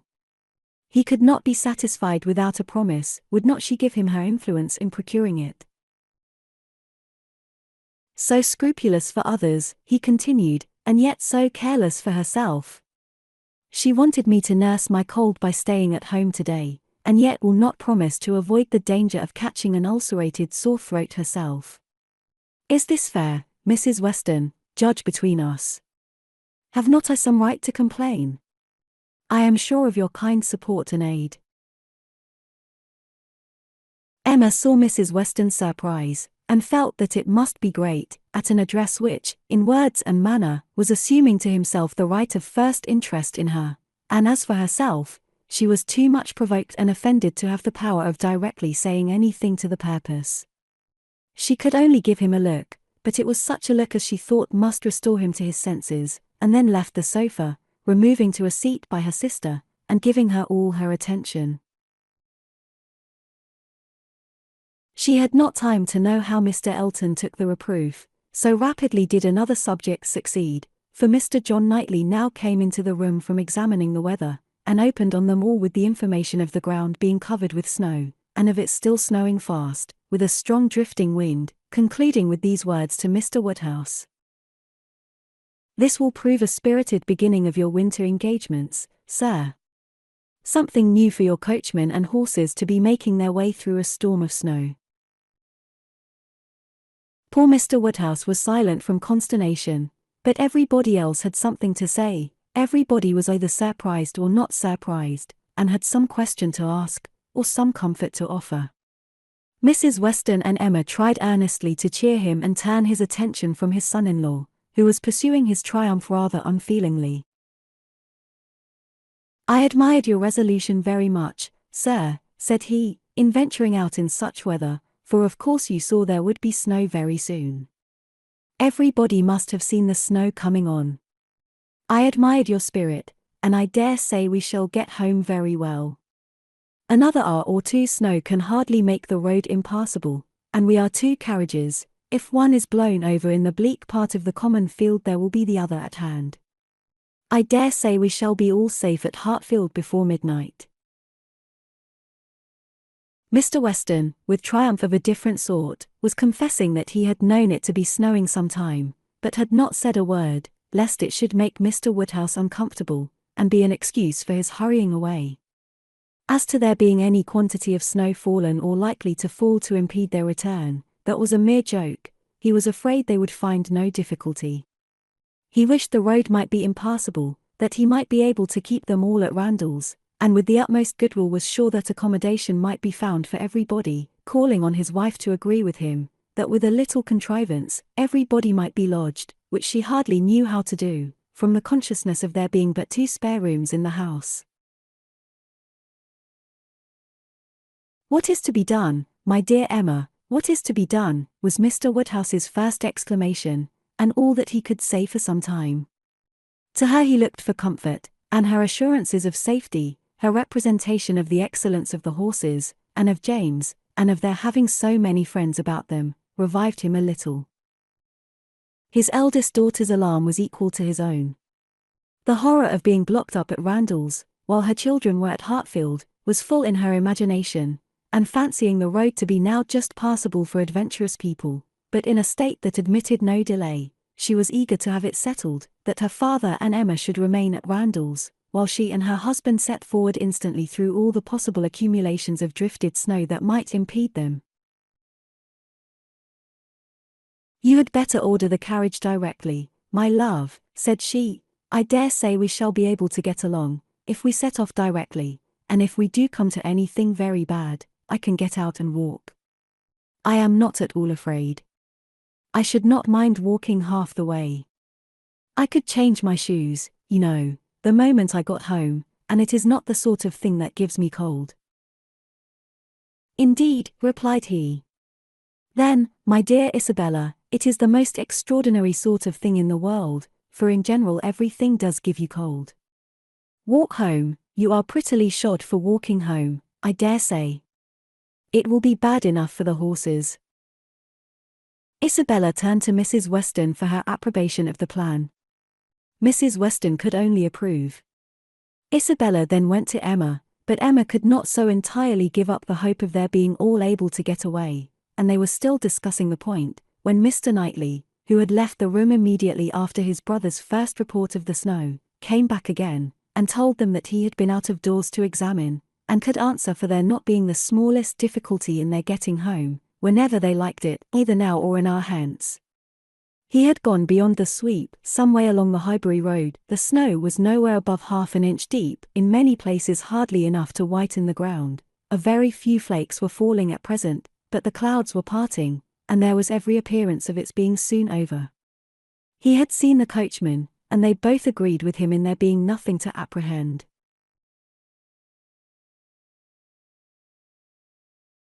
To Isabella, the relief of such tidings was very great, and they were scarcely less acceptable to Emma on her father's account, who was immediately set as much at ease on the subject as his nervous constitution allowed, but the alarm that had been raised could not be appeased so as to admit of any comfort for him while he continued at Randalls. He was satisfied of there being no present danger in returning home, but no assurances could convince him that it was safe to stay, and while the others were variously urging and recommending, Mr. Knightley and Emma settled it in a few brief sentences, thus: "Your father will not be easy, why do not you go? I am ready, if the others are. Shall I ring the bell?" "Yes, do." And the bell was rung, and the carriages spoken for. A few minutes more, and Emma hoped to see one troublesome companion deposited in his own house, to get sober and cool, and the other recover his temper and happiness when this visit of hardship were over.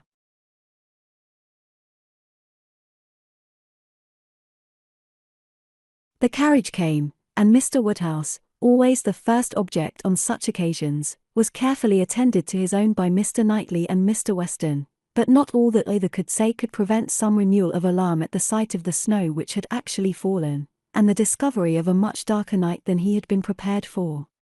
He was afraid they should have a very bad drive. He was afraid poor Isabella would not like it. And there would be poor Emma in the carriage behind. He did not know what they had best do. They must keep as much together as they could, and James was talked to, and given a charge to go very slow and wait for the other carriage. Isabella stepped in after her father, John Knightley, forgetting that he did not belong to their party, stepped in after his wife very naturally, so that Emma found, on being escorted and followed into the second carriage by Mr. Elton, that the door was to be lawfully shut on them, and that they were to have a tete-a-tete drive. It would not have been the awkwardness of a moment, it would have been rather a pleasure. Previous to the suspicions of this very day, she could have talked to him of Harriet, and the 3/4 of a mile would have seemed but one. But now, she would rather it had not happened. She believed he had been drinking too much of Mr. Weston's good wine, and felt sure that he would want to be talking nonsense.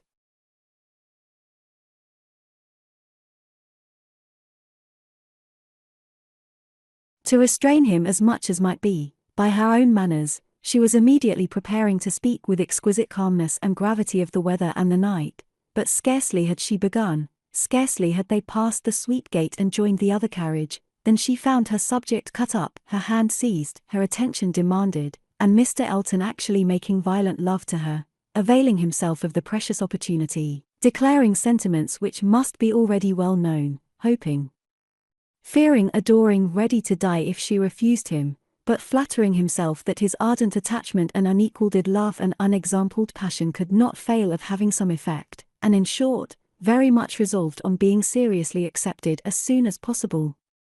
It really was so. Without scruple, without apology, without much apparent diffidence, Mr. Elton, the lover of Harriet, was professing himself her lover. She tried to stop him, but vainly. He would go on, and say it all. Angry as she was, the thought of the moment made her resolve to restrain herself when she did speak. She felt that half this folly must be drunkenness, and therefore could hope that it might belong only to the passing hour. Accordingly, with a mixture of the serious and the playful, which she hoped would best suit his half and half state, she replied: "I am very much astonished, Mr. Elton. This to me. You forget yourself, you take me for my friend. Any message to Miss Smith I shall be happy to deliver, but no more of this to me, if you please." Miss Smith, message to Miss Smith, what could she possibly mean? And he repeated her words with such assurance of accent, such boastful pretense of amazement, that she could not help replying with quickness: "Mr. Elton, this is the most extraordinary conduct. And I can account for it only in one way. You are not yourself, or you could not speak either to me, or of Harriet, in such a manner. Command yourself enough to say no more, and I will endeavour to forget it." But Mr. Elton had only drunk wine enough to elevate his spirits, not at all to confuse his intellects. He perfectly knew his own meaning, and having warmly protested against her suspicion as most injurious, and slightly touched upon his respect for Miss Smith as her friend, but acknowledging his wonder that Miss Smith should be mentioned at all, he resumed the subject of his own passion, and was very urgent for a favourable answer. As she thought less of his inebriety, she thought more of his inconstancy and presumption, and with fewer struggles for politeness, replied, "It is impossible for me to doubt any longer. You have made yourself too clear. Mr. Elton, my astonishment is much beyond anything I can express. After such behaviour, as I have witnessed during the last month, to Miss Smith, such attentions as I have been in the daily habit of observing, to be addressing me in this manner, this is an unsteadiness of character, indeed, which I had not supposed possible. Believe me, sir, I am far, very far, from gratified in being the object of such professions."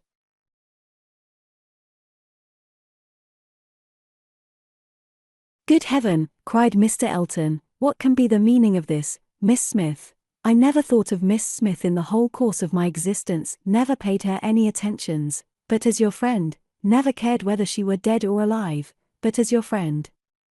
If she has fancied otherwise, her own wishes have misled her, and I am very sorry, extremely sorry, but, Miss Smith, indeed, oh, Miss Woodhouse.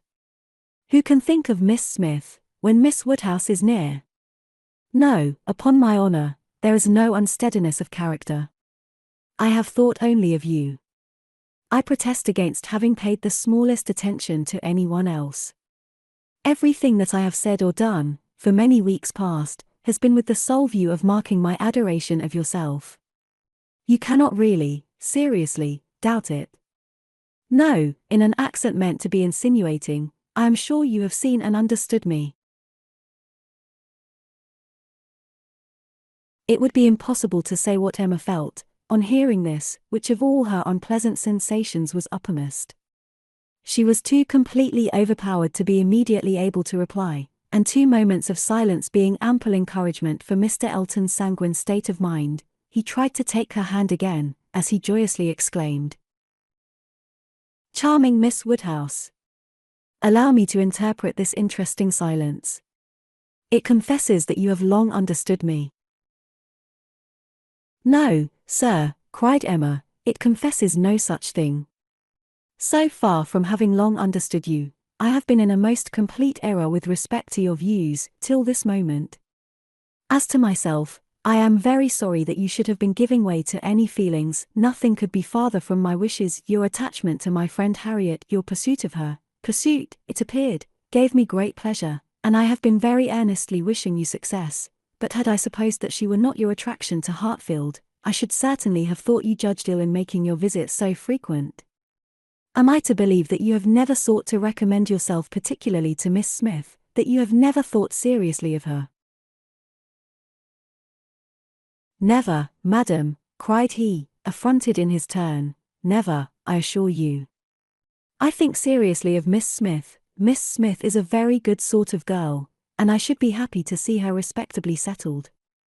I wish her extremely well, and, no doubt, there are men who might not object to everybody has their level, but as for myself, I am not, I think, quite so much at a loss. I need not so totally despair of an equal alliance, as to be addressing myself to Miss Smith. No, madam, my visits to Hartfield have been for yourself only, and the encouragement I received." "Encouragement, I give you encouragement, sir, you have been entirely mistaken in supposing it. I have seen you only as the admirer of my friend. In no other light could you have been more to me than a common acquaintance. I am exceedingly sorry, but it is well that the mistake ends where it does. Had the same behavior continued, Miss Smith might have been led into a misconception of your views, not being aware, probably, any more than myself, of the very great inequality which you are so sensible of. But, as it is, the disappointment is single, and, I trust, will not be lasting. I have no thoughts of matrimony at present." He was too angry to say another word, her manner too decided to invite supplication, and in this state of swelling resentment, and mutually deep mortification, they had to continue together a few minutes longer, for the fears of Mr. Woodhouse had confined them to a foot pace. If there had not been so much anger, there would have been desperate awkwardness, but their straightforward emotions left no room for the little zigzags of embarrassment. Without knowing when the carriage turned into Vicarage Lane, or when it stopped, they found themselves, all at once, at the door of his house, and he was out before another syllable passed. Emma then felt it indispensable to wish him a good night. The compliment was just returned, coldly and proudly, and, under indescribable irritation of spirits, she was then conveyed to Hartfield. There she was welcomed, with the utmost delight, by her father, who had been trembling for the dangers of a solitary drive from Vicarage Lane, turning a corner which he could never bear to think of, and in strange hands a mere common coachman, no James, and there it seemed as if her return only were wanted to make everything go well, for Mr. John Knightley, ashamed of his ill humour, was now all kindness and attention, and so particularly solicitous for the comfort of her father, as to seem, if not quite ready to join him in a basin of gruel, perfectly sensible of its being exceedingly wholesome, and the day was concluding in peace and comfort to all their little party, except herself. But her mind had never been in such perturbation, and it needed a very strong effort to appear attentive and cheerful till the usual hour of separating allowed her the relief of quiet reflection. Chapter 16.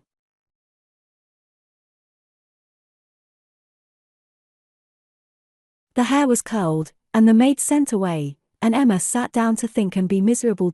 It was a wretched business indeed, such an overthrow of everything she had been wishing for, such a development of everything most unwelcome, such a blow for Harriet, that was the worst of all. Every part of it brought pain and humiliation, of some sort or other, but, compared with the evil to Harriet, all was light, and she would gladly have submitted to feel yet more mistaken, more in error, more disgraced by misjudgment, than she actually was, could the effects of her blunders have been confined to herself. If I had not persuaded Harriet into liking the man, I could have borne anything. He might have doubled his presumption to me, but poor Harriet! How she could have been so deceived. He protested that he had never thought seriously of Harriet, never. She looked back as well as she could, but it was all confusion. She had taken up the idea, she supposed, and made everything bend to it. His manners, however, must have been unmarked, wavering, dubious, or she could not have been so misled. The picture, how eager he had been about the picture, and the charade, and 100 other circumstances, how clearly they had seemed to point at Harriet. To be sure, the charade, with its ready wit, but then the soft eyes, in fact it suited neither, it was a jumble without taste or truth. Who could have seen through such thick-headed nonsense? Certainly she had often, especially of late, thought his manners to herself unnecessarily gallant, but it had passed as his way, as a mere error of judgment, of knowledge, of taste, as one proof among others that he had not always lived in the best society, that with all the gentleness of his address, true elegance was sometimes wanting, but, till this very day, she had never, for an instant, suspected it to mean anything but grateful respect to her as Harriet's friend. To Mr. John Knightley was she indebted for her first idea on the subject, for the first start of its possibility. There was no denying that those brothers had penetration. She remembered what Mr. Knightley had once said to her about Mr. Elton, the caution he had given, the conviction he had professed that Mr. Elton would never marry indiscreetly, and blushed to think how much truer knowledge of his character had been there shown than any she had reached herself. It was dreadfully mortifying, but Mr. Elton was proving himself, in many respects, the very reverse of what she had meant and believed him, proud, assuming, conceited, very full of his own claims, and little concerned about the feelings of others. Contrary to the usual course of things, Mr. Elton's wanting to pay his addresses to her had sunk him in her opinion. His professions and his proposals did him no service. She thought nothing of his attachment, and was insulted by his hopes. He wanted to marry well, and having the arrogance to raise his eyes to her, pretended to be in love, but she was perfectly easy as to his not suffering any disappointment that need be cared for. There had been no real affection either in his language or manners. Sighs and fine words had been given in abundance, but she could hardly devise any set of expressions, or fancy any tone of voice, less allied with real love. She need not trouble herself to pity him. He only wanted to aggrandize and enrich himself, and if Miss Woodhouse of Hartfield, the heiress of £30,000, were not quite so easily obtained as he had fancied, he would soon try for Miss Somebody else with 20, or with 10. But that he should talk of encouragement, should consider her as aware of his views, accepting his attentions, meaning, in short, to marry him, should suppose himself her equal in connection or mind, look down upon her friend, so well understanding the gradations of rank below him, and be so blind to what rose above, as to fancy himself showing no presumption in addressing her, it was most provoking. Perhaps it was not fair to expect him to feel how very much he was her inferior in talent, and all the elegances of mind. The very want of such equality might prevent his perception of it, but he must know that in fortune and consequence she was greatly his superior. He must know that the Woodhouses had been settled for several generations at Hartfield, the younger branch of a very ancient family, and that the Eltons were nobody. The landed property of Hartfield certainly was inconsiderable, being but a sort of notch in the Donwell Abbey estate, to which all the rest of Highbury belonged, but their fortune, from other sources, was such as to make them scarcely secondary to Donwell Abbey itself, in every other kind of consequence, and the Woodhouses had long held a high place in the consideration of the neighbourhood which Mr.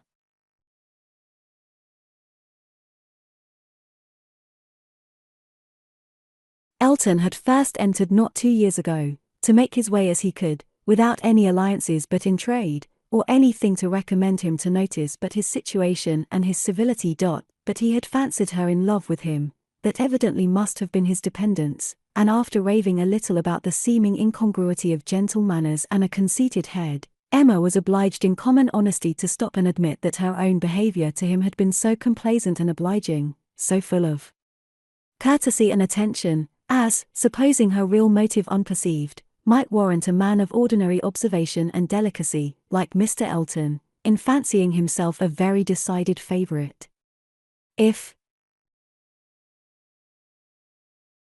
she had so misinterpreted his feelings, she had little right to wonder that he, with self-interest to blind him, should have mistaken hers.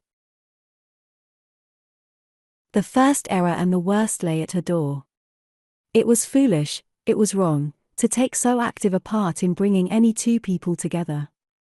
It was adventuring too far, assuming too much, making light of what ought to be serious, a trick of what ought to be simple. She was quite concerned and ashamed, and resolved to do such things no more. Here have I, said she, actually talked poor Harriet into being very much attached to this man. She might never have thought of him but for me, and certainly never would have thought of him with hope, if I had not assured her of his attachment, for she is as modest and humble as I used to think him. Oh! That I had been satisfied with persuading her not to accept young Martin. There I was quite right. That was well done of me, but there I should have stopped, and left the rest to time and chance. I was introducing her into good company, and giving her the opportunity of pleasing someone worth having. I ought not to have attempted more. But now, poor girl, her piece is cut up for some time. I have been but half a friend to her, and if she were not to feel this disappointment so very much, I am sure I have not an idea of anybody else who would be at all desirable for her. William Cox. Oh! No, I could not endure William Cox, a pert young lawyer. She stopped to blush and laugh at her own relapse, and then resumed a more serious, more dispiriting cogitation upon what had been, and might be, and must be. The distressing explanation she had to make to Harriet, and all that poor Harriet would be suffering, with the awkwardness of future meetings, the difficulties of continuing or discontinuing the acquaintance, of subduing feelings, concealing resentment, and avoiding éclat, were enough to occupy her in most unmirthful reflection some time longer, and she went to bed at last with nothing settled but the conviction of her having blundered most dreadfully. To youth and natural cheerfulness like Emma's, though under temporary gloom at night, the return of day will hardly fail to bring return of spirits. The youth and cheerfulness of morning are in happy analogy, and of powerful operation, and if the distress be not poignant enough to keep the eyes unclosed, they will be sure to open to sensations of softened pain and brighter hope. Emma got up on the morrow more disposed for comfort than she had gone to bed, more ready to see alleviations of the evil before her, and to depend on getting tolerably out of it.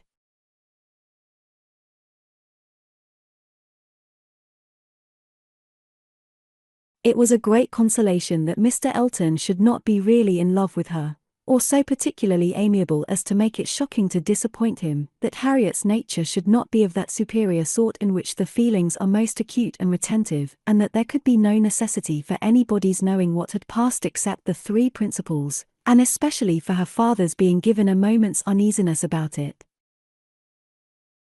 These were very cheering thoughts, and the sight of a great deal of snow on the ground did her further service, for anything was welcome that might justify their all three being quite asunder at present. The weather was most favourable for her, though Christmas Day, she could not go to church. Mr. Woodhouse would have been miserable had his daughter attempted it, and she was therefore safe from either exciting or receiving unpleasant and most unsuitable ideas. The ground covered with snow, and the atmosphere in that unsettled state between frost and thaw, which is of all others the most unfriendly for exercise, every morning beginning in rain or snow, and every evening setting into freeze, she was for many days a most honourable prisoner. No intercourse with Harriet possible but by note, no church for her on Sunday any more than on Christmas Day, and no need to find excuses for Mr. Elton's absenting himself.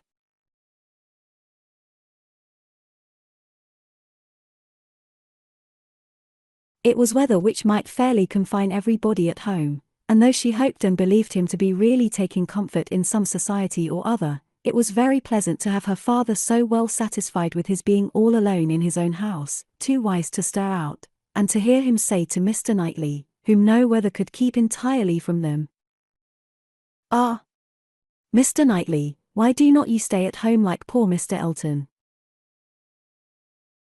These days of confinement would have been, but for her private perplexities, remarkably comfortable, as such seclusion exactly suited her brother, whose feelings must always be of great importance to his companions, and he had, besides, so thoroughly cleared off his ill humour at Randalls, that his amiableness never failed him during the rest of his stay at Hartfield. He was always agreeable and obliging, and speaking pleasantly of everybody. But with all the hopes of cheerfulness, and all the present comfort of delay, there was still such an evil hanging over her in the hour of explanation with Harriet, as made it impossible for Emma to be ever perfectly at ease. Chapter 17. Mr. and Mrs. John Knightley were not detained long at Hartfield. The weather soon improved enough for those to move who must move, and Mr. Woodhouse having, as usual, tried to persuade his daughter to stay behind with all her children, was obliged to see the whole party set off, and return to his lamentations over the destiny of poor Isabella, which poor Isabella, passing her life with those she doted on, full of their merits, blind to their faults, and always innocently busy, might have been a model of right feminine happiness.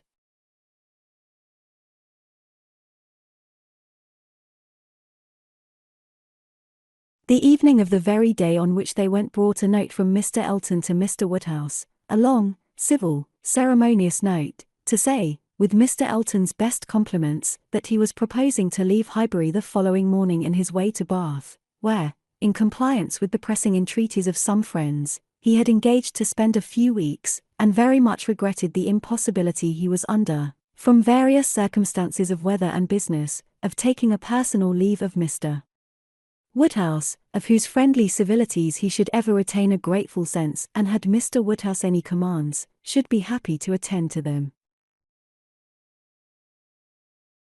Emma was most agreeably surprised. Mr. Elton's absence just at this time was the very thing to be desired. She admired him for contriving it, though not able to give him much credit for the manner in which it was announced. Resentment could not have been more plainly spoken than in a civility to her father, from which she was so pointedly excluded. She had not even a share in his opening compliments. Her name was not mentioned, and there was so striking a change in all this, and such an ill-judged solemnity of leave-taking in his graceful acknowledgments, as she thought, at first, could not escape her father's suspicion.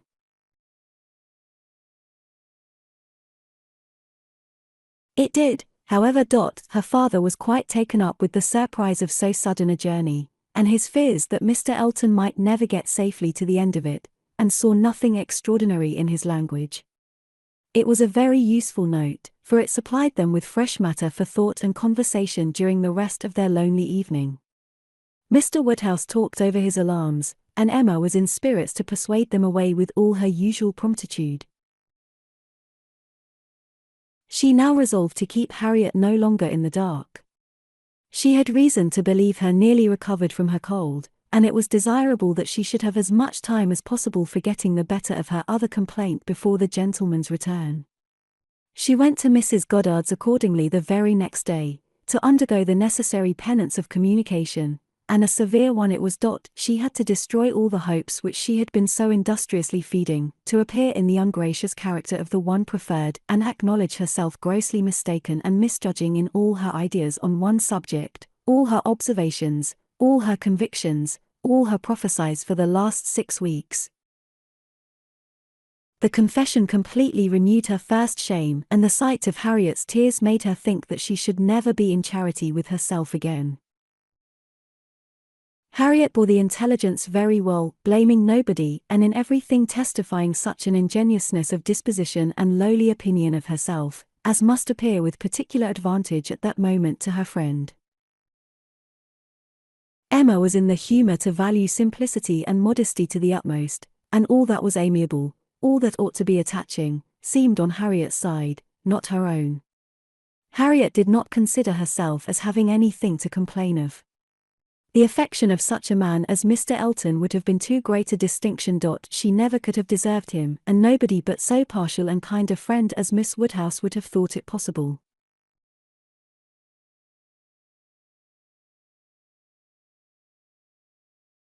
Her tears fell abundantly, but her grief was so truly artless, that no dignity could have made it more respectable in Emma's eyes, and she listened to her and tried to console her with all her heart and understanding, really for the time convinced that Harriet was the superior creature of the two, and that to resemble her would be more for her own welfare and happiness than all that genius or intelligence could do.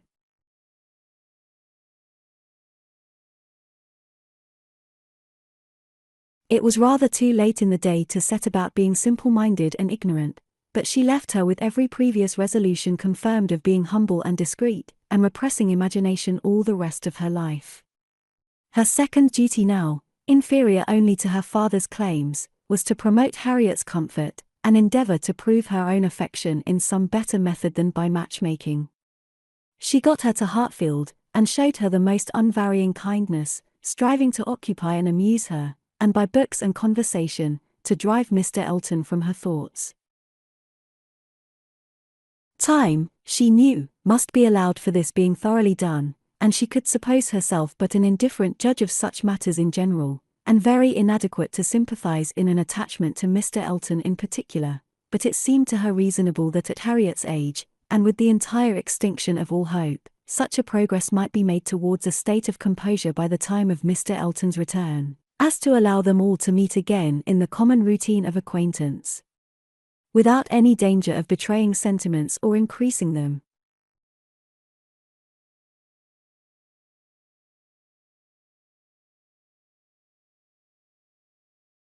Harriet did think him all perfection, and maintained the non-existence of anybody equal to him in person or goodness, and did, in truth, prove herself more resolutely in love than Emma had foreseen, but yet it appeared to her so natural, so inevitable to strive against an inclination of that sort unrequited, that she could not comprehend its continuing very long in equal force. If Mr. Elton, on his return, made his own indifference as evident and indubitable as she could not doubt he would anxiously do, she could not imagine Harriet's persisting to place her happiness in the sight or the recollection of him. Their being fixed, so absolutely fixed, in the same place, was bad for each, for all three. Not one of them had the power of removal, or of effecting any material change of society. They must encounter each other, and make the best of it. Harriet was farther unfortunate in the tone of her companions at Mrs. Goddard's, Mr. Elton being the adoration of all the teachers and great girls in the school, and it must be at Hartfield only that she could have any chance of hearing him spoken of with cooling moderation or repellent truth. Where the wound had been given, there must the cure be found if anywhere, and Emma felt that, till she saw her in the way of cure, there could be no true peace for herself. Chapter 18. Mr. Frank Churchill did not come. When the time proposed drew near, Mrs. Weston's fears were justified in the arrival of a letter of excuse. For the present, he could not be spared, to his very great mortification and regret, but still he looked forward with the hope of coming to Randalls at no distant period.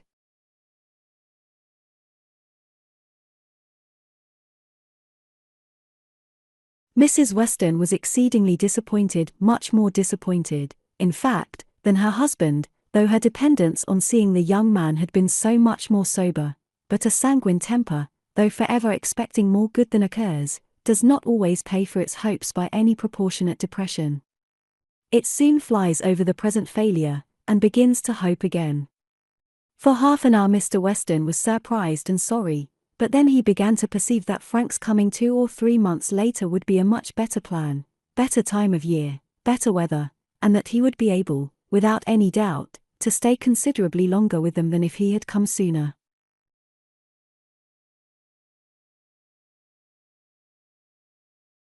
These feelings rapidly restored his comfort, while Mrs. Weston, of a more apprehensive disposition, foresaw nothing but a repetition of excuses and delays, and after all her concern for what her husband was to suffer, suffered a great deal more herself.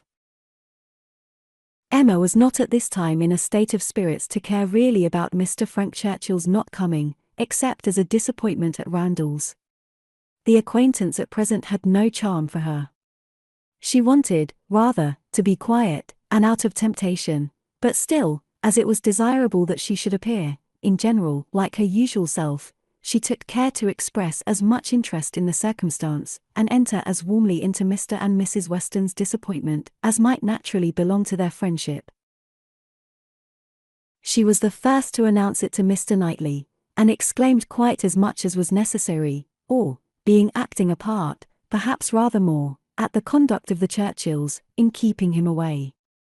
She then proceeded to say a good deal more than she felt, of the advantage of such an addition to their confined society in Surrey, the pleasure of looking at somebody new, the gala day to Highbury entire, which the sight of him would have made, and ending with reflections on the Churchills again, found herself directly involved in a disagreement with Mr. Knightley, and, to her great amusement, perceived that she was taking the other side of the question from her real opinion, and making use of Mrs. Weston's arguments against herself.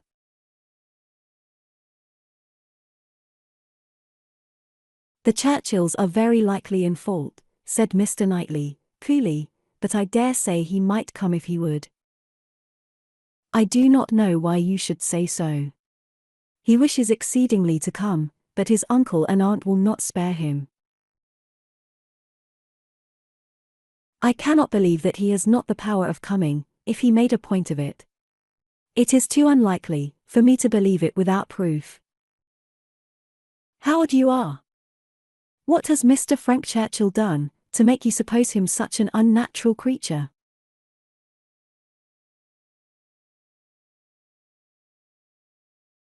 "I am not supposing him at all an unnatural creature, in suspecting that he may have learnt to be above his connections, and to care very little for anything but his own pleasure, from living with those who have always set him the example of it. It is a great deal more natural than one could wish, that a young man, brought up by those who are proud, luxurious, and selfish, should be proud, luxurious, and selfish too. If Frank Churchill had wanted to see his father, he would have contrived it between September and January. A man at his age, what is he, 3 or 24, cannot be without the means of doing as much as that. It is impossible."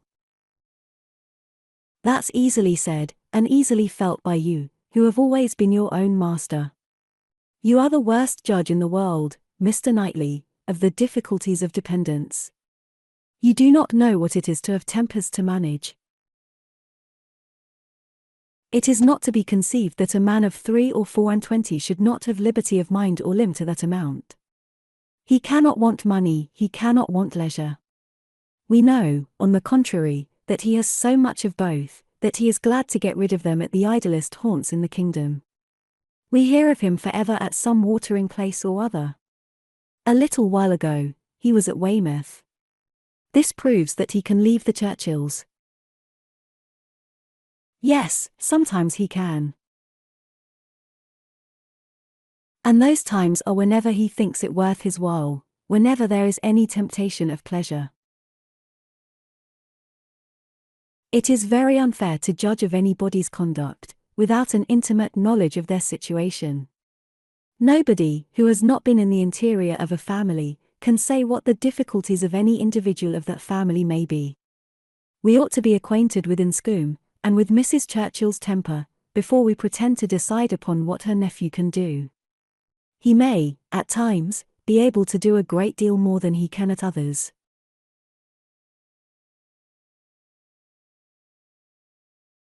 There is one thing, Emma, which a man can always do, if he chooses, and that is, his duty, not by manoeuvring and finessing, but by vigour and resolution.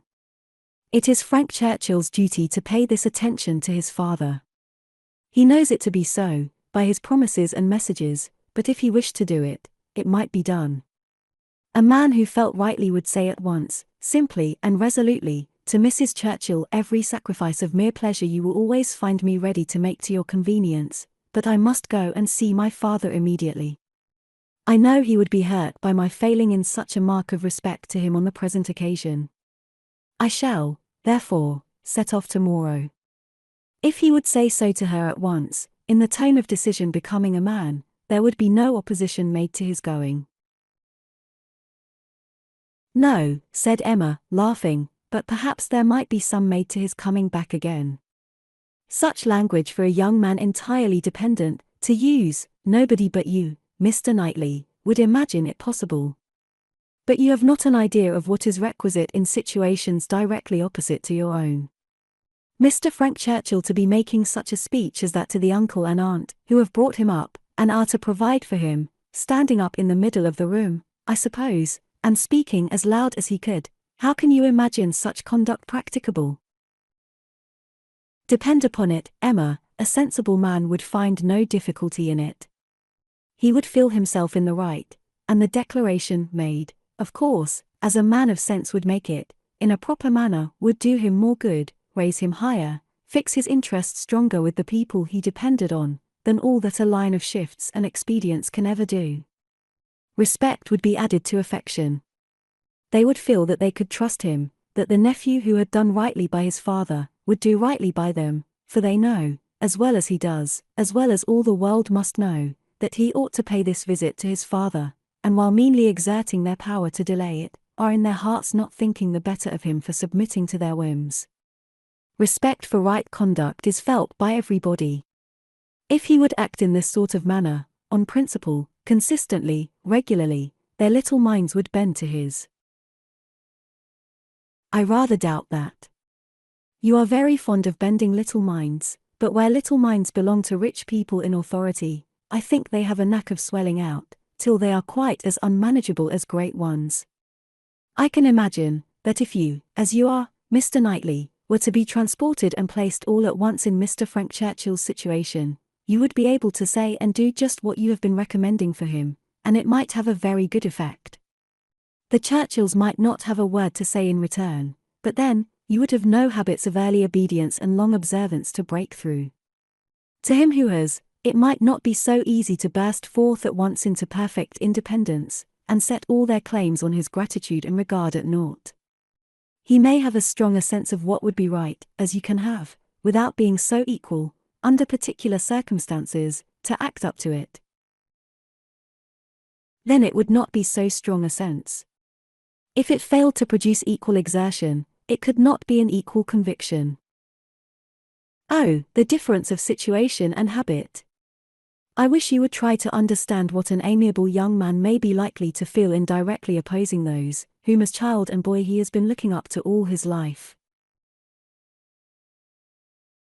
Our amiable young man is a very weak young man, if this be the first occasion of his carrying through a resolution to do right against the will of others.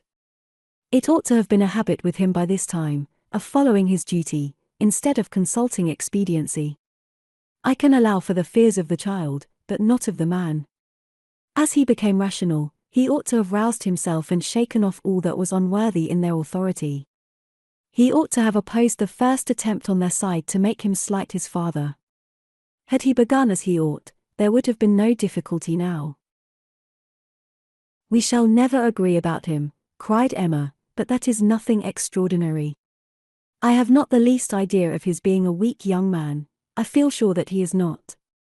Mr. Weston would not be blind to folly, though in his own son, but he is very likely to have a more yielding, complying, mild disposition than would suit your notions of man's perfection. I dare say he has, and though it may cut him off from some advantages, it will secure him many others.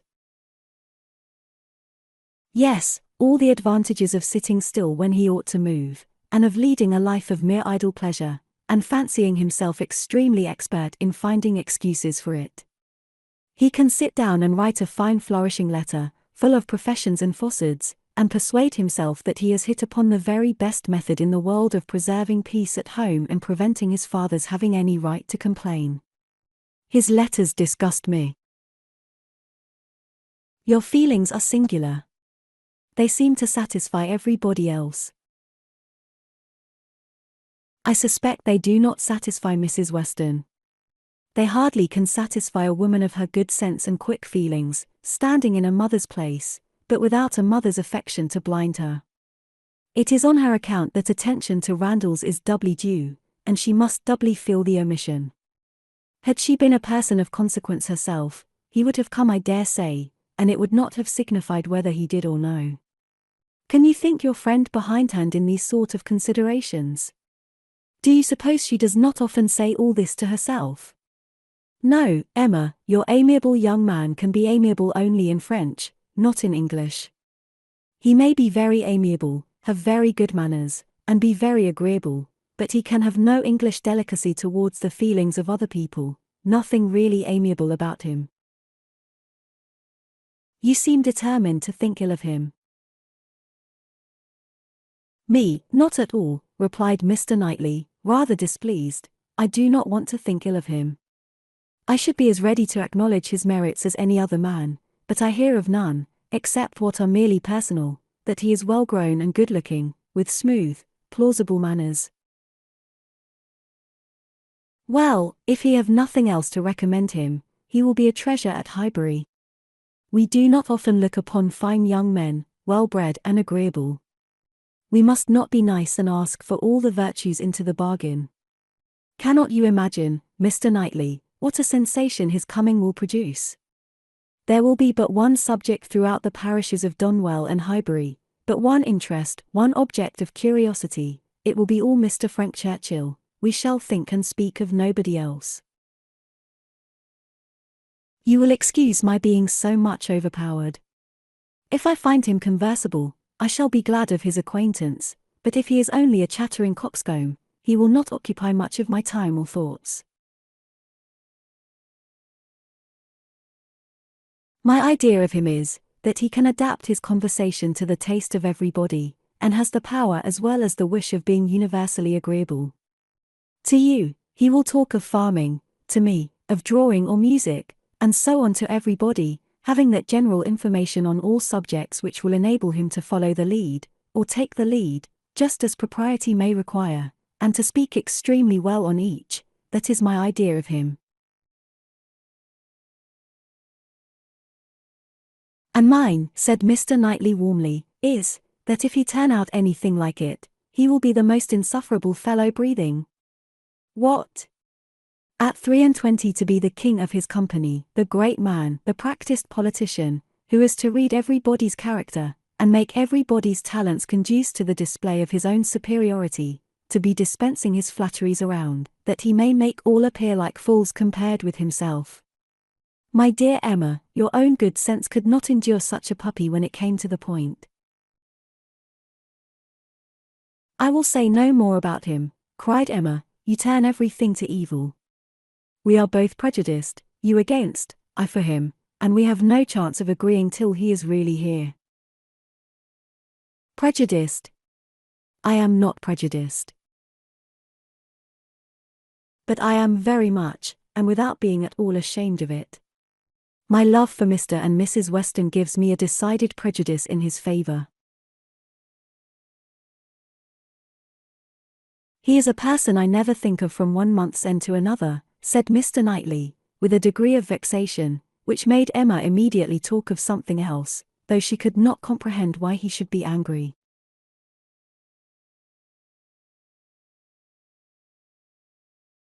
To take a dislike to a young man, only because he appeared to be of a different disposition from himself, was unworthy the real liberality of mind which she was always used to acknowledge in him, for with all the high opinion of himself, which she had often laid to his charge, she had never before for a moment supposed it could make him unjust to the merit of another. Volume 2. Chapter 1. Emma and Harriet had been walking together one morning, and, in Emma's opinion, had been talking enough of Mr. Elton for that day.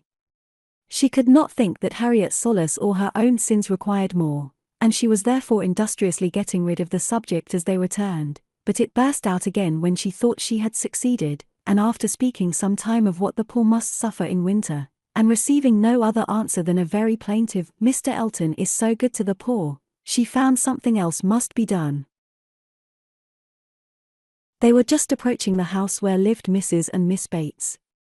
She determined to call upon them and seek safety in numbers. There was always sufficient reason for such an attention. Mrs. and Miss Bates loved to be called on, and she knew she was considered by the very few who presumed ever to see imperfection in her, as rather negligent in that respect, and as not contributing what she ought to the stock of their scanty comforts.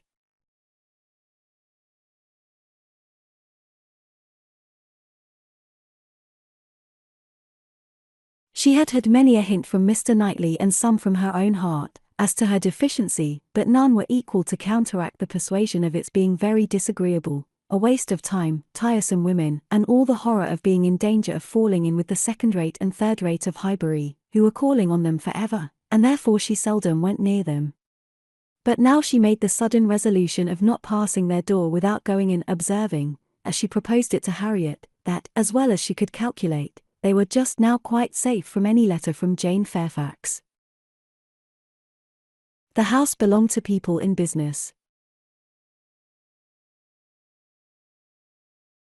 Mrs. and Miss Bates occupied the drawing-room floor, and there, in the very moderate-sized apartment, which was everything to them, the visitors were most cordially and even gratefully welcomed. The quiet neat old lady, who with her knitting was seated in the warmest corner, wanting even to give up her place to Miss Woodhouse, and her more active, talking daughter, almost ready to overpower them with care and kindness, thanks for their visit, solicitude for their shoes, anxious inquiries after Mr. Woodhouse's health, cheerful communications about her mother's, and sweet cake from the Beaufort. Mrs. Cole had just been there, just called in for 10 minutes, and had been so good as to sit an hour with them, and she had taken a piece of cake and been so kind as to say she liked it very much, and, therefore, she hoped Miss Woodhouse and Miss Smith would do them the favour to eat a piece too.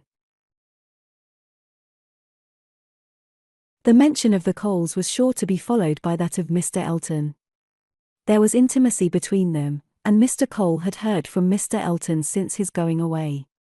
Emma knew what was coming. They must have the letter over again, and settle how long he had been gone, and how much he was engaged in company, and what a favourite he was wherever he went, and how full the master of the ceremonies ball had been, and she went through it very well, with all the interest and all the commendation that could be requisite, and always putting forward to prevent Harriet's being obliged to say a word. This she had been prepared for when she entered the house, but meant, having once talked him handsomely over, to be no farther incommoded by any troublesome topic, and to wander at large amongst all the mistresses and misses of Highbury, and their card parties. She had not been prepared to have Jane Fairfax succeed Mr. Elton, but he was actually hurried off by Miss Bates, she jumped away from him at last abruptly to the coals, to usher in a letter from her niece. "Oh. Yes, Mr. Elton, I understand certainly as to dancing. Mrs. Cole was telling me that dancing at the rooms at Bath was. Mrs. Cole was so kind as to sit some time with us, talking of Jane, for as soon as she came in, she began inquiring after her. Jane is so very great a favourite there. Whenever she is with us, Mrs. Cole does not know how to show her kindness enough, and I must say that Jane deserves it as much as anybody can. And so she began inquiring after her directly, saying, I know you cannot have heard from Jane lately, because it is not her time for writing, and when I immediately said, but indeed we had a letter this very morning, I do not know that I ever saw anybody more surprised. Have you, upon your honour, said she, well, that is quite unexpected. Do let me hear what she says. Emma's politeness was at hand directly, to say, with smiling interest. Have you heard from Miss Fairfax so lately? I am extremely happy. I hope she is well. Thank you. You are so kind, replied the happily deceived aunt, while eagerly hunting for the letter. Oh. Here it is. I was sure it could not be far off, but I had put my housewife upon it, you see, without being aware, and so it was quite hid, but I had it in my hand so very lately that I was almost sure it must be on the table. I was reading it to Mrs. Cole, and since she went away, I was reading it again to my mother, for it is such a pleasure to her, a letter from Jane, that she can never hear it often enough, so I knew it could not be far off, and here it is, only just under my housewife, and since you are so kind as to wish to hear what she says. But, first of all, I really must, in justice to Jane, apologize for her writing so short a letter, only 2 pages, you see, hardly 2, and in general she fills the whole paper. And crosses half. My mother often wonders that I can make it out so well.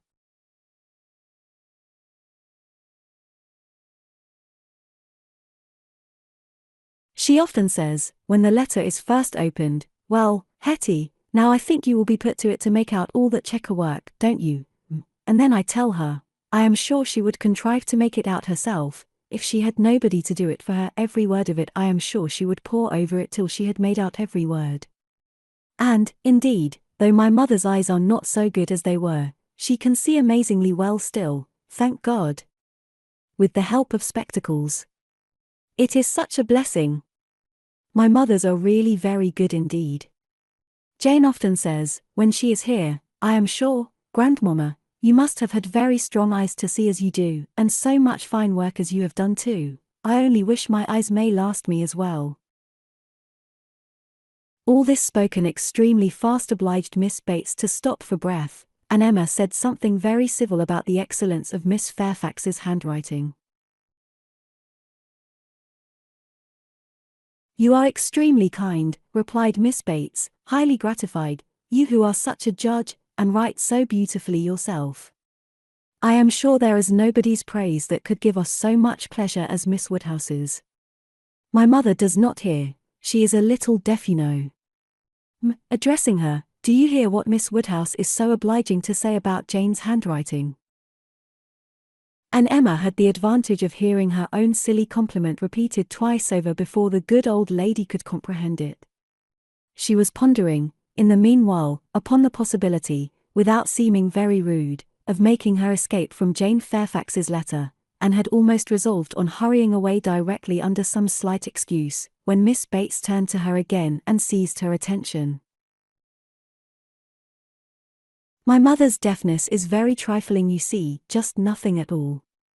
By only raising my voice, and saying anything 2 or 3 times over, she is sure to hear, but then she is used to my voice.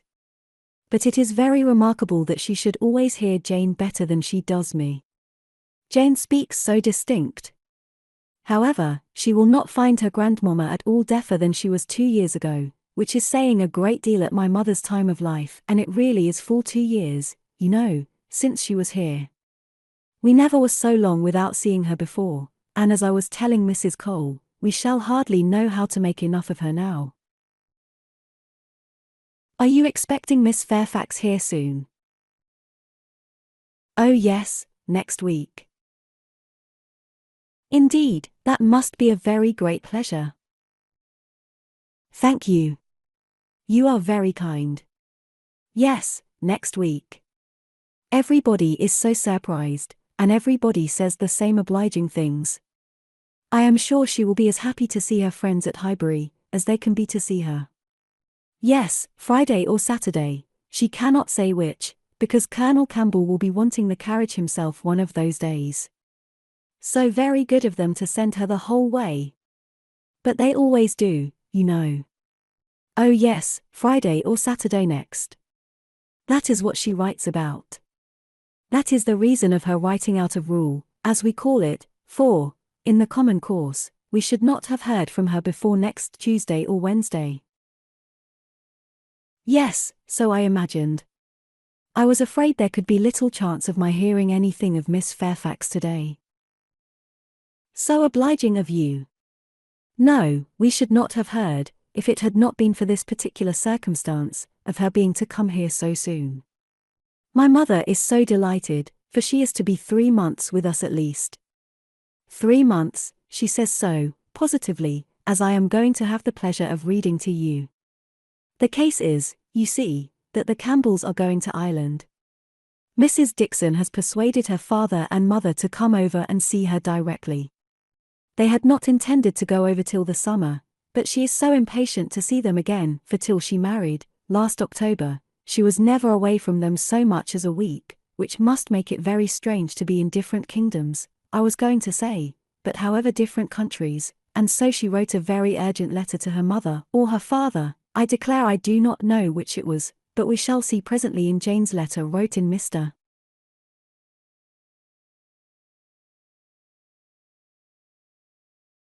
Dixon's name as well as her own, to press their coming over directly, and they would give them the meeting in Dublin, and take them back to their country seat, Ballacraig, a beautiful place, I fancy.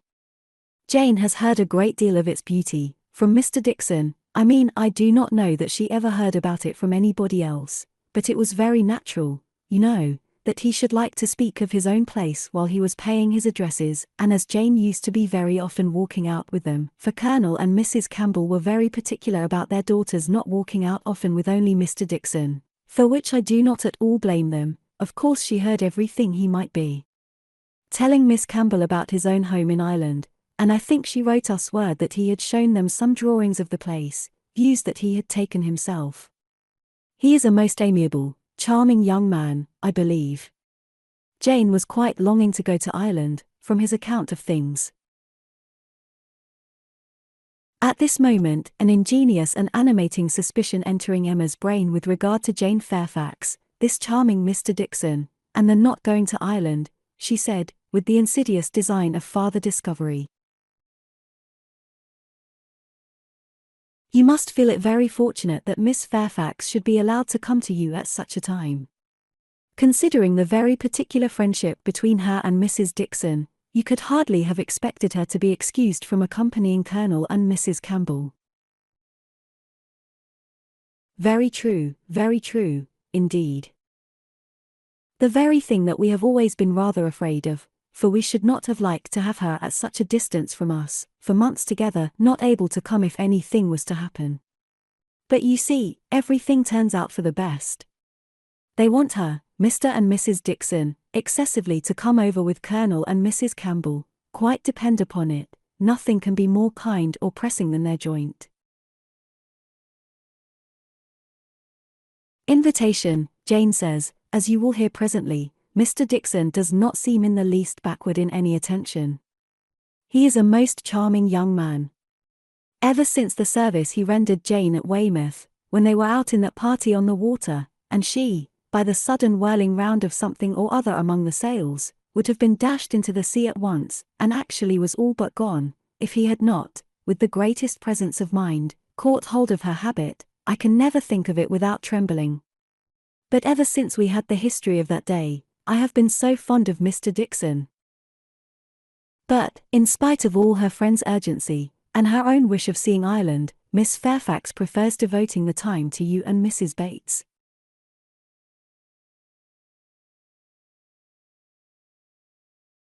Yes, entirely her own doing, entirely her own choice, and Colonel and Mrs. Campbell think she does quite right, just what they should recommend, and indeed they particularly wish her to try her native air, as she has not been quite so well as usual lately. I am concerned to hear of it. I think they judge wisely.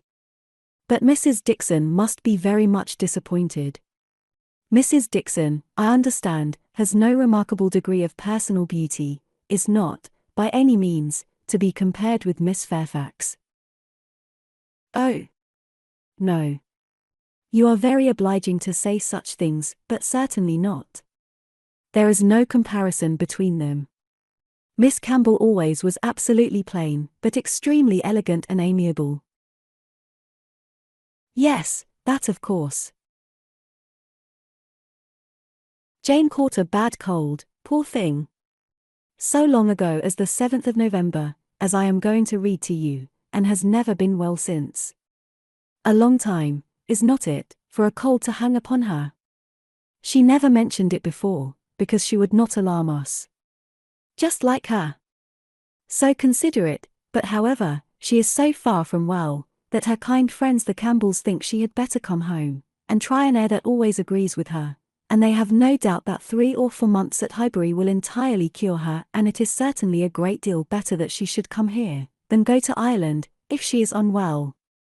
Nobody could nurse her, as we should do. It appears to me the most desirable arrangement in the world.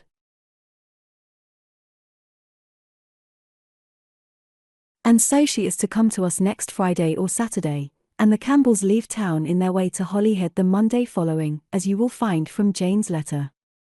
So sudden, you may guess, dear Miss Woodhouse, what a flurry it has thrown me in. If it was not for the drawback of her illness, but I am afraid we must expect to see her grown thin, and looking very poorly.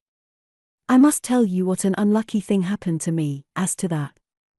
I always make a point of reading Jane's letters through to myself first, before I read them aloud to my mother, you know, for fear of there being anything in them to distress her. Jane desired me to do it, so I always do, and so I began today with my usual caution, but no sooner did I come to the mention of her being unwell, than I burst out, quite frightened, with bless me. Poor Jane is ill.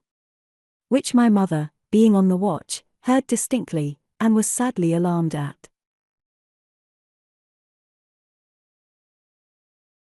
However, when I read on, I found it was not near so bad as I had fancied at first, and I make so light of it now to her, that she does not think much about it. But I cannot imagine how I could be so off my guard. If Jane does not get well soon, we will call in Mr. Perry. The expense shall not be thought of, and though he is so liberal, and so fond of Jane that I dare say he would not mean to charge anything for attendance, we could not suffer it to be so, you know. He has a wife and family to maintain, and is not to be giving away his time. Well, now I have just given you a hint of what Jane writes about, we will turn to her letter, and I am sure she tells her own story a great deal better than I can tell it for her.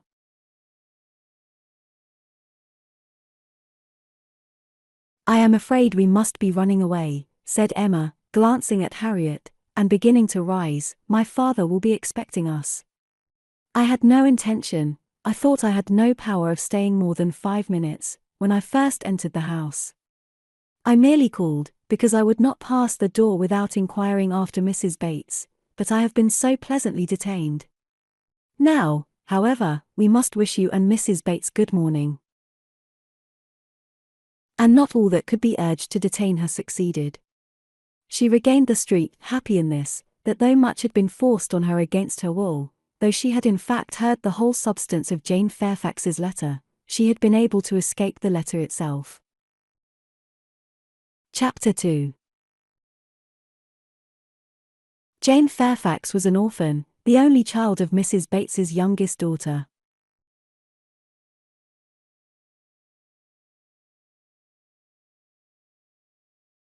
The marriage of Lute Fairfax of the Regiment of Infantry, and Miss Jane Bates, had had its day of fame and pleasure, hope and interest, but nothing now remained of it, save the melancholy remembrance of him dying in action abroad, of his widow sinking under consumption and grief soon afterwards, and this girl.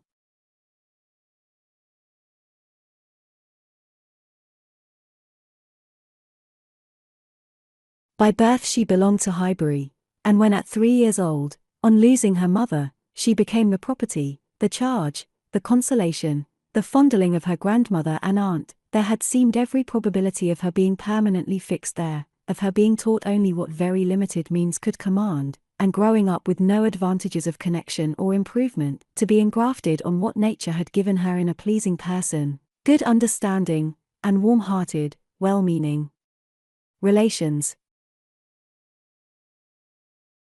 But the compassionate feelings of a friend of her father gave a change to her destiny. This was Colonel Campbell, who had very highly regarded Fairfax as an excellent officer and most deserving young man, and father had been indebted to him for such attentions, during a severe camp fever, as he believed had saved his life. These were claims which he did not learn to overlook, though some years passed away from the death of poor Fairfax, before his own return to England put anything in his power. When he did return, he sought out the child and took notice of her. He was a married man, with only one living child, a girl, about Jane's age, and Jane became their guest, paying them long visits and growing a favourite with all, and before she was 9 years old, his daughter's great fondness for her, and his own wish of being a real friend, united to produce an offer from Colonel Campbell of undertaking the whole charge of her education. It was accepted, and from that period Jane had belonged to Colonel Campbell's family, and had lived with them entirely, only visiting her grandmother from time to time. The plan was that she should be brought up for educating others, the very few £100 which she inherited from her father making independence impossible. To provide for her otherwise was out of Colonel Campbell's power, for though his income, by pay and appointments, was handsome, his fortune was moderate and must be all his daughter's, but, by giving her an education, he hoped to be supplying the means of respectable subsistence hereafter. Such was Jane Fairfax's history. She had fallen into good hands, known nothing but kindness from the Campbells, and been given an excellent education. Living constantly with right-minded and well-informed people, her heart and understanding had received every advantage of discipline and culture, and Colonel Campbell's residence being in London, every lighter talent had been done full justice to, by the attendance of first-rate masters. Her disposition and abilities were equally worthy of all that friendship could do, and at 18 or 19 she was, as far as such an early age can be qualified for the care of children, fully competent to the office of instruction herself, but she was too much beloved to be parted with. Neither father nor mother could promote, and the daughter could not endure it. The evil day was put off. It was easy to decide that she was still too young, and Jane remained with them, sharing, as another daughter, in all the rational pleasures of an elegant society, and a judicious mixture of home and amusement, with only the drawback of the future, the sobering suggestions of her own good understanding to remind her that all this might soon be over. The affection of the whole family, the warm attachment of Miss Campbell in particular, was the more honourable to each party from the circumstance of Jane's decided superiority both in beauty and acquirements. That nature had given it in feature could not be unseen by the young woman, nor could her higher powers of mind be unfelt by the parents. They continued together with unabated regard however, till the marriage of Miss Campbell, who by that chance, that luck which so often defies anticipation in matrimonial affairs, giving attraction to what is moderate rather than to what is superior, engaged the affections of Mr. Dixon, a young man, rich and agreeable, almost as soon as they were acquainted, and was eligibly and happily settled, while Jane Fairfax had yet her bread to earn. This event had very lately taken place, too lately for anything to be yet attempted by her less fortunate friend towards entering on her path of duty, though she had now reached the age which her own judgment had fixed on for beginning. She had long resolved that 21 should be the period. With the fortitude of a devoted novitiate, she had resolved at 21 to complete the sacrifice, and retire from all the pleasures of life, of rational intercourse, equal society, peace and hope, to penance and mortification forever. The good sense of Colonel and Mrs. Campbell could not oppose such a resolution, though their feelings did. As long as they lived, no exertions would be necessary, their home might be hers forever, and for their own comfort they would have retained her wholly, but this would be selfishness. What must be at last, had better be soon. Perhaps they began to feel it might have been kinder and wiser to have resisted the temptation of any delay, and spared her from a taste of such enjoyments of ease and leisure as must now be relinquished. Still, however, affection was glad to catch at any reasonable excuse for not hurrying on the wretched moment. She had never been quite well since the time of their daughter's marriage. Until she should have completely recovered her usual strength, they must forbid her engaging in duties, which, so far from being compatible with a weakened frame and varying spirits, seemed, under the most favorable circumstances, to require something more than human perfection of body and mind to be discharged with tolerable comfort. With regard to her not accompanying them to Ireland, her account to her aunt contained nothing but truth, though there might be some truths not told. It was her own choice to give the time of their absence to Highbury, to spend, perhaps, her last months of perfect liberty with those kind relations to whom she was so very dear, and the Campbells, whatever might be their motive or motives, whether single, or double, or treble, gave the arrangement their ready sanction, and said that they depended more on a few months spent in her native air, for the recovery of her health, than on anything else. Certain it was that she was to come, and that Highbury, instead of welcoming that perfect novelty which had been so long promised it, Mr. Frank Churchill must put up for the present with Jane Fairfax, who could bring only the freshness of a 2 years' absence. Emma was sorry to have to pay civilities to a person she did not like through 3 long months, to be always doing more than she wished, and less than she ought. Why she did not like Jane Fairfax might be a difficult question to answer. Mr. Knightley had once told her it was because she saw in her the really accomplished young woman, which she wanted to be thought herself, and though the accusation had been eagerly refuted at the time, there were moments of self-examination in which her conscience could not quite acquit her. But she could never get acquainted with her. She did not know how it was, but there was such coldness and reserve, such apparent indifference whether she pleased or not, and then, her aunt was such an eternal talker, and she was made such a fuss with by everybody, and it had been always imagined that they were to be so intimate, because their ages were the same, everybody had supposed they must be so fond of each other. These were her reasons, she had no better. It was a dislike so little, just every imputed fault was so magnified by fancy, that she never saw Jane Fairfax the first time after any considerable absence, without feeling that she had injured her, and now, when the due visit was paid, on her arrival, after a 2 years' interval, she was particularly struck with the very appearance and manners, which for those 2 whole years she had been depreciating. Jane Fairfax was very elegant, remarkably elegant, and she had herself the highest value for elegance. Her height was pretty, just such as almost everybody would think tall, and nobody could think very tall, her figure particularly graceful, her size a most becoming medium, between fat and thin, though a slight appearance of ill health seemed to point out the likeliest evil of the two. Emma could not but feel all this, and then, her face, her features, there was more beauty in them altogether than she had remembered. It was not regular, but it was very pleasing beauty.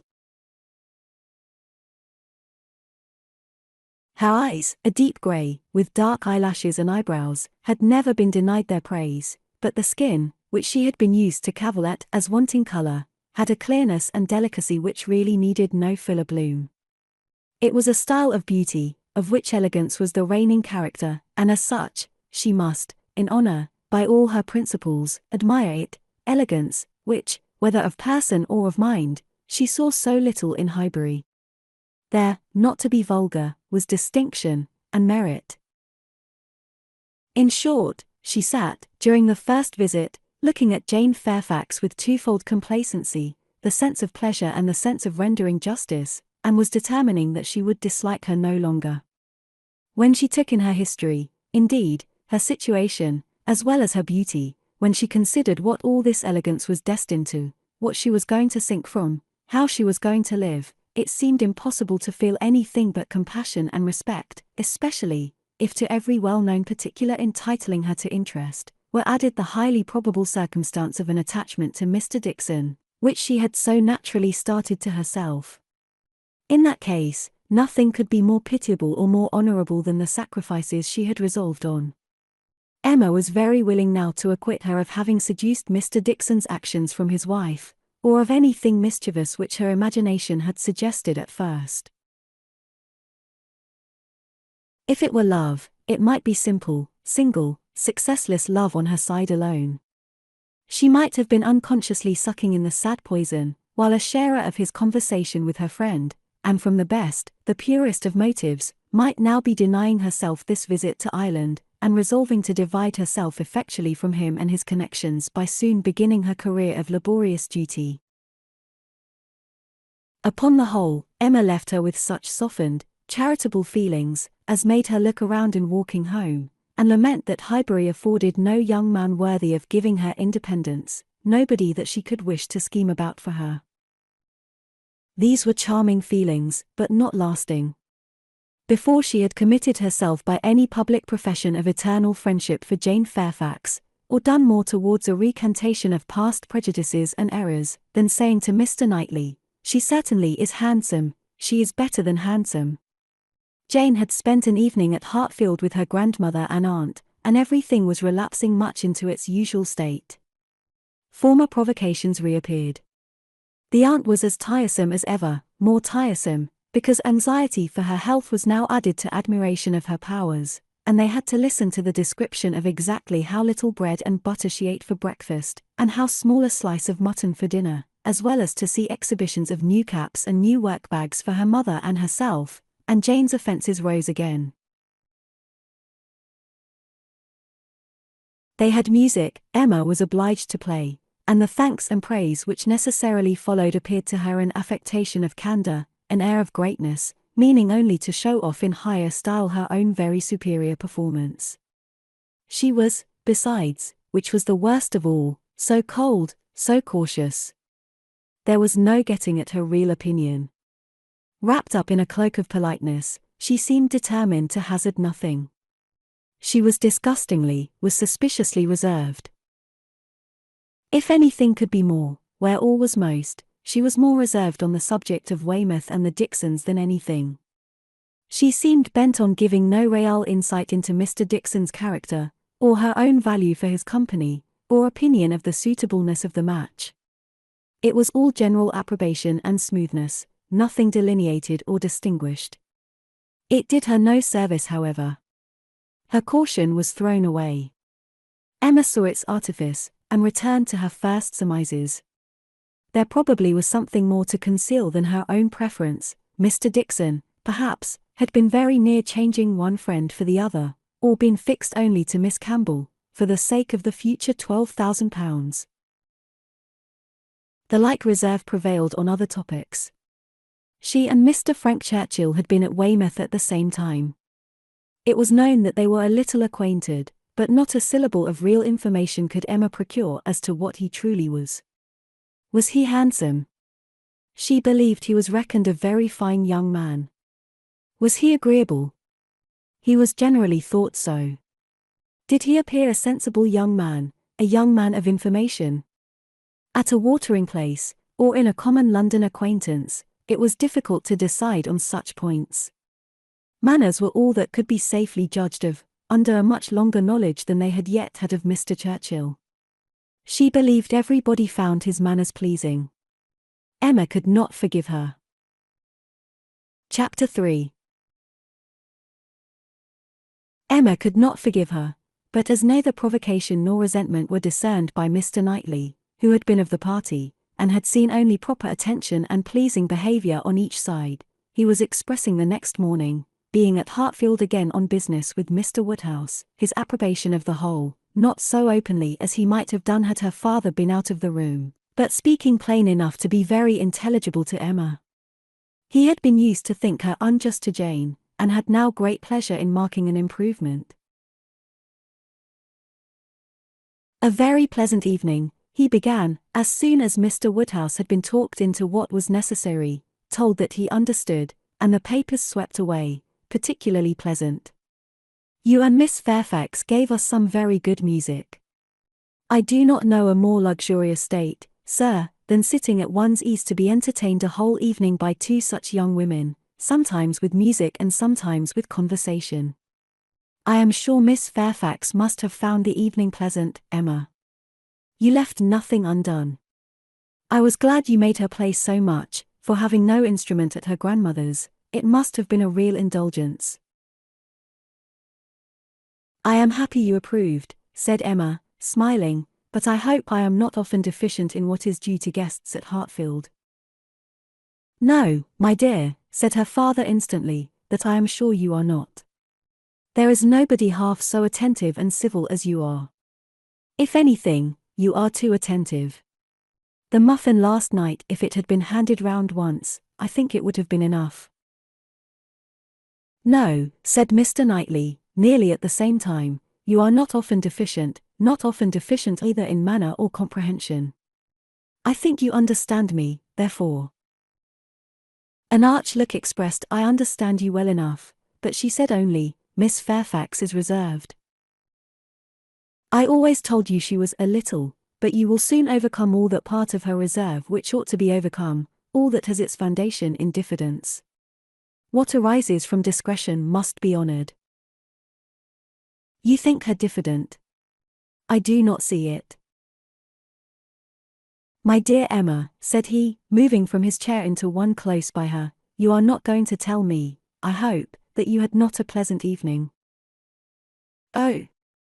No, I was pleased with my own perseverance in asking questions, and amused to think how little information I obtained. I am disappointed, was his only answer.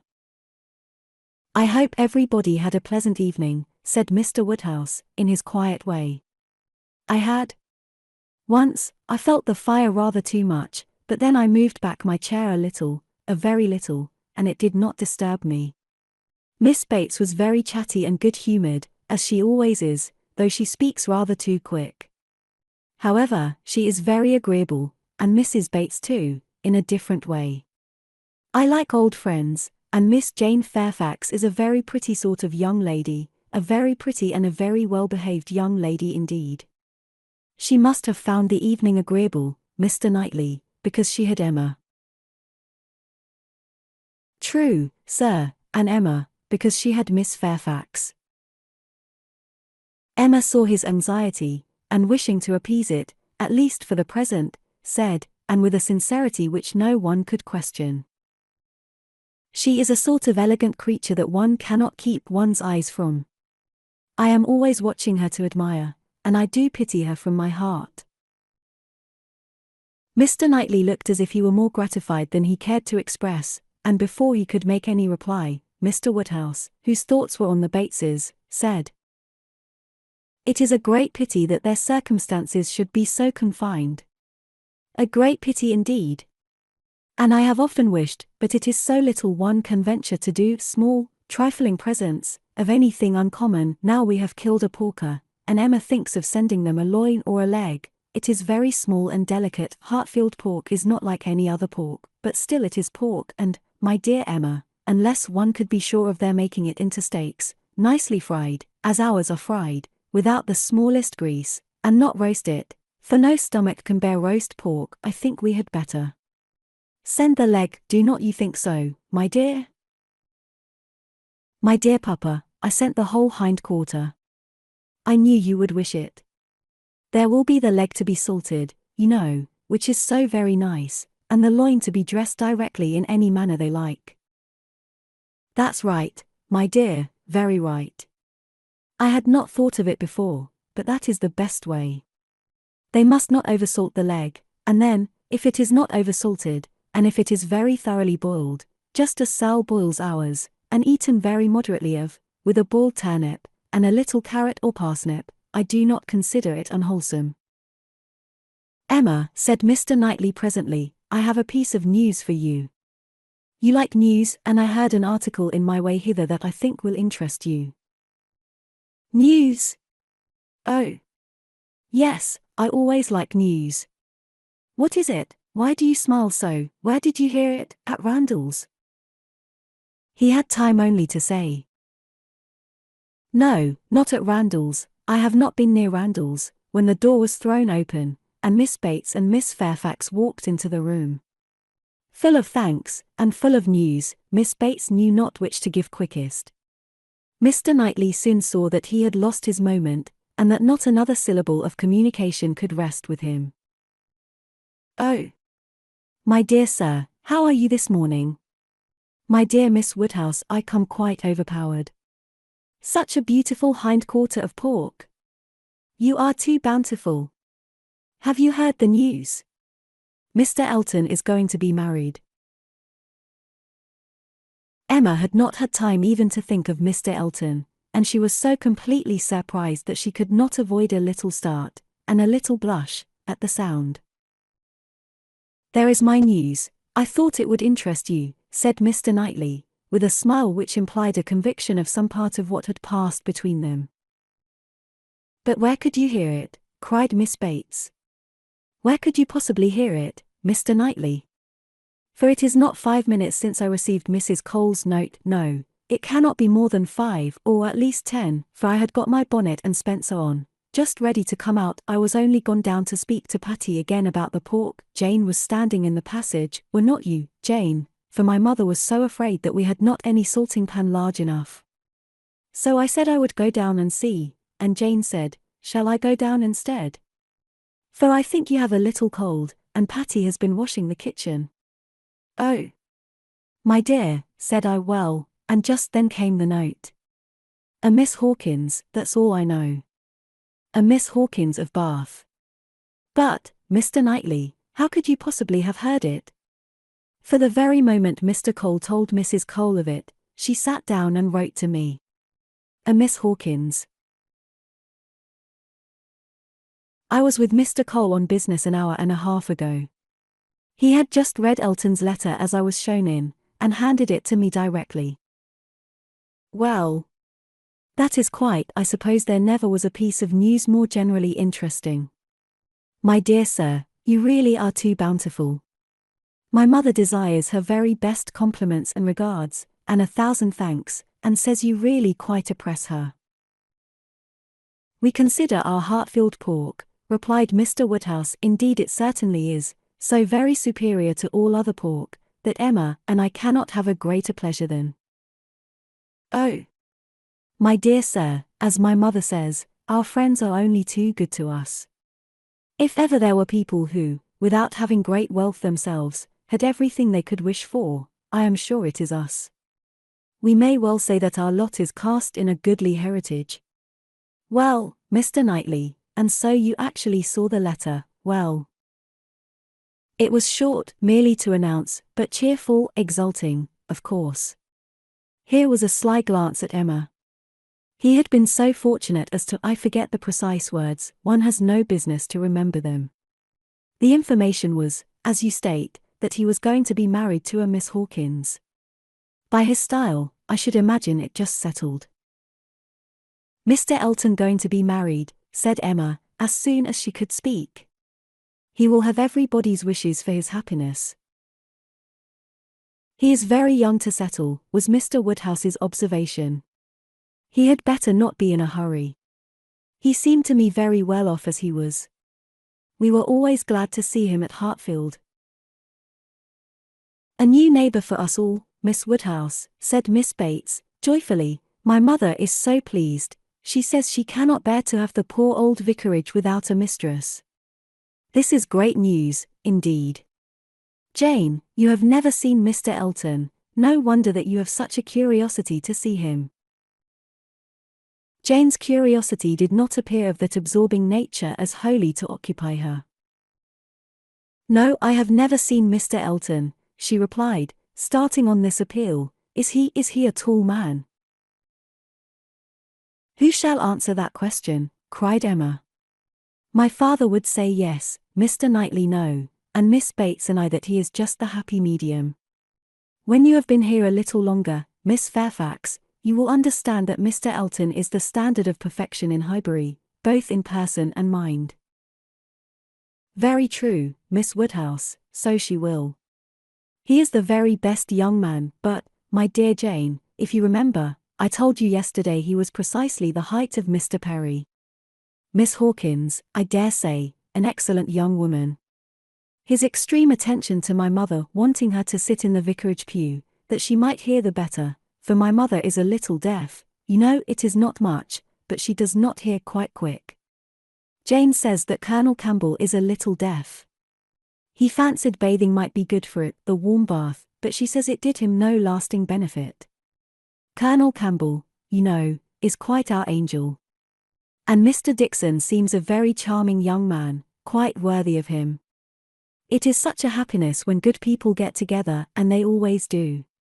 Now, here will be Mr. Elton and Miss Hawkins, and there are the Coles, such very good people, and the Perrys. I suppose there never was a happier or a better couple than Mr. and Mrs. Perry. I say, sir, turning to Mr. Woodhouse, I think there are few places with such society as Highbury. I always say, we are quite blessed in our neighbours. My dear sir, if there is one thing my mother loves better than another, it is pork, a roast loin of pork. As to who, or what Miss Hawkins is, or how long he has been acquainted with her, said Emma, nothing I suppose can be known. One feels that it cannot be a very long acquaintance. He has been gone only 4 weeks. Nobody had any information to give, and, after a few more wonderings, Emma said, "You are silent, Miss Fairfax, but I hope you mean to take an interest in this news. You, who have been hearing and seeing so much of late on these subjects, who must have been so deep in the business on Miss Campbell's account, we shall not excuse your being indifferent about Mr. Elton and Miss Hawkins." "When I have seen Mr. Elton," replied Jane, "I dare say I shall be interested, but I believe it requires that with me. And as it is some months since Miss Campbell married, the impression may be a little worn off." "Yes, he has been gone just 4 weeks, as you observe, Miss Woodhouse," said Miss Bates, "for weeks yesterday. A Miss Hawkins, well, I had always rather fancied it would be some young lady hereabouts, not that I ever." Mrs. Cole once whispered to me, but I immediately said, "No, Mr. Elton is a most worthy young man, but in short, I do not think I am particularly quick at those sort of discoveries. I do not pretend to it. What is before me, I see. At the same time, nobody could wonder if Mr. Elton should have aspired." Miss Woodhouse lets me chatter on, so good-humouredly. She knows I would not offend for the world. "How does Miss Smith do? She seems quite recovered now. Have you heard from Mrs. John Knightley lately?" "Oh, those dear little children. Jane, do you know I always fancy Mr. Dixon like Mr. John Knightley. I mean in person, tall, and with that sort of look, and not very talkative." "Quite wrong, my dear aunt, there is no likeness at all." "Very odd. But one never does form a just idea of anybody beforehand. One takes up a notion, and runs away with it. Mr. Dixon, you say, is not, strictly speaking, handsome." "Handsome? Oh, no, far from it, certainly plain." "I told you he was plain." "My dear, you said that Miss Campbell would not allow him to be plain, and that you yourself—" "Oh, as for me, my judgment is worth nothing. Where I have a regard, I always think a person well-looking. But I gave what I believed the general opinion, when I called him plain." "Well, my dear Jane, I believe we must be running away. The weather does not look well, and grandmamma will be uneasy. You are too obliging, my dear Miss Woodhouse, but we really must take leave. This has been a most agreeable piece of news indeed. I shall just go round by Mrs. Cole's, but I shall not stop 3 minutes, and, Jane, you had better go home directly. I would not have you out in a shower. We think she is the better for Highbury already." "Thank you, we do indeed. I shall not attempt calling on Mrs. Goddard, for I really do not think she cares for anything but boiled pork. When we dress the leg it will be another thing. Good morning to you, my dear sir." "Oh, Mr. Knightley is coming too. Well, that is so very. I am sure if Jane is tired, you will be so kind as to give her your arm. Mr. Elton, and Miss Hawkins, good morning to you." Emma, alone with her father, had half her attention wanted by him while he lamented that young people would be in such a hurry to marry, and to marry strangers too, and the other half she could give to her own view of the subject. It was to herself an amusing and a very welcome piece of news, as proving that Mr. Elton could not have suffered long, but she was sorry for Harriet. Harriet must feel it, and all that she could hope was, by giving the first information herself, to save her from hearing it abruptly from others. It was now about the time that she was likely to call. If she were to meet Miss Bates in her way, and upon its beginning to rain, Emma was obliged to expect that the weather would be detaining her at Mrs. Goddard's, and that the intelligence would undoubtedly rush upon her without preparation. The shower was heavy, but short, and it had not been over 5 minutes, when in came Harriet, with just the heated, agitated look which hurrying thither with a full heart was likely to give, and there "Oh, Miss Woodhouse, what do you think has happened?" which instantly burst forth, had all the evidence of corresponding perturbation. As the blow was given, Emma felt that she could not now show greater kindness than in listening, and Harriet, unchecked, ran eagerly through what she had to tell. She had set out from Mrs. Goddard's half an hour ago. She had been afraid it would rain, she had been afraid it would pour down every moment, but she thought she might get to Hartfield first. She had hurried on as fast as possible, but then, as she was passing by the house where a young woman was making up a gown for her, she thought she would just step in and see how it went on, and though she did not seem to stay half a moment there, soon after she came out it began to rain, and she did not know what to do, so she ran on directly, as fast as she could, and took shelter at Ford's. Ford's was the principal woolen draper, linen draper, and haberdasher's shop united, the shop first in size and fashion in the place. And so, there she had sat, without an idea of anything in the world, full 10 minutes, perhaps, when, all of a sudden, who should come in? To be sure, it was so very odd, but they always dealt at Ford's. Who should come in but Elizabeth Martin and her brother, dear Miss Woodhouse. Only think. I thought I should have fainted. I did not know what to do. I was sitting near the door. Elizabeth saw me directly, but he did not. He was busy with the umbrella. I am sure she saw me, but she looked away directly, and took no notice, and they both went to quite the farther end of the shop, and I kept sitting near the door. Oh dear, I was so miserable. I am sure I must have been as white as my gown. I could not go away, you know, because of the rain, but I did so wish myself anywhere in the world but there. Oh dear, Miss Woodhouse. Well, at last, I fancy, he looked round and saw me, for instead of going on with her buyings, they began whispering to one another. I am sure they were talking of me, and I could not help thinking that he was persuading her to speak to me. Do you think he was, Miss Woodhouse? For presently she came forward, came quite up to me, and asked me how I did, and seemed ready to shake hands, if I would. She did not do any of it in the same way that she used. I could see she was altered, but, however, she seemed to try to be very friendly, and we shook hands, and stood talking some time, but I know no more what I said. I was in such a tremble. I remember she said she was sorry we never met now, which I thought almost too kind. Dear Miss Woodhouse, I was absolutely miserable. By that time, it was beginning to hold up, and I was determined that nothing should stop me from getting away. And then only think, I found he was coming up towards me too, slowly, you know, and as if he did not quite know what to do. And so he came and spoke, and I answered, and I stood for a minute, feeling dreadfully, you know, one can't tell how, and then I took courage, and said it did not rain, and I must go, and so off I set, and I had not got 3 yards from the door, when he came after me. Only to say, if I was going to Hartfield, he thought I had much better go round by Mr. Cole's stables, for I should find the near way quite floated by this rain. Oh dear, I thought it would have been the death of me. So I said, I was very much obliged to him, you know I could not do less, and then he went back to Elizabeth, and I came round by the stables. I believe I did, but I hardly knew where I was, or anything about it. Oh, Miss Woodhouse, I would rather done anything than have it happen, and yet, you know, there was a sort of satisfaction in seeing him behave so pleasantly and so kindly. And Elizabeth, too.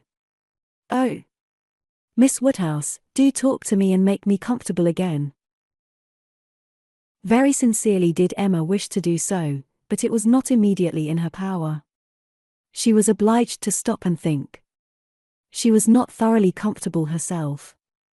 The young man's conduct, and his sister's, seemed the result of real feeling, and she could not but pity them. As Harriet described it, there had been an interesting mixture of wounded affection and genuine delicacy in their behavior. But she had believed them to be well-meaning, worthy people before, and what difference did this make in the evils of the connection? It was folly to be disturbed by it. Of course, he must be sorry to lose her, they must be all sorry. Ambition, as well as love, had probably been mortified. They might all have hoped to rise by Harriet's acquaintance, and besides, what was the value of Harriet's description, so easily pleased, so little discerning, what signified her praise? She exerted herself, and did try to make her comfortable, by considering all that had passed as a mere trifle, and quite unworthy of being dwelt on.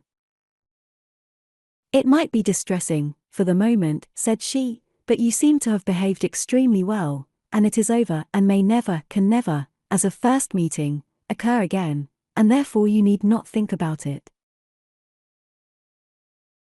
Harriet said, very true, and she would not think about it, but still she talked of it, still she could talk of nothing else, and Emma, at last, in order to put the Martins out of her head, was obliged to hurry on the news, which she had meant to give with so much tender caution, hardly knowing herself whether to rejoice or be angry, ashamed or only amused, at such a state of mind in poor Harriet, such a conclusion of Mr. Elton's importance with her. Mr. Elton's rights, however, gradually revived. Though she did not feel the first intelligence as she might have done the day before, or an hour before, its interest soon increased, and before their first conversation was over, she had talked herself into all the sensations of curiosity, wonder and regret, pain and pleasure, as to this fortunate Miss Hawkins, which could conduce to place the Martins under proper subordination in her fancy. Emma learned to be rather glad that there had been such a meeting. It had been serviceable in deadening the first shock, without retaining any influence to alarm. As Harriet now lived, the Martins could not get at her, without seeking her, where hitherto they had wanted either the courage or the condescension to seek her, for since her refusal of the brother, the sisters never had been at Mrs. Goddard's, and a 12-month might pass without their being thrown together again, with any necessity, or even any power of speech. Chapter 4. Human nature is so well disposed towards those who are in interesting situations, that a young person, who either marries or dies, is sure of being kindly spoken of. A week had not passed since Miss Hawkins's name was first mentioned in Highbury, before she was, by some means or other, discovered to have every recommendation of person and mind, to be handsome, elegant, highly accomplished, and perfectly amiable, and when Mr. Elton himself arrived to triumph in his happy prospects, and circulate the fame of her merits, there was very little more for him to do, than to tell her Christian name, and say whose music she principally played. Mr. Elton returned, a very happy man. He had gone away rejected and mortified, disappointed in a very sanguine hope, after a series of what appeared to him strong encouragement, and not only losing the right lady, but finding himself debased to the level of a very wrong one. He had gone away deeply offended, he came back engaged to another, and to another as superior, of course, to the first, as under such circumstances what is gained always is to what is lost. He came back gay and self-satisfied, eager and busy, caring nothing for Miss Woodhouse, and defying Miss Smith. The charming Augusta Hawkins, in addition to all the usual advantages of perfect beauty and merit, was in possession of an independent fortune, of so many thousands as would always be called 10, a point of some dignity, as well as some convenience. The story told well, he had not thrown himself away, he had gained a woman of 10,000 L, or thereabouts, and he had gained her with such delightful rapidity. The first hour of introduction had been so very soon followed by distinguishing notice. The history which he had to give Mrs. Cole of the rise and progress of the affair was so glorious, the steps so quick, from the accidental rencontre, to the dinner at Mr. Green's, and the party at Mrs. Brown's, smiles and blushes rising in importance, with consciousness and agitation richly scattered. The lady had been so easily impressed, so sweetly disposed, had in short, to use a most intelligible phrase, been so very ready to have him, that vanity and prudence were equally contented. He had caught both substance and shadow, both fortune and affection, and was just the happy man he ought to be, talking only of himself and his own concerns, expecting to be congratulated, ready to be laughed at, and, with cordial, fearless smiles, now addressing all the young ladies of the place, to whom, a few weeks ago, he would have been more cautiously gallant. The wedding was no distant event, as the parties had only themselves to please, and nothing but the necessary preparations to wait for, and when he set out for Bath again, there was a general expectation, which a certain glance of Mrs. Cole's did not seem to contradict, that when he next entered Highbury he would bring his bride. During his present short stay, Emma had barely seen him, but just enough to feel that the first meeting was over, and to give her the impression of his not being improved by the mixture of pique and pretension, now spread over his air. She was, in fact, beginning very much to wonder that she had ever thought him pleasing at all, and his sight was so inseparably connected with some very disagreeable feelings, that, except in a moral light, as a penance, a lesson, a source of profitable humiliation to her own mind, she would have been thankful to be assured of never seeing him again. She wished him very well, but he gave her pain, and his welfare 20 miles off would administer most satisfaction. The pain of his continued residence in Highbury, however, must certainly be lessened by his marriage.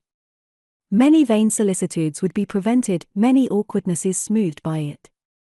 A Mrs. Elton would be an excuse for any change of intercourse, former intimacy might sink without remark. It would be almost beginning their life of civility again. Of the lady, individually, Emma thought very little. She was good enough for Mr. Elton, no doubt, accomplished enough for Highbury, handsome enough to look plain, probably, by Harriet's side. As to connection, there Emma was perfectly easy, persuaded that after all his own vaunted claims and disdain of Harriet, he had done nothing. On that article, truth seemed attainable. What she was, must be uncertain, but who she was, might be found out, and setting aside the 10,000L, it did not appear that she was at all Harriet's superior. She brought no name, no blood, no alliance. Miss Hawkins was the youngest of the 2 daughters of a Bristol merchant, of course, he must be called, but, as the whole of the profits of his mercantile life appeared so very moderate, it was not unfair to guess the dignity of his line of trade had been very moderate also. Part of every winter she had been used to spend in Bath, but Bristol was her home, the very heart of Bristol, for though the father and mother had died some years ago, an uncle remained. In the law line, nothing more distinctly honourable was hazarded of him, than that he was in the law line, and with him the daughter had lived. Emma guessed him to be the drudge of some attorney, and too stupid to rise. And all the grandeur of the connection seemed dependent on the elder sister, who was very well married, to a gentleman in a great way, near Bristol, who kept 2 carriages. That was the wind-up of the history, that was the glory of Miss Hawkins. Could she but have given Harriet her feelings about it all? She had talked her into love, but, alas! She was not so easily to be talked out of it. The charm of an object to occupy the many vacancies of Harriet's mind was not to be talked away. He might be superseded by another, he certainly would indeed, nothing could be clearer, even a Robert Martin would have been sufficient, but nothing else, she feared, would cure her. Harriet was one of those, who, having once begun, would be always in love. And now, poor girl! She was considerably worse from this reappearance of Mr. Elton. She was always having a glimpse of him somewhere or other. Emma saw him only once, but 2 or 3 times every day Harriet was sure just to meet with him, or just to miss him, just to hear his voice, or see his shoulder, just to have something occur to preserve him in her fancy, in all the favouring warmth of surprise and conjecture. She was, moreover, perpetually hearing about him, for, excepting when at Hartfield, she was always among those who saw no fault in Mr. Elton, and found nothing so interesting as the discussion of his concerns, and every report, therefore, every guess, all that had already occurred, all that might occur in the arrangement of his affairs, comprehending income, servants, and furniture, was continually in agitation around her. Her regard was receiving strength by invariable praise of him, and her regrets kept alive, and feelings irritated by ceaseless repetitions of Miss Hawkins's happiness, and continual observation of how much he seemed attached, his air as he walked by the house, the very sitting of his hat, being all in proof of how much he was in love. Had it been allowable entertainment, had there been no pain to her friend, or reproach to herself, in the waverings of Harriet's mind, Emma would have been amused by its variations. Sometimes Mr. Elton predominated, sometimes the Martins, and each was occasionally useful as a check to the other. Mr. Elton's engagement had been the cure of the agitation of meeting Mr. Martin. The unhappiness produced by the knowledge of that engagement had been a little put aside by Elizabeth Martin's calling at Mrs. Goddard's a few days afterwards. Harriet had not been at home, but a note had been prepared and left for her, written in the very style to touch, a small mixture of reproach, with a great deal of kindness. Until Mr. Elton himself appeared, she had been much occupied by it, continually pondering over what could be done in return, and wishing to do more than she dared to confess. But Mr. Elton, in person, had driven away all such cares. While he stayed, the Martins were forgotten, and on the very morning of his setting off for Bath again, Emma, to dissipate some of the distress it occasioned, judged it best for her to return Elizabeth Martin's visit. How that visit was to be acknowledged, what would be necessary, and what might be safest, had been a point of some doubtful consideration. Absolute neglect of the mother and sisters, when invited to come, would be ingratitude.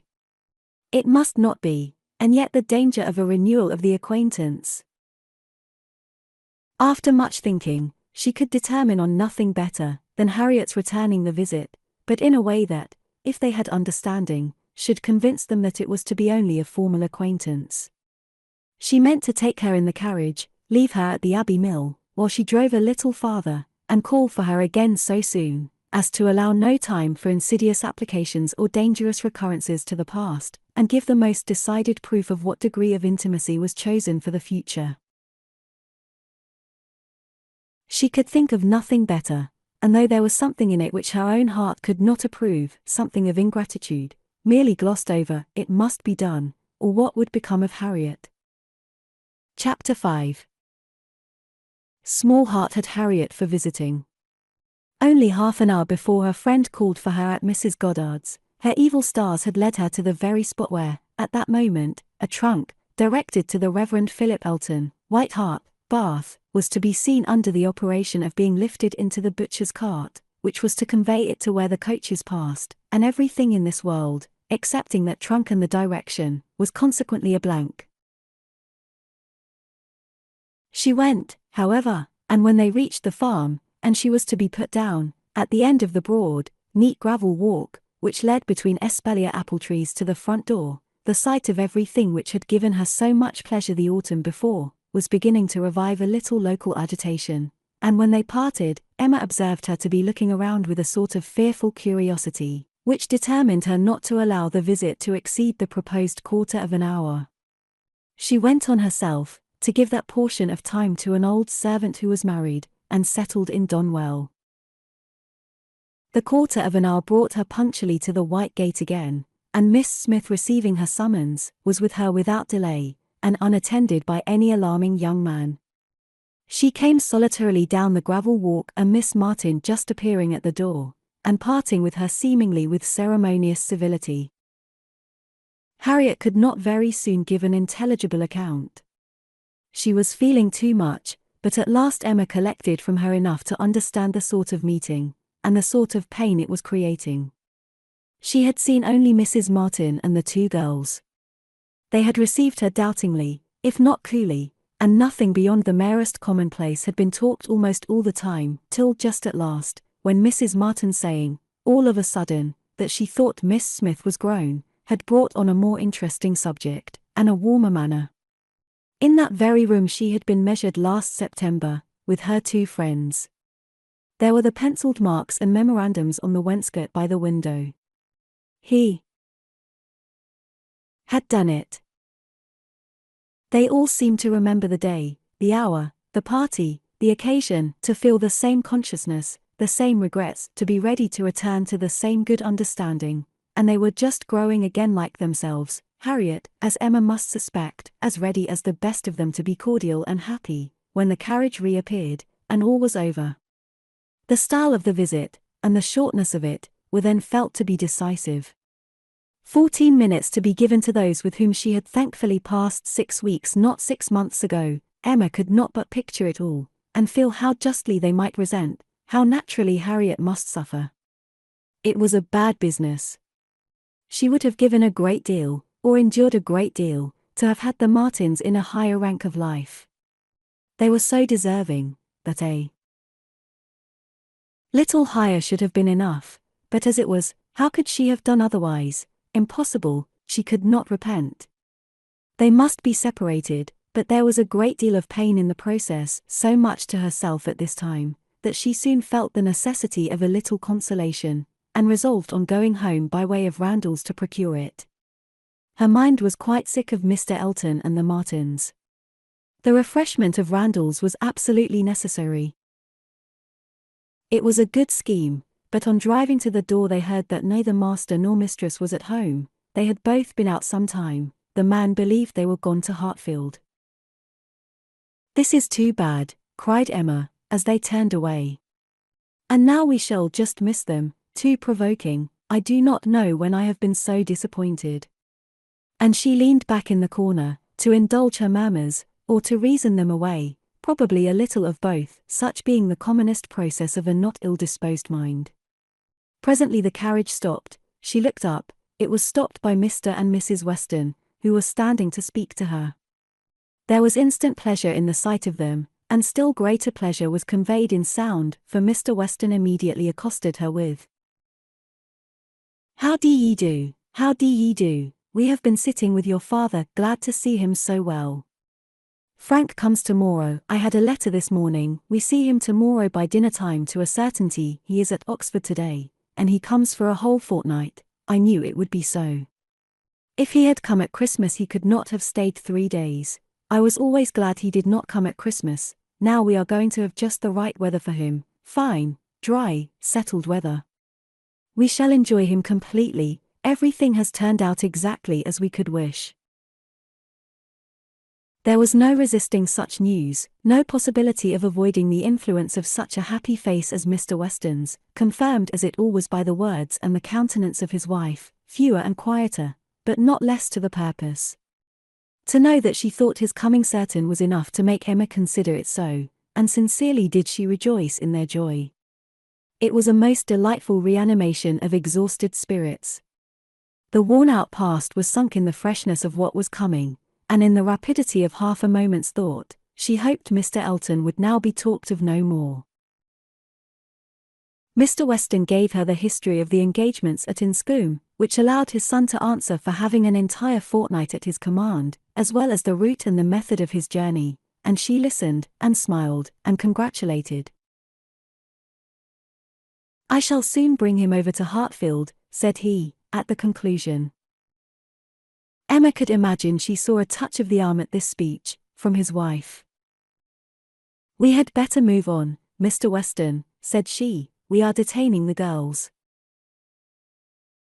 Well, I am ready," and turning again to Emma, "but you must not be expecting such a very fine young man. You have only had my account, you know. I dare say he is really nothing extraordinary," though his own sparkling eyes at the moment were speaking a very different conviction.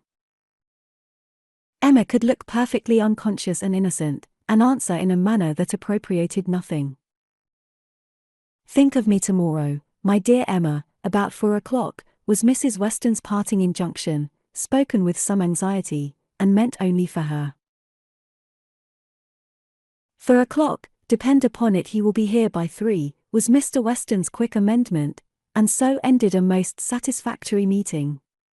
Emma's spirits were mounted quite up to happiness, everything wore a different air. James and his horses seemed not half so sluggish as before.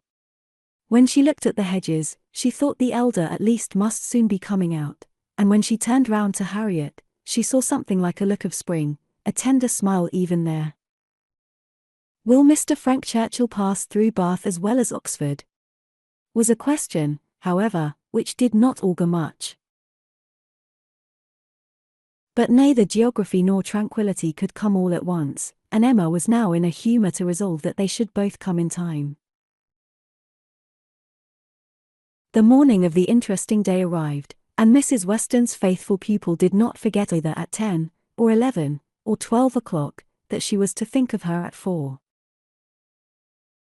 "My dear, dear anxious friend," said she, in mental soliloquy, while walking downstairs from her own room, "always over-careful for everybody's comfort but your own. I see you now in all your little fidgets, going again and again into his room, to be sure that all is right."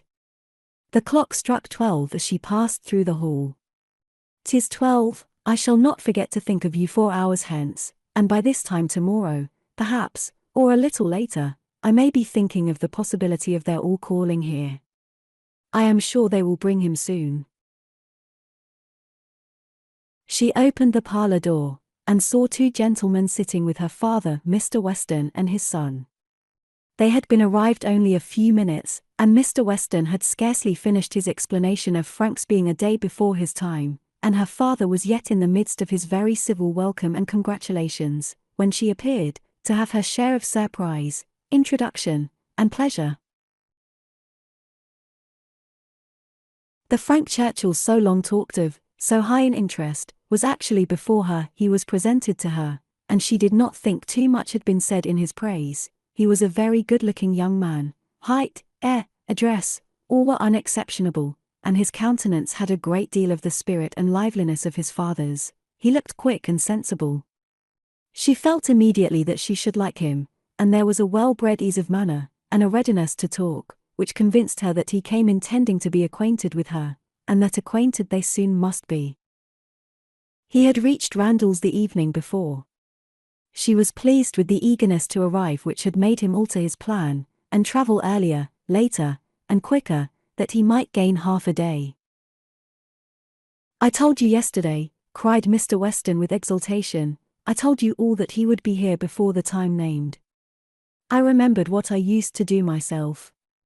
One cannot creep upon a journey, one cannot help getting on faster than one has planned, and the pleasure of coming in upon one's friends before the lookout begins, is worth a great deal more than any little exertion it needs." "It is a great pleasure where one can indulge in it," said the young man, "though there are not many houses that I should presume on so far, but in coming home I felt I might do anything."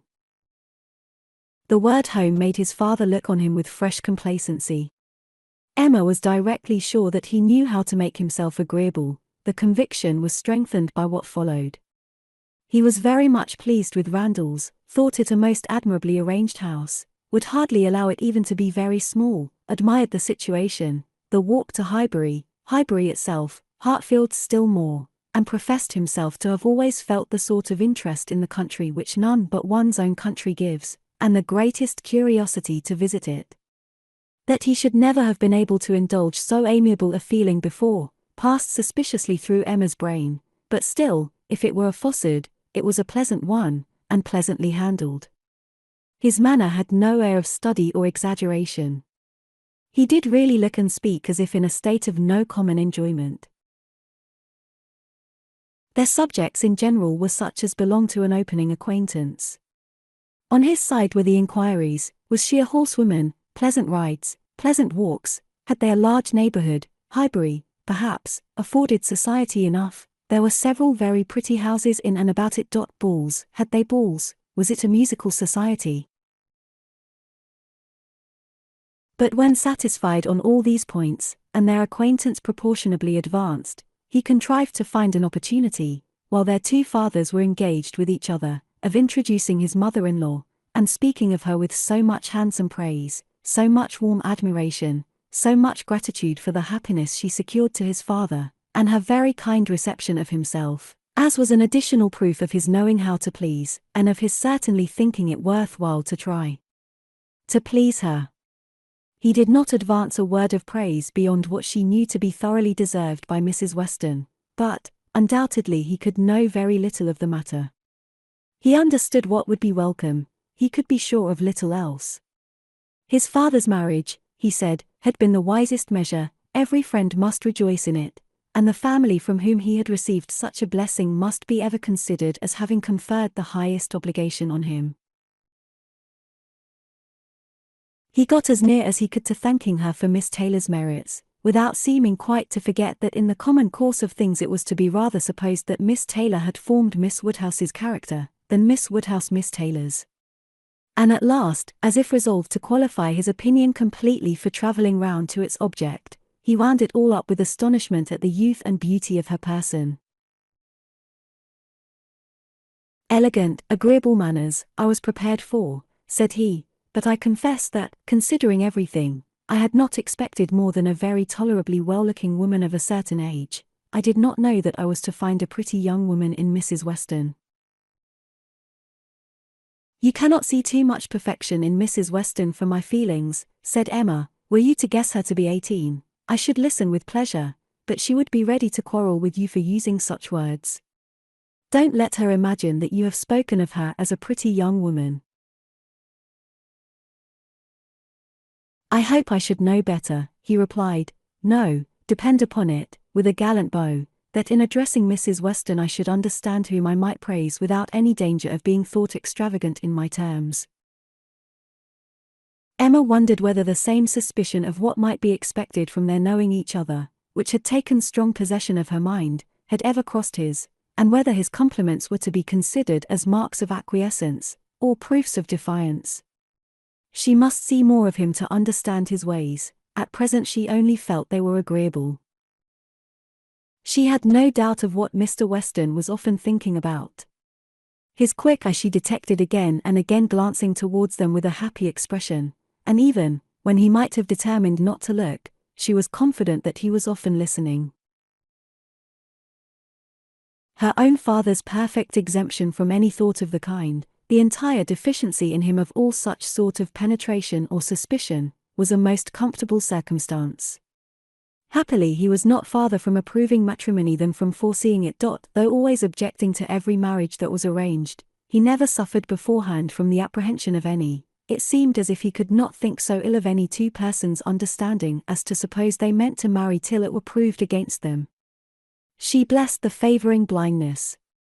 He could now, without the drawback of a single unpleasant surmise, without a glance forward at any possible treachery in his guest, give way to all his natural kind-hearted civility in solicitous inquiries after Mr.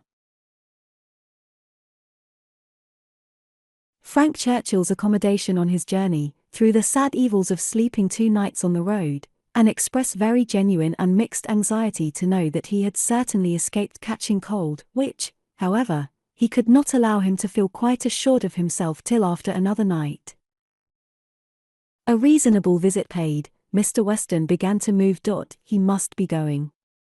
He had business at the Crown about his hay, and a great many errands for Mrs. Weston at Ford's, but he need not hurry anybody else. His son, too well bred to hear the hint, rose immediately also, saying, "As you are going farther on business, sir, I will take the opportunity of paying a visit, which must be paid some day or other, and therefore may as well be paid now. I have the honour of being acquainted with a neighbour of yours," turning to Emma, "a lady residing in or near Highbury, a family of the name of Fairfax. I shall have no difficulty, I suppose, in finding the house, though Fairfax, I believe, is not the proper name. I should rather say Barnes, or Bates. Do you know any family of that name?" "To be sure we do," cried his father, "Mrs. Bates. We passed her house. I saw Miss Bates at the window." "True, true, you are acquainted with Miss Fairfax. I remember you knew her at Weymouth, and a fine girl she is. Call upon her, by all means." "There is no necessity for my calling this morning," said the young man. "Another day would do as well, but there was that degree of acquaintance at Weymouth which—" "Oh! Go today, go today. Do not defer it. What is right to be done cannot be done too soon.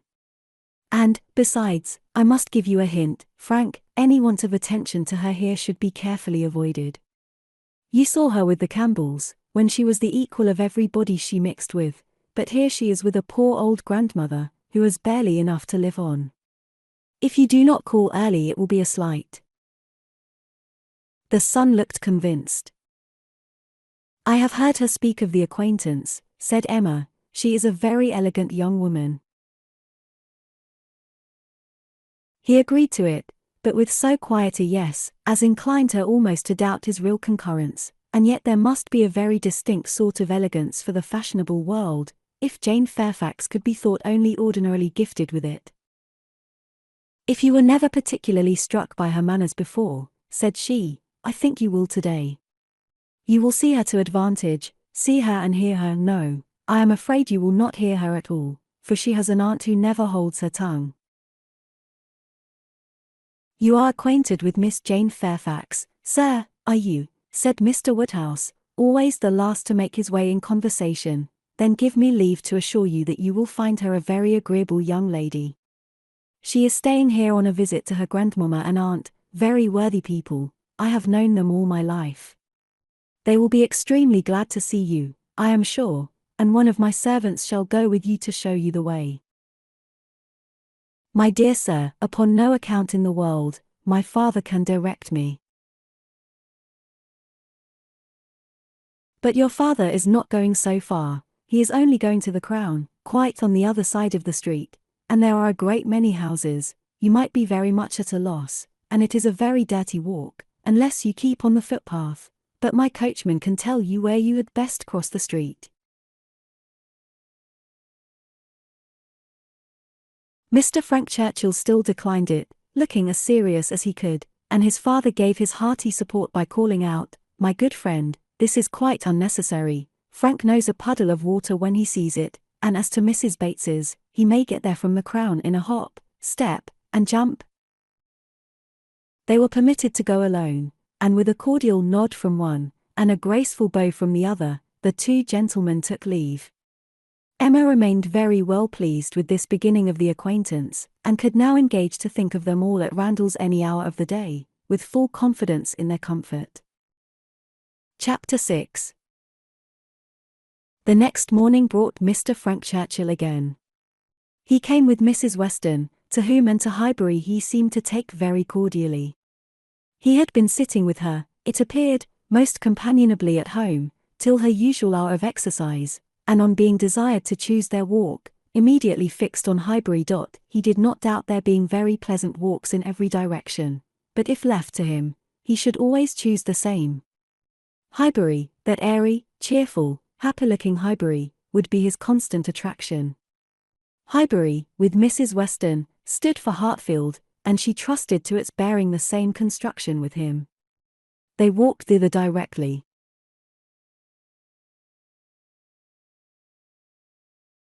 Emma had hardly expected them, for Mr. Weston, who had called in for half a minute, in order to hear that his son was very handsome, knew nothing of their plans, and it was an agreeable surprise to her, therefore, to perceive them walking up to the house together, arm in arm. She was wanting to see him again, and especially to see him in company with Mrs. Weston, upon his behaviour to whom her opinion of him was to depend. If he were deficient there, nothing should make amends for it. But on seeing them together, she became perfectly satisfied. It was not merely in fine words or hyperbolical compliment that he paid his duty. Nothing could be more proper or pleasing than his whole manner to her. Nothing could more agreeably denote his wish of considering her as a friend and securing her affection. And there was time enough for Emma to form a reasonable judgment, as their visit included all the rest of the morning. They were all three walking about together for an hour or two, first round the shrubberies of Hartfield, and afterwards in Highbury. He was delighted with everything, admired Hartfield sufficiently for Mr. Woodhouse's ear, and when their going farther was resolved on, confessed his wish to be made acquainted with the whole village, and found matter of commendation and interest much oftener than Emma could have supposed. Some of the objects of his curiosity spoke very amiable feelings. He begged to be shown the house which his father had lived in so long, and which had been the home of his father's father, and on recollecting that an old woman who had nursed him was still living, walked in quest of her cottage from one end of the street to the other, and though in some points of pursuit or observation there was no positive merit, they showed, altogether, a goodwill towards Highbury in general, which must be very like a merit to those he was with. Emma watched and decided that with such feelings as were now shown, it could not be fairly supposed that he had been ever voluntarily absenting himself, that he had not been acting a part, or making a parade of insincere professions, and that Mr. Knightley certainly had not done him justice. Their first pause was at the Crown Inn, an inconsiderable house, though the principal one of the sort, where a couple of pair of post horses were kept, more for the convenience of the neighbourhood than from any run on the road, and his companions had not expected to be detained by any interest excited there, but in passing it they gave the history of the large room visibly added. It had been built many years ago for a ballroom, and while the neighbourhood had been in a particularly populous dancing state, had been occasionally used as such, but such brilliant days had long passed away, and now the highest purpose for which it was ever wanted was to accommodate a whist club established among the gentlemen and half-gentlemen of the place. He was immediately interested. Its character as a ballroom caught him, and instead of passing on, he stopped for several minutes at the two superior sashed windows which were open, to look in and contemplate its capabilities, and lament that its original purpose should have ceased. He saw no fault in the room, he would acknowledge none which they suggested. No, it was long enough, broad enough, handsome enough. It would hold the very number for comfort. They ought to have balls there at least every fortnight through the winter. Why had not Miss Woodhouse revived the former good old days of the room, she who could do anything in Highbury? The want of proper families in the place, and the conviction that none beyond the place and its immediate environs could be tempted to attend, were mentioned, but he was not satisfied. He could not be persuaded that so many good-looking houses as he saw around him, could not furnish numbers enough for such a meeting, and even when particulars were given and families described, he was still unwilling to admit that the inconvenience of such a mixture would be anything, or that there would be the smallest difficulty in everybody's returning into their proper place the next morning. He argued like a young man very much bent on dancing, and Emma was rather surprised to see the constitution of the Weston prevail so decidedly against the habits of the Churchills. He seemed to have all the life and spirit, cheerful feelings, and social inclinations of his father, and nothing of the pride or reserve of Enscombe. Of pride, indeed, there was, perhaps, scarcely enough. His indifference to a confusion of rank bordered too much on inelegance of mind.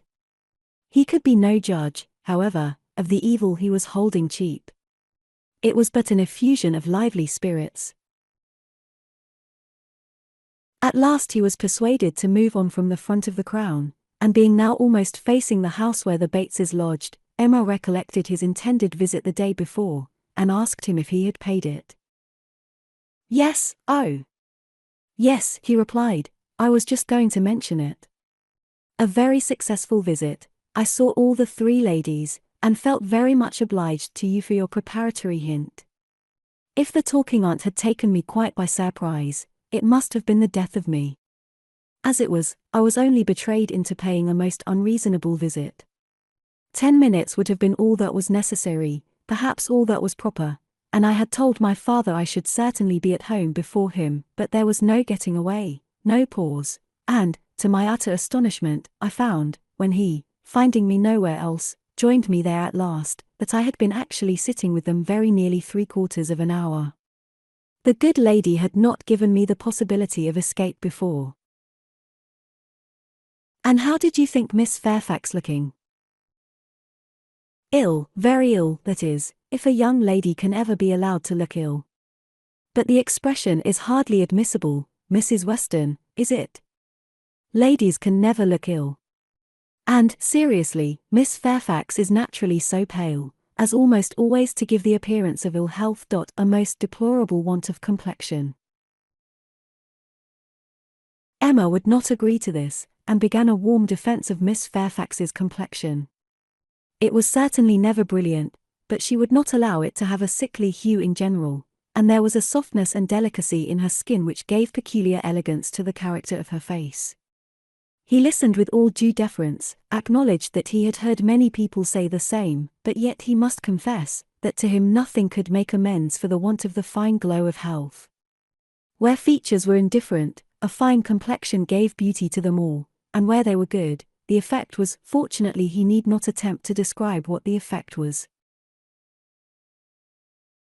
"Well," said Emma, "there is no disputing about taste. At least you admire her except her complexion." He shook his head and laughed. "I cannot separate Miss Fairfax and her complexion."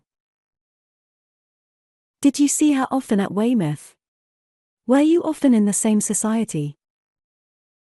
At this moment they were approaching Ford's, and he hastily exclaimed, "Ha! This must be the very shop that everybody attends every day of their lives, as my father informs me. He comes to Highbury himself, he says, 6 days out of the 7, and has always business at Ford's. If it be not inconvenient to you, pray let us go in, that I may prove myself to belong to the place, to be a true citizen of Highbury. I must buy something at Ford's. It will be taking out my freedom. I dare say they sell gloves." "Oh, yes, gloves and everything. I do admire your patriotism. You will be adored in Highbury. You were very popular before you came, because you were Mr. Weston's son, but lay out half a guinea at Ford's, and your popularity will stand upon your own virtues." They went in, and while the sleek, well-tied parcels of men's beavers and York tan were bringing down and displaying on the counter, he said, "But I beg your pardon, Miss Woodhouse, you were speaking to me, you were saying something at the very moment of this burst of my amour patriae. Do not let me lose it. I assure you the utmost stretch of public fame would not make me amends for the loss of any happiness in private life. I merely asked whether you had known much of Miss Fairfax and her party at Weymouth. And now that I understand your question, I must pronounce it to be a very unfair one. It is always the lady's right to decide on the degree of acquaintance. Miss Fairfax must already have given her account. I shall not commit myself by claiming more than she may choose to allow." "Upon my word.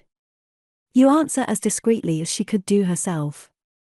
But her account of everything leaves so much to be guessed, she is so very reserved, so very unwilling to give the least information about anybody, that I really think you may say what you like of your acquaintance with her." "May I, indeed? Then I will speak the truth, and nothing suits me so well. I met her frequently at Weymouth. I had known the Campbells a little in town, and at Weymouth we were very much in the same set. Colonel Campbell is a very agreeable man, and Mrs. Campbell a friendly, warm-hearted woman. I like them all. You know Miss Fairfax's situation in life, I conclude, what she is destined to be." "Yes," rather hesitatingly, "I believe I do." "You get upon delicate subjects, Emma," said Mrs. Weston smiling. "Remember that I am here. Mr. Frank Churchill hardly knows what to say when you speak of Miss Fairfax's situation in life. I will move a little farther off. I certainly do forget to think of her," said Emma, "as having ever been anything but my friend and my dearest friend." He looked as if he fully understood and honored such a sentiment. When the gloves were bought, and they had quitted the shop again, "Did you ever hear the young lady we were speaking of play?" said Frank Churchill. "Ever hear her?" repeated Emma. "You forget how much she belongs to Highbury. I have heard her every year of our lives since we both began. She plays charmingly." "You think so, do you?" I wanted the opinion of someone who could really judge. "She appeared to me to play well, that is, with considerable taste, but I know nothing of the matter myself. I am excessively fond of music, but without the smallest skill or right of judging of anybody's performance. I have been used to hear her admired, and I remember one proof of her being thought to play well, a man, a very musical man, and in love with another woman engaged to her on the point of marriage, would yet never ask that other woman to sit down to the instrument, if the lady in question could sit down instead, never seemed to like to hear one if he could hear the other. That, I thought, in a man of known musical talent, was some proof. Proof indeed, said Emma, highly amused. Mr. Dixon is very musical, is he? We shall know more about them all, in half an hour, from you, than Miss Fairfax would have vouchsafed in half a year.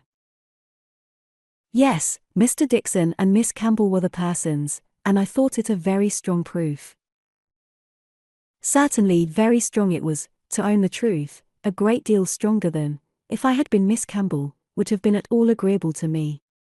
I could not excuse a man's having more music than love, more ear than I, and more acute sensibility to fine sounds than to my feelings. How did Miss Campbell appear to like it? It was her very particular friend, you know. Poor comfort, said Emma, laughing. One would rather have a stranger preferred than one's very particular friend. With a stranger it might not recur again, but the misery of having a very particular friend always at hand, to do everything better than one does oneself. Poor Mrs. Dixon. Well, I am glad she is gone to settle in Ireland. You are right. It was not very flattering to Miss Campbell, but she really did not seem to feel it. So much the better, or so much the worse, I do not know which. But be it sweetness or be it stupidity in her, quickness of friendship, or dullness of feeling, there was one person, I think, who must have felt it, Miss Fairfax herself. She must have felt the improper and dangerous distinction. As to that I do not. Oh! Do not imagine that I expect an account of Miss Fairfax's sensations from you, or from anybody else. They are known to no human being, I guess, but herself. But if she continued to play whenever she was asked by Mr. Dixon, one may guess what one chooses. There appeared such a perfectly good understanding among them all, he began rather quickly, but checking himself, added, however, it is impossible for me to say on what terms they really were, how it might all be behind the scenes. I can only say that there was smoothness outwardly. But you, who have known Miss Fairfax from a child, must be a better judge of her character, and of how she is likely to conduct herself in critical situations, than I can be. I have known her from a child, undoubtedly. We have been children and women together, and it is natural to suppose that we should be intimate, that we should have taken to each other whenever she visited her friends. But we never did. I hardly know how it has happened, a little, perhaps, from that wickedness on my side which was prone to take disgust towards a girl so idolized and so cried up as she always was, by her aunt and grandmother, and all their set. And then, her reserve. I never could attach myself to anyone so completely reserved. It is a most repulsive quality, indeed, said he. Oftentimes very convenient, no doubt, but never pleasing. There is safety in reserve, but no attraction. One cannot love a reserved person. Not till the reserve ceases towards oneself, and then the attraction may be the greater. But I must be more in want of a friend, or an agreeable companion, than I have yet been, to take the trouble of conquering anybody's reserve to procure one. Intimacy between Miss Fairfax and me is quite out of the question. I have no reason to think ill of her, not the least, except that such extreme and perpetual cautiousness of word and manner, such a dread of giving a distinct idea about anybody, is apt to suggest suspicions of there being something to conceal. He perfectly agreed with her, and after walking together so long, and thinking so much alike, Emma felt herself so well acquainted with him, that she could hardly believe it to be only their second meeting. He was not exactly what she had expected, less of the man of the world in some of his notions, less of the spoiled child of fortune, therefore better than she had expected. His ideas seemed more moderate, his feelings warmer. She was particularly struck by his manner of considering Mr. Elton's house, which, as well as the church, he would go and look at, and would not join them in finding much fault with. No, he could not believe it a bad house, not such a house as a man was to be pitied for having. If it were to be shared with the woman he loved, he could not think any man to be pitied for having that house. There must be ample room in it for every real comfort. The man must be a blockhead who wanted more. Mrs. Weston laughed, and said he did not know what he was talking about. Used only to a large house himself, and without ever thinking how many advantages and accommodations were attached to its size, he could be no judge of the privations inevitably belonging to a small one. But Emma, in her own mind, determined that he did know what he was talking about, and that he showed a very amiable inclination to settle early in life, and to marry, from worthy motives. He might not be aware of the inroads on domestic peace to be occasioned by no housekeeper's room, or a bad butler's pantry, but no doubt he did perfectly feel that Enscombe could not make him happy, and that whenever he were attached, he would willingly give up much of wealth to be allowed an early establishment,